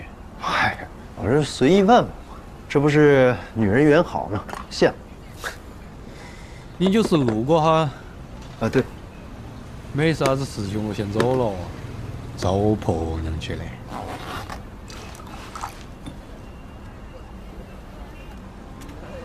哎，包。来。谢谢。看婆娘去喽！你叫谁婆娘呢？李珊，你要不要点脸啊？我跟你说了多少次了，我我可能这辈子我都下不了床。你别再浪费时间了。你要是下不来床，那不只有我来帮衬的噻。你的那些个亲戚有几个来管你噻？不就只有我嘛？除了我，还有哪个关心你的？谁让你管？哎呦，我晓得你是想我爬起，可哪个让你现在动不了噻？我就赖在这儿不走了。现在呢，你先吃饭，吃完饭我再帮你做操。不吃。哦，对了，医院的费用我已经交完了，都交了半年了。谁让你帮我交钱的？好好听医生的话，医生说了，你还是有很大的机会的。再说了，我不给你交，给哪个交？你是我婆娘。你滚，林珊！我都说了，我的腿是治不好的，还花钱，你是疯了吧你？赶紧滚！好了，我晓得你是想让我爬起。现在呢，你先吃饭，吃完饭做完操，我就爬起喽。吃嘛。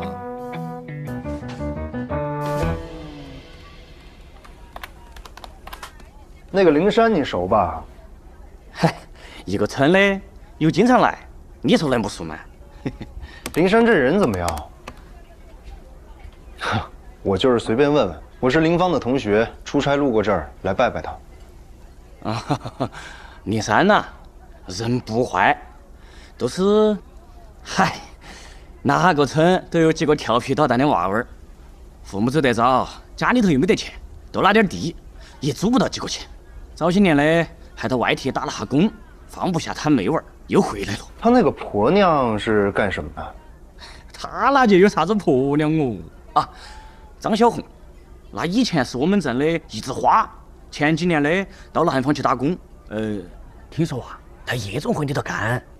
前年子，从楼梯上打下来了，一打成个偏瘫，回来都在医院头住起了。灵山呢，的确是喜欢他，还左一个婆娘，右一个婆娘。我看他过一下嘴瘾而已。这样。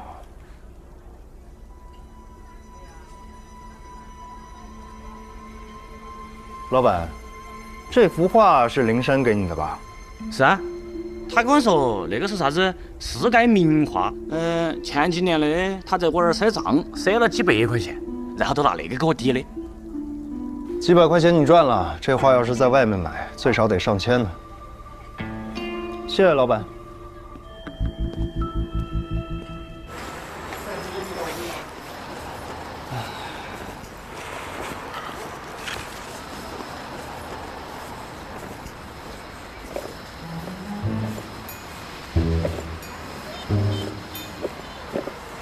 我是林芳的同学，林芳是灵山的妹妹。我出差路过这儿，顺便来看看。哦，我知道你。啊？我天天看你。大灰灰，真相背后的逻辑。哎，好尴尬。原来我这么出名。你是认识林芳还是认识灵山啊？你今天来找我有什么事啊？你是不是做案件分析呢？你分析什么呀？分析哪个案件？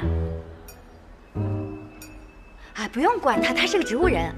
来，拿椅子坐。坐。啊，说不了话了。我今天来啊，不是分析什么案件，我是来查一些事情的，不知道你能不能？能。你想知道什么，我都告诉你。查什么？啊，林芳是怎么死的？心脏病死的呀。他死的那会儿，我还在南方打工。我听说他那会儿也在打工，心脏病发了，人就没了。那你知不知道林芳有一个办过酒的男朋友？听他哥说过，也是农村的，后来出人头地了，成了人上人。哎，林芳就是没有这个命，所以得走。按你这么说，林芳的死和她男朋友没关系？那能有啥关系啊？哎，你是来调查这个事儿的？她男朋友怎么了？怎么了？他有什么问题啊？我现在还不知道，我能查到的没有多少。会不会是林芳她男朋友后来出人头地了，嫌弃林芳配不上他，所以他们两个就……咱们这不是编故事啊！我知道，我知道，你不老经常说那个吗？真相背后的逻辑。对。那你找过灵山了吗？他跟你说的差不多，也没说一些别的什么。冒昧的问一句，你这是？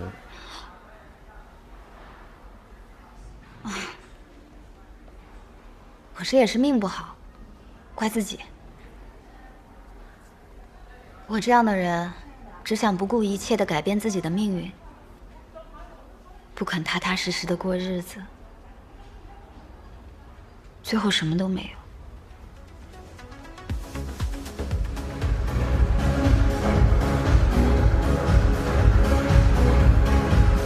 我17岁就去了广东打工，当场内不挣钱。后来过了2年，朋友推荐我去学舞蹈，然后我就进入了一个舞团，不是那种idol什么团，就是很低级的那种。我们偶尔去一趟大公司参加一下年会什么的，那都是大活。平时就在夜总会里跳跳舞。一个普通出身的女孩，没有学历，没有家世，只有一身皮囊，又有什么用啊？遇到一个有钱的男人对我好，就以为是真爱。所以他抛弃了你。他之前说过，如果抛弃我，就去跳楼。你跳落去係解決唔到問題嘅，崔氏。大家都係成年人，你唔好咁幼稚啦。我屋企你又唔係唔知嘅，我爹哋媽咪係絕對唔會俾我娶你㗎。你當時唔係咁樣講㗎。我係話如果啊嘛，假設嚟㗎嘛。咁願望係美好㗎，我哋可以一齊向住呢種美好嘅願望一齊努力㗎嘛。就算我屋企安排我同其他人結婚，我哋依然可以喺埋一齊啊！我可以每個月俾5萬你。你覺得我會同你甜咩？咁我哋唔講動機，講現實啦。你一個家庭一般嘅女仔，你又冇大學文憑，你點樣揾一個月過萬嘅嘢做啊？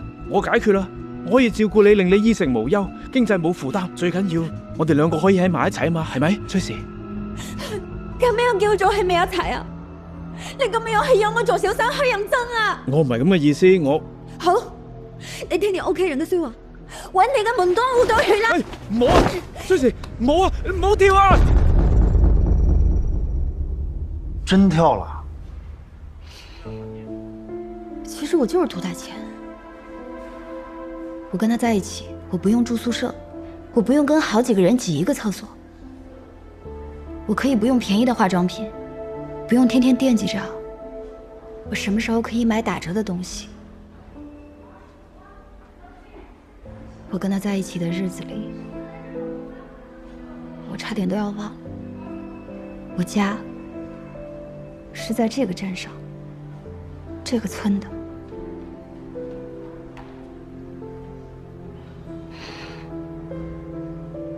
我不是 Tracy， 我是張小紅。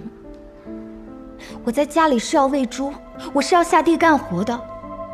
他給我買的那些高檔的進口的足部護理乳液，只能夠把我腳脖子上的那些泥給洗掉。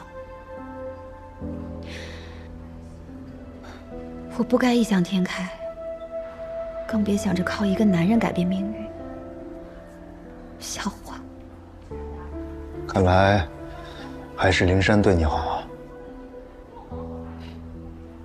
他就是個傻子。你是崔氏的誰啊？我是他哥。哼，那你找我幹什麼呢？警察都說了，這個事情跟我沒關係的了，就是因為分手了，他想不開才會這樣子。不過呢，好歹也在一起過啊。出於人道主義的角度，我還是願意給他一點資助的。啥子意思啊？耍完提起褲子就想走噻？哼！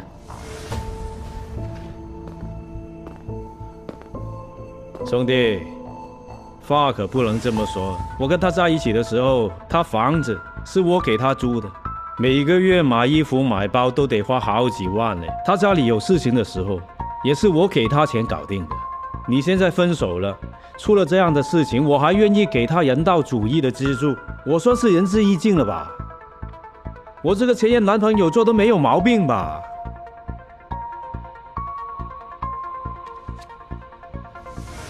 这卡里有10万，给他。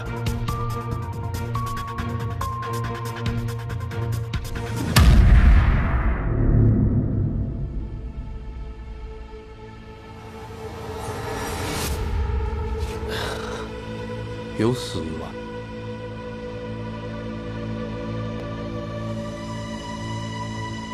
老子弄死你！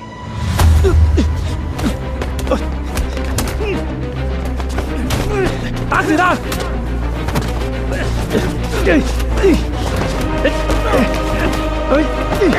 老子们弄死你！打死他！滚开他！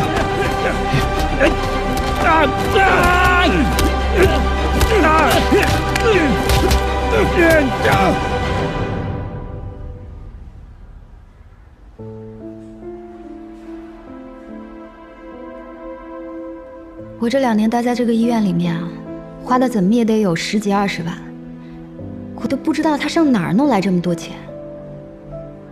我出事回到家以后，家里人没人管我，只有灵山一直在。他管你叫婆娘。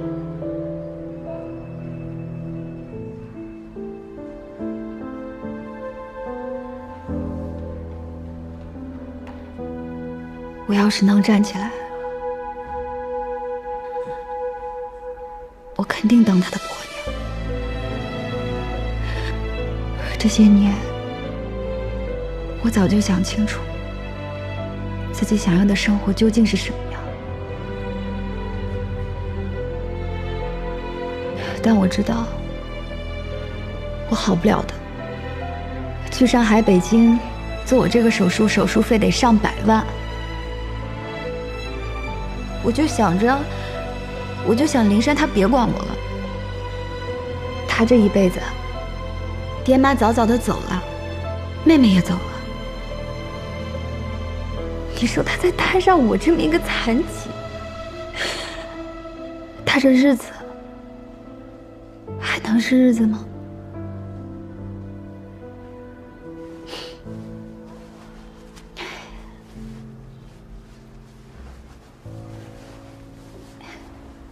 大灰灰，你做案件分析，你带上我一起做呗。啊，带你？啊，我平时最喜欢看这种悬疑推理剧，还有你那种视频，我看了好多好多。你带上我能帮你分析，我还能帮你写文案。我现在闲的就是有时间，我闲的都要长毛了。我考虑考虑。你放心，今天你来找我的事，我绝对不告诉灵山。好啊，好啊。怎么样，我懂吧？你跟我说说。你在调查什么？我不知道怎么称呼，是小红还是 Tracy？ 就这个大城市取的名字 Tracy。跟我说说，调查啥呢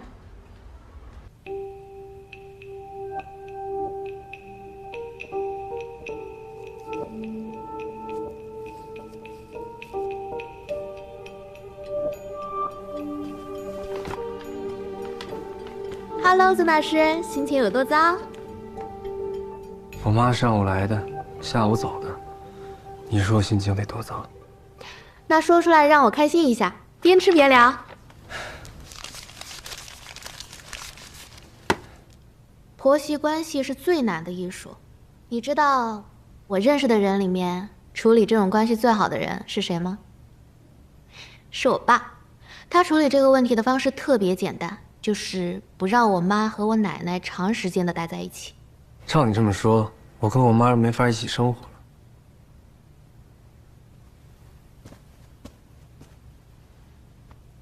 你想好好生活，就得保持距离，就像我们一样。你喜欢我，不仅仅是因为我聪明、漂亮又年轻，还是因为我们见面的次数本来就比较少。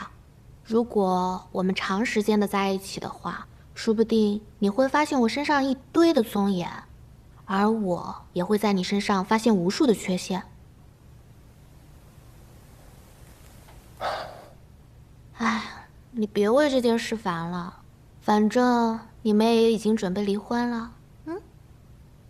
当时小生振臂疾书，请来白马将军，企图今日一席之宴。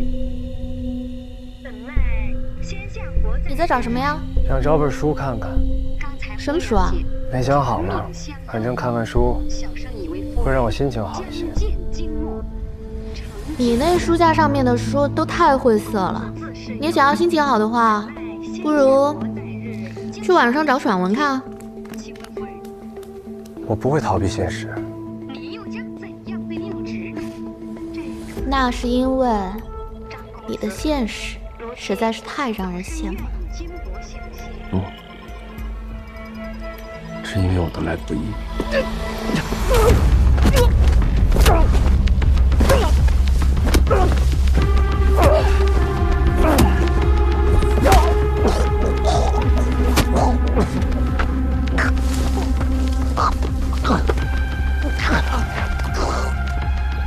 哥，真的是意外啊！哥，你怎么打我都行，哥。哥，要是能死你，我门儿，我就这么一个门儿哦，没给彩礼就算了，他才给你1年多哎，我还指望你过上好日子带上他嘞。才他妈1年多。哥，3个意外了，哥，相信我，真是意外，哥，这辈子都是我亲哥，我以后挣大钱，我好好孝敬你。你能赚啥子钱？哥，现在跟以前不一样了，你看我的作品都已经获奖了，我就挣大钱，到时候好好孝敬你，哥，我好好孝敬你。你给我爬起！我还指望你赚钱，我妹儿所有积蓄都给你了，我还指望你养我。哥，相信我，你看现在跟以前真的不一样了。你看我已经都留校了，我的作品也拿奖了，那不很快就能赚到钱了吗？都给你花，哥。我问你，我妹儿现在在哪儿？你给我带回来。我忘了呀，哥。当时在山里采风，他不知道吃什么东西，一下就不行了，我没办法走。你敢把我妹扔到山沟沟里头？埋了，哥，埋了。我当时可能把他一个人扔山里啊，哥。埋好了。我错了，哥，对不起，对不起，我错了，我不该到小房去山里采风，这山里出事。一点办法都没有啊！一点办法没得，我看你就是故意的噻！不是故意的，哥。这么长时间，1个月，我不找你，你打算好久跟我说？我也怕呀，哥呀！我对不起小芳，我对不起你啊！我后悔啊！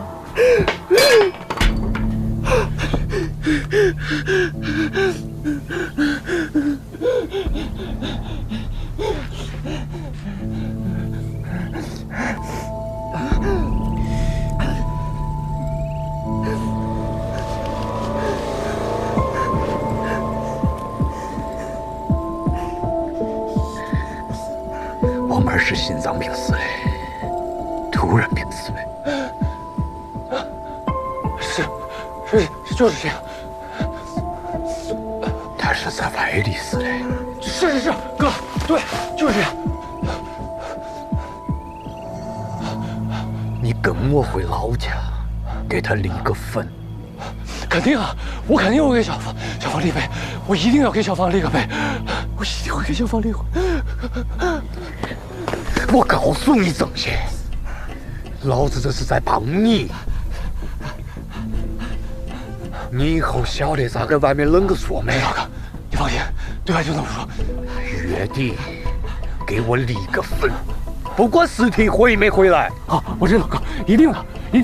月底之前一定立好，一定把它立好。哥，我知道了，哥，一定的，我一定找办，再给我准备10万块钱。行，哥，我都听你的，月底之前准备好。我告诉你，10万块钱解决不了这个事。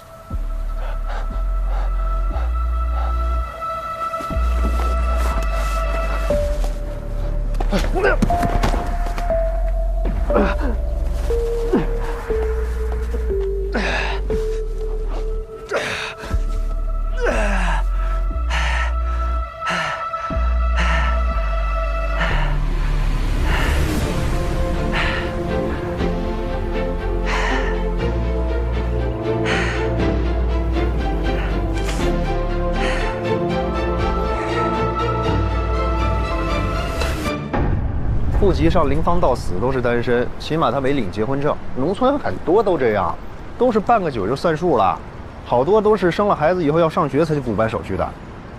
这不能说明什么。林芳死的时候，曾杰和白小玲还没有结婚。你不觉得林芳死的时间很蹊跷吗？所以你觉得，曾杰为了和家境更好的白小玲在一起，杀死了林芳？那哪叫家境更好？那简直就是天差地别。那你怎么解释林珊？难道他不会有一点怀疑？根据张小红的说法，林珊这2年都给他花了10几20万呢。但是这2年，林芳死是4年前。那你说这2年林珊10几20万哪儿来的？所以这一切还得去这灵山那边查才行。够厉害的你，去了一趟林芳的老家，随便一打听就知道这么多消息。我装备齐全呀。什么装备？哎，你看我这一身的打扮。不，你跑这个地方来干嘛呀？知道这是什么地方吗？我知道，对面那个地方就是酒吧街。我大学毕业还没找到工作的时候，去了一家中介公司，就在那儿发的传单。 7年前，我在全省警校学生实战竞技比赛中拿了第1名，我当时特兴奋。是，我第一个告诉我哥。我哥跟我说，等他出完任务带我去吃宵夜。我等到了天亮。那一夜，我哥牺牲了。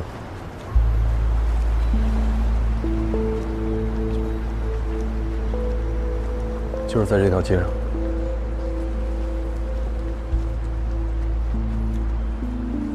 没什么，过去这么多年了，他和我在一起。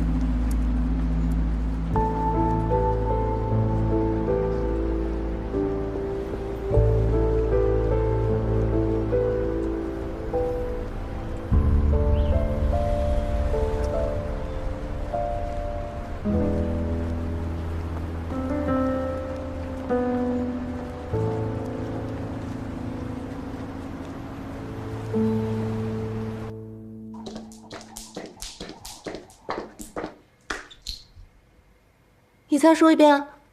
婚前协议我已经签好了，你把名字签了就行。你的钱，你家的钱，以后都跟我没有关系。万一有一天我们2个真的出了问题，我净身走。你不用这么严肃吧？你别笑，小玲，我知道你不在乎，你全当签了他，让你爸爸安心。他虽然没说。 但是我看得出来，他还是担心我奔着你家财产去的。曾老师，你这么说我就生气了。我要脸有脸，要身材有身材，你跟我居然不是图我的美色。小玲，美色我已经得到了嘛，那我也得让你爸爸安心才对啊。再说了，过不了多久，我肯定比你爸爸有钱。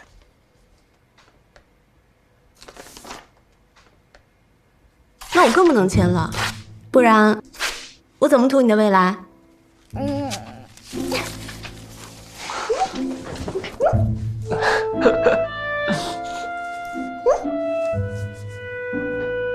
和他恋爱半年多，他现在对我可以说非常满意，甚至很依赖。因为我是个大学老师嘛，我不。刚跟他在一起那会儿，我还是个助教，也是上个月。 考过了复高，我又拿了2次国际大奖。当然，这一切也少不了娟姐您曾经对我的支持。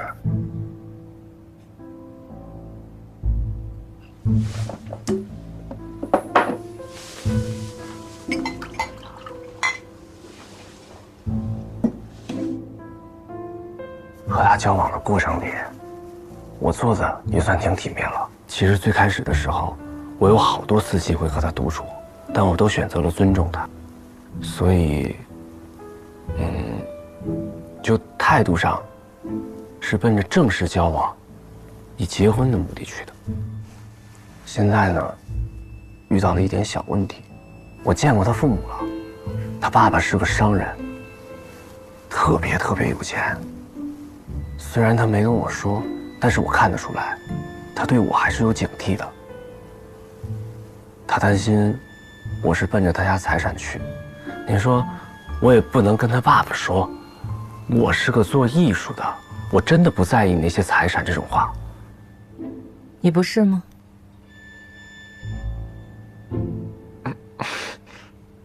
娟姐，您是我唯一能说真心话的人了。我就直说了吧，如果我能跟白小玲结婚，我就不用过以前的苦日子了。而且她又年轻又漂亮，这种机会我不能不抓住吗？就是现在，我不知道该怎么做，才能更有把握。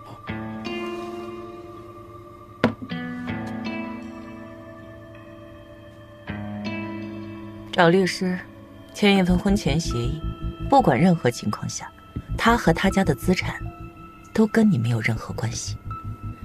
如果你们两个以后离婚了，什么情况下都是你净身出户。啊？说的再多，都不如签一份协议来的实在。是。可是……没有什么可是的。如果他真的是单纯善良，够傻够瞎，你这么做他是不会签的，而且他会为了你跟他父亲抗争。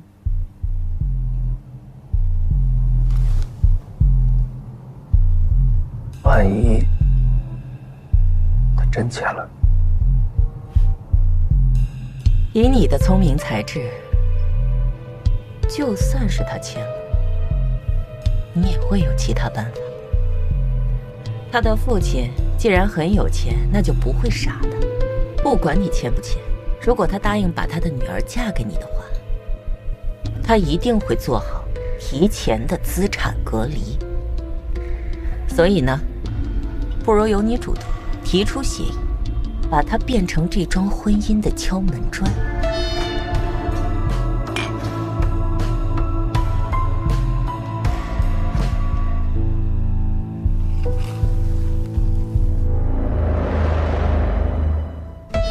没什么可纠结的，想成功嘛，总得一步一步来。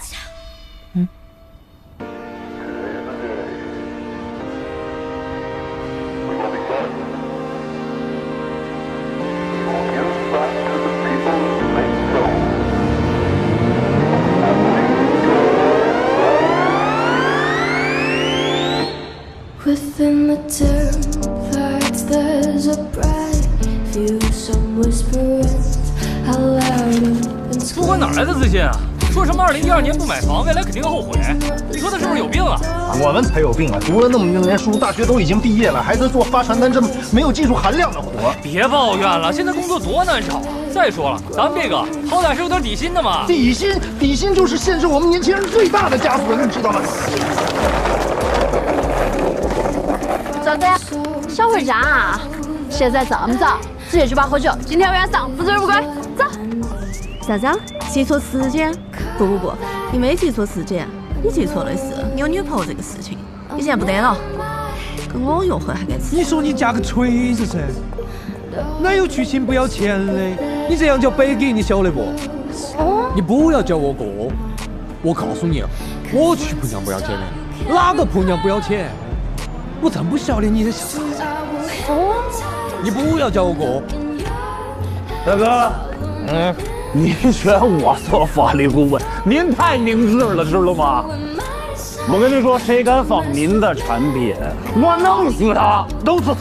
谁敢你想仿谁，您随便啊。我们的目标是什么？草绒第一，您的这猪饲料全省第一，全国第一。哎，好，来，我弟，全省警察竞技大赛夺得第一。你不是一直不想让你弟当警察？没办法，我们家人啊，都得穿上这身衣服。盯紧点啊，今晚争取早点下班，带着我弟小月去。你知道曾杰的事情？晓得。走，细说说。还有几个别后没留在草原市的，光我晓得的都有7、8个。看来这家伙还真是没闲着。衣冠禽兽。哎，哥们儿，你怎么知道曾杰那么多破事儿啊？不怕你笑话我，我上学时候的女朋友也遭他骗了啊！我前女友去上过他的一次大课，加了微信，被他约起去看啥子展，回来之后都5迷3道的，然后都背着我出去跟他吃饭。后来就这个整洁啊，手段也不咋高明，也都是偏偏学生。上学那会儿男生普遍都穷，他的手段都是花些我们花不起的钱，都把那些女孩给迷晕了。他是不是专挑那些家庭条件不太好的女孩下手？哎，你这么一说，还真的是哈。可是刚刚见的那几个女孩也不像是没钱的呀。现在好多人都一个毛病，都是在装，越没得钱越讲究穿戴，跟我以前一个德行。所以曾杰就专挑他们下手。哎，好像也有不一样的。我听说，只是听说哈，我们学校陈校长的女儿跟他也有点关系。校长的女儿，好像叫陈雨禾，长得不错，在学校里头有个闲职。好像他跟曾杰的关系也不清不楚的，他肯定不属于那种经济条件差的。哎，哥们儿，你仔细想想，有没有跟这个陈雨禾比较熟的呀？我打听一下。好。哎，兄弟，你想搞曾杰，是不是他也骗了你女朋友啊？你上哪儿找的这哥们儿？我混进了草原大学的校友群，从里边认识的。哇，这哥们儿对曾杰可是恨之入骨，他的前女友还有他暗恋过的那些女孩，都跟曾杰有个关系。哎，晚上值班喝不了，接着说。所以你结论是什么？曾杰基本上就没闲过，他勾引的女生实在太多了。我相信啊，这个男生知道的也只是一部分，但这一部分女孩都有一个共性，家境都不好。对，这些女生，刘薇，包括我们之前查到的林芳，都是普通人。他玩弄抛弃的也是这些人，他靠着自己的身份地位，再加上一些小恩小惠，诱骗这些年轻初入社会的女孩，还让他们觉得自己是个好人。林芳应该不算吧？曾杰那会儿还没发达呢。但是他老婆还有你说的那个富婆，的确都是有钱人。还有陈雨禾啊，她是校长的女儿，她就是这样，对有利用价值的女人长期哄骗，对年轻好骗的女孩就玩弄抛弃。我跟你说啊，他这已经不能叫渣了，这是坏。而且他很懂女孩的心理，所以他才挑这些比较单纯天真的女孩下手啊。他知道急于在社会上立足的女孩最需要的是什么，他知道怎么哄骗她们最有效。所以你觉得这些被哄骗的女孩浑然不觉，没有反抗，也没有报复，但是刘薇反抗。还有林芳，我一直觉得林芳的死跟曾杰脱不开关系。不能你觉得？我知道，讲证据。哦，对了，你给我发的信息里提到，曾杰读研期间去过日本。是啊，之前就有一个女孩子是被他骗去日本的。等会儿，读研？你说的那次带女生去日本是3、4年前，但其实他一共去了3次，前2次是在他读研期间。按理来说，那个时候他应该很穷，很缺钱，也就是和林芳在一起的时候。他不是和林芳一起去的，跟谁去的不知道，不过林芳没出过国。跑车富婆。哎，那你觉得曾杰有没有可能和富婆一起去？你不觉得你现在调查方向很混乱吗？你查曾杰那么多过去干嘛？调查这种事情就是要深入了解对方。如果我们清楚了曾杰的秉性，就能推导出他为什么实施犯罪的行为逻辑啊。我看你真是推理视频看多了。错，我不是看多了，我就是干这个的。虽然我目前的粉丝不太多，但是你不能质疑我的专业呢。还有啊，我这个视频，等会儿，你看，粉丝来电。喂，水姐啊，啊，电话里不能说吗？那明天下午。行，好嘞。粉丝想见你。对于林芳，他有他的一些推断，还有逻辑分析，要跟我聊一聊。我明天下午过去找。厉害啊！这粉丝跟你一个专业的。我们都是业余的，你才是专业的，大神。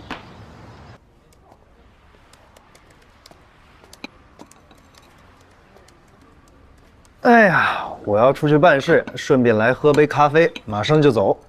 你跟我说干嘛？我又没约你。这不是碰巧遇见了吗？我每天都在这儿，遇见我有这么巧吗？我能不能问你个问题啊？你问，我不一定答。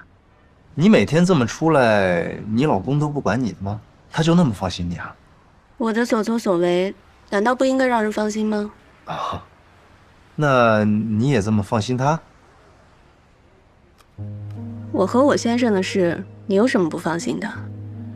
我先生是艺术家，是草荣大学最年轻的教授，崇拜他、喜欢他的女人自然会有很多。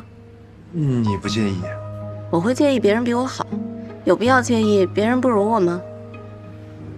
有道理。你问这个问题是对我先生感兴趣，还是对我感兴趣啊？我就随便问问。好，那我也随便问问。上次你好像提过，你前女友失踪了，现在找到没有？你好像说过你对她也没什么感情了，对吧？对，你记性真好。但是我还在找。为什么？我不希望她就这么无缘无故的消失了。是不希望她在这个世界上消失，在我的生活中消失，真无所谓。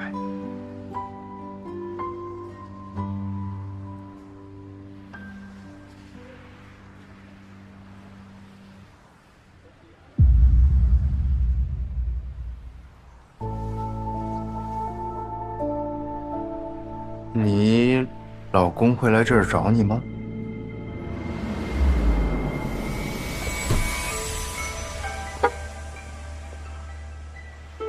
你最好回避一下，免得我还要解释。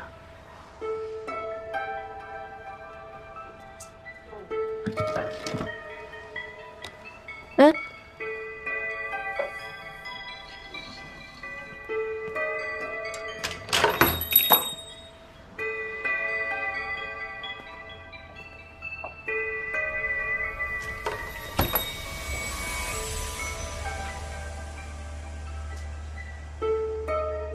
你怎么来了？在附近办事儿，就顺路来看看你。还有朋友啊？一杯手冲，一杯冰拿铁，有时候我还会点一杯牛奶，坐一下午呢，经常喝好几杯。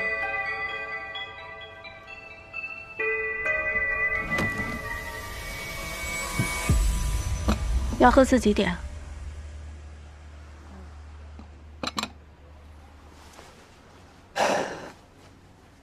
平时都是一个人坐这儿啊？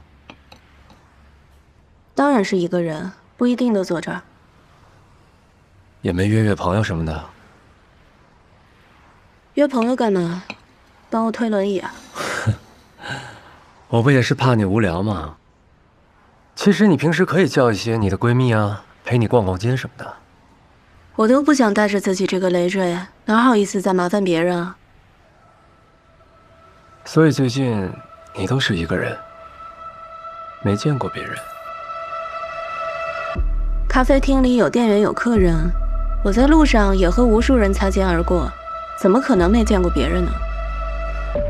我是想说啊，曾杰，你有什么想说的，直接点吧。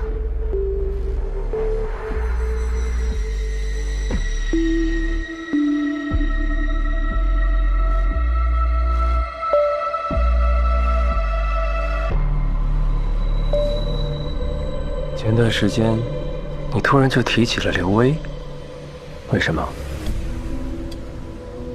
因为我突然想起他。怎么就突然想起他了呢？从今天开始，我们就忘了这件事吧。以后谁要是再提起来，就当是不想过了。这个烂事就烂肚子里吧。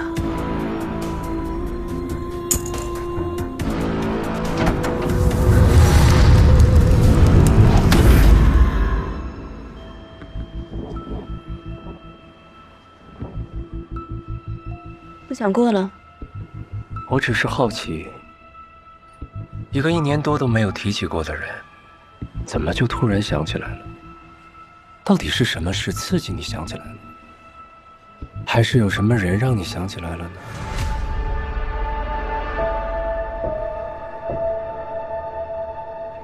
别气嘛，我只是没想明白，我也不想提起他。那你还提？刘薇之前有个男朋友，你知道吗？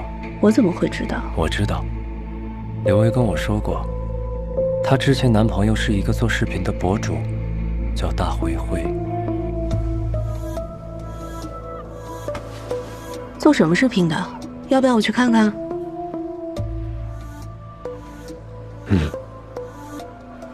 总归那件事是解决了，不可能再成为我们俩之间的疙瘩。再提他，对你，对我，可倒不是什么好事啊。今天是你提的，我只是不希望这件事再影响我们未来的生活。影响了吗？我只是希望我们之间还有什么值得被影响的？曾姐，我并不觉得你真的在意我们的生活。是不是有什么事影响了你的生活？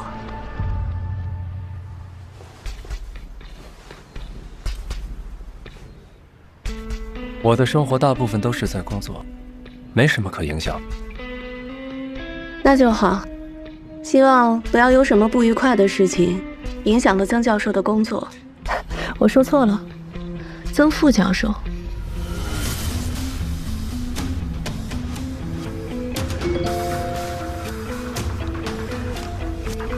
急死了！该忙你就去忙吧，别耽误工作。谢谢你顺路来看我。晚点还要再来接你吗？你晚上不应该在工作室加班吗？不用麻烦你。好，我去帮你把单买了。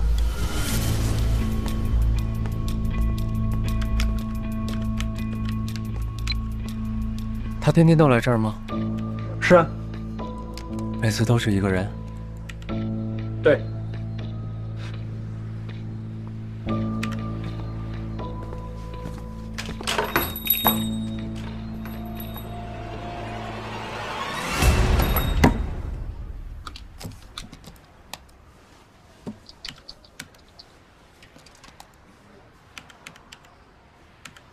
牛波，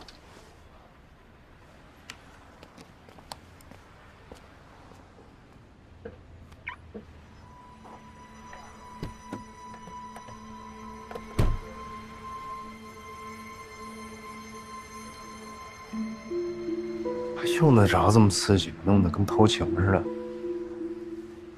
你几点有事？我晚一点也问题不大。好，那我们聊聊。聊什么？把衣服换了，换个地方聊。去哪儿啊？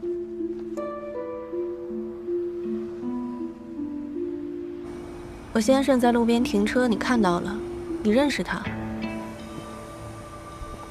你在调查他，你接近我也是为了调查他。是。你前女友叫刘薇对吧？她和我先生是什么关系？我不知道，但我确定他们有关系。刘薇告诉你的？我自己分析的。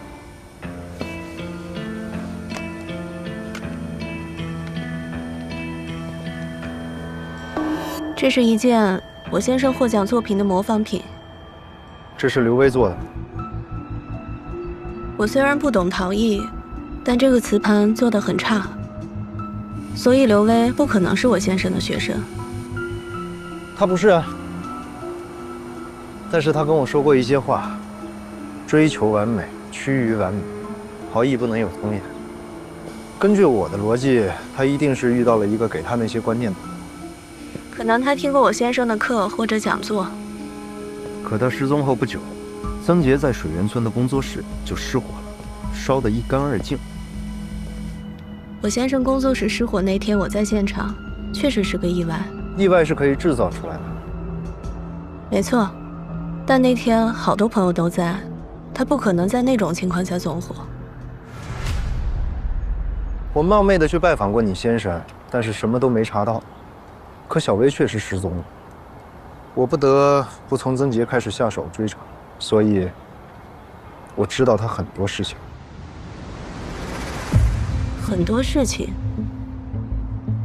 对，他在婚内有过多次出轨。这么说吧，他基本上没闲过。他跟你在一起是因为你的家世，他是为了你们家的钱。我父母确实比较富裕，他只能靠自己白手起家，很多人都这么觉得。你跟我说过你跟曾杰相识的过程，但我觉得这更像是他刻意营造和展现出来的，就是为了让你一步步接受。按你这么说，我岂不是非常愚蠢？又或者说，曾杰非常的高明。你知道林芳吗？谁？你不知道？她是画家村的业务员，条件一般。她是曾杰之前的女朋友，又或者说，是他之前的老婆。你在开玩笑吗？在农村，结婚前都要摆酒，这你能明白吧？哎好，哎呦，来来，恭喜恭喜！哎吃，好嘞，好。来大家吃喜糖。哎，吃喜糖，来。看来你是真不知道。我查过了，林芳已经死了，她死亡的时间正好是你和曾杰刚开始恋爱的阶段。我跟你说，我今天有事，其实是要去见一个可能知道林芳情况的人。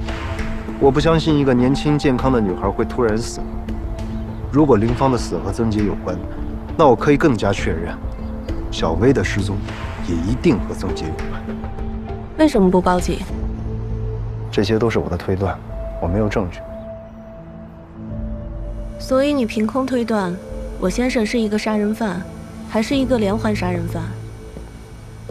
我还有一个推断，曾杰是一个凭借自己的努力走出山村的人，他白手起家，想要逆袭改命。在你之前，他认识了一个开跑车的富婆，这个人我还在查，但很显然，他和这个富婆并没有走下去。之后他认识了你，和你结婚，他可以在经济上得到你们家的帮助。从一个普通的大学助教一跃成为知名的青年艺术家，他从头到尾都是在利用你。他跟你没什么感情，所以结了婚之后，他在外面不断的有各种女人。最早你还是健全的人，他不敢太过放肆，怕你发现。也就是在那个阶段，小薇认识了他。小薇性格刚烈，不甘心被他玩弄，所以他不得已下了手。在那之后，他越来越觉得你的存在影响他在外面拈花惹草，所以曾杰工作室失火的那晚，在消防队的报告中，他说他先去3楼找了你，那是因为他以为你在3楼。幸好你不在，如果你在呢，他是会助你脱险，还是阻拦你脱险？要知道，曾杰可是有全套的逃生防火装置的，平常人谁会准备的那么齐全？你从火场中逃过一劫，没过多久你又遇上了车祸。你说过，出车祸之前是他拿车去保养的，对吧？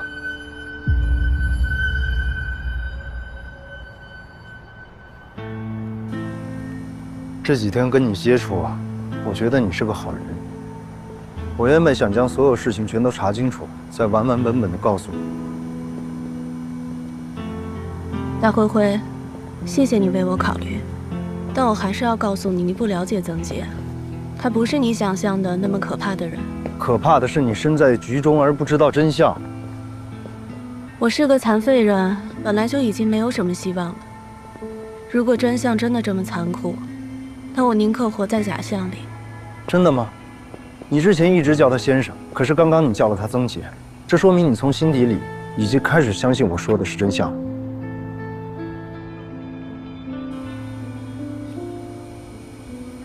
大灰灰，我从心里不希望失去你这个朋友。你应该也知道，现在的我根本就没有朋友。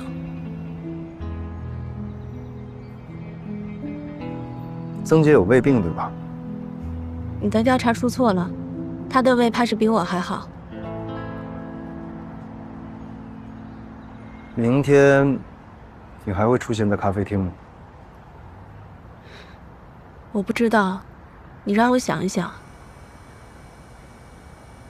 我不知道要怎么面对一个认为我先生是杀人犯，还在调查我先生的人。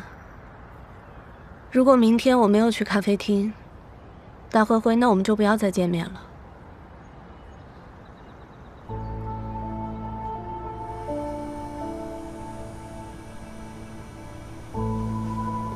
多给我一次机会吧，2天，如果2天你都没出现在咖啡厅，我绝不再打扰你。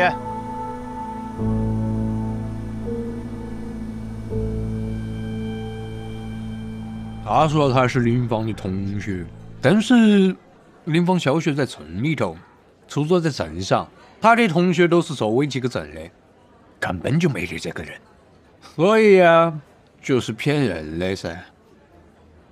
哎，但是哦，他穿个那样的衣服，我紧张得很。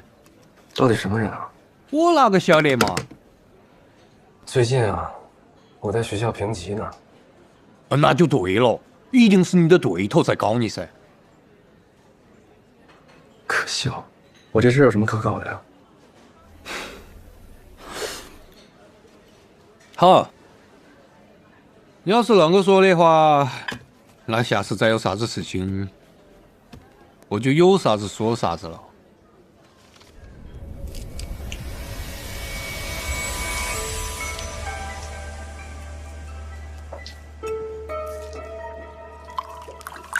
那你昨天跟他怎么说的呀？他晓得你跟林芳摆酒席的事。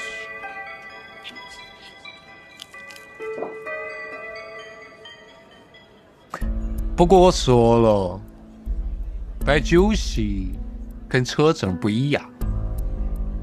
还有哦，一个我妹儿早就分居了，她都死去有好多年了，病死嘞。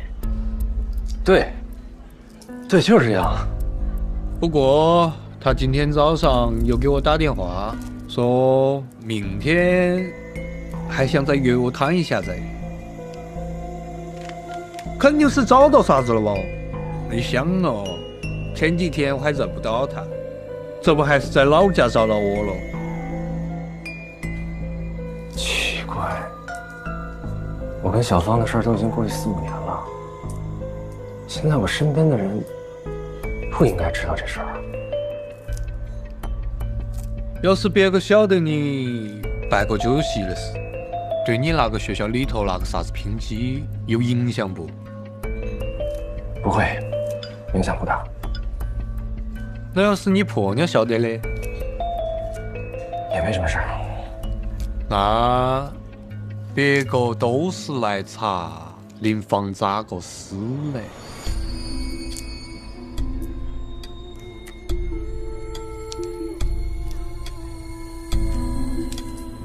哥，小芳，你知道的，她心脏病了。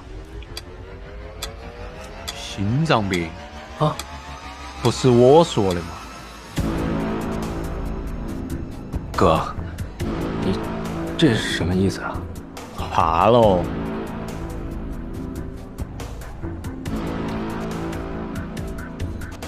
不是怕。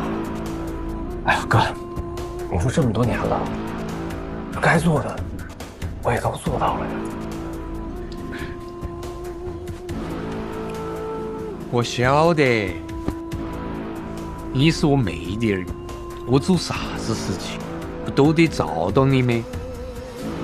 对，再说我这不是有事情都来找你了咩？是哥。哥，那你好好跟我讲讲，那个人到底什么样啊？他是穿个黑色，有点脸色，这个地方带个拉链儿，看上去也就30多岁，个儿头不高，看起来很精神。哥，你看一眼，是不是这个人？哎呀，不晓得，记不着了。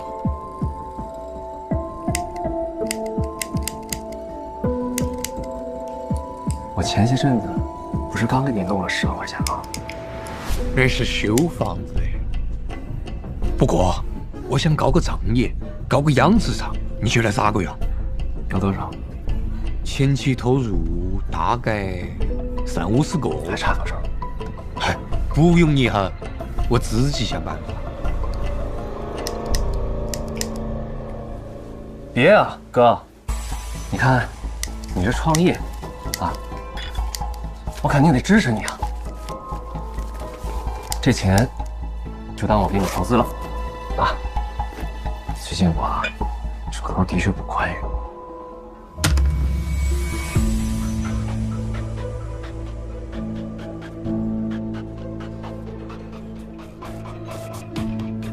过会儿我再给你转5万。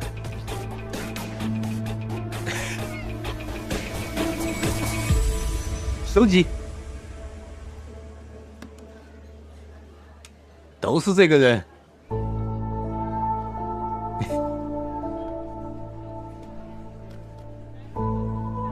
哟，对头，都是这个人，你晓得啊？哦，不认识他，但是他的确最近一直在找我麻烦。奇怪，他怎么会查到林芳的事儿？林芳的事，除了你我，还有哪个晓得？华家村的人应该知道，可这事儿都过了这么多年了，他哪来这么大本事把这事儿翻出来？哎呦，不都是摆个酒席吗？你不说没得事情吗？就怕他死盯着，万一呢？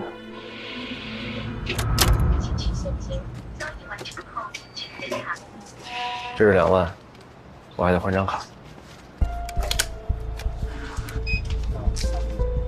他肯定是查到我曾经在华家村打过工，这事儿的确不是秘密。他肯定去了华家村，肯定有人得罪了。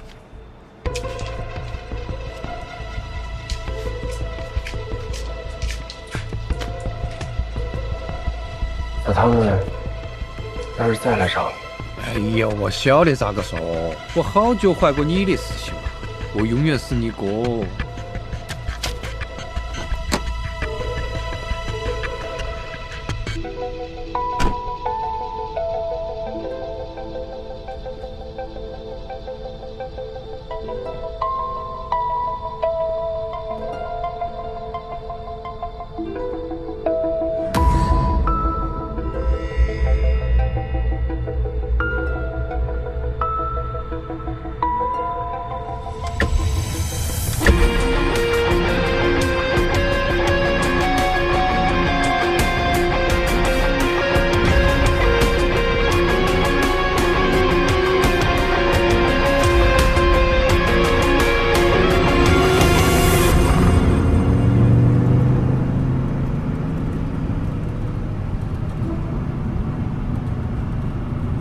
你把后面那个包打开。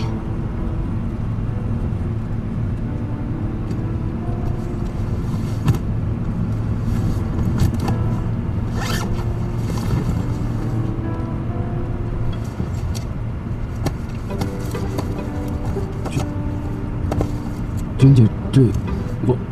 你不是要凑40万吗？你一张张的画，等画好了，什么都来不及了。不，娟姐。我怎么能拿您这么多钱啊？这钱不在乎多不多，而在乎及时不及时。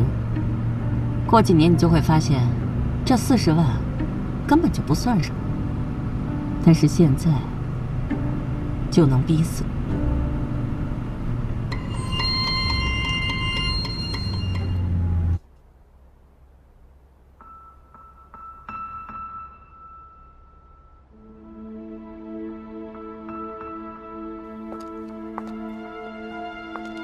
给你做了山药粥，这2天胃好点没有？加了一点排骨，趁热赶紧吃了。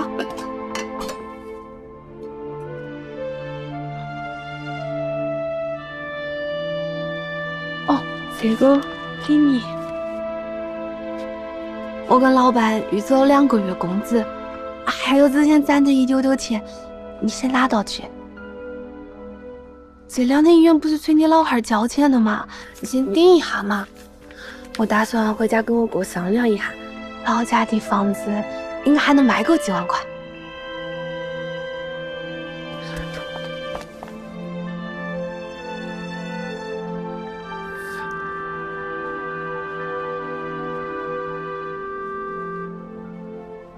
没得事，都会过去的。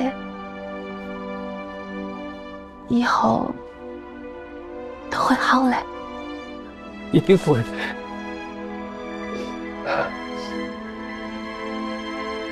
晚上我要去到学校见二老师，不临时。要我陪你去吗？不要，晚上我住宿舍，不回来了。要好好睡觉。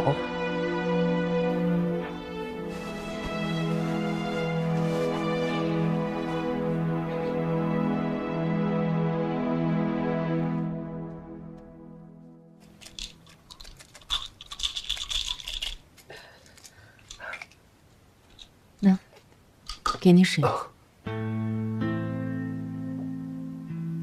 又胃疼。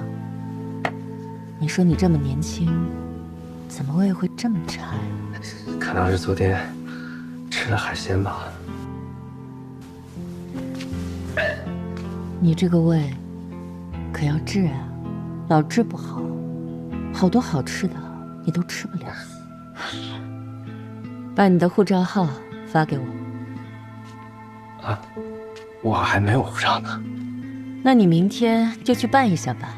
办好之后呢，我找人给你弄签证，月底带你去日本。我们去日本干嘛呀？去吃生鱼片啊。日本啊，是全世界得胃病最多人的地方，他们治胃病的水平很高。我带你去治一下。你说你老是这么疼，也很烦人的。给你刚出的新款。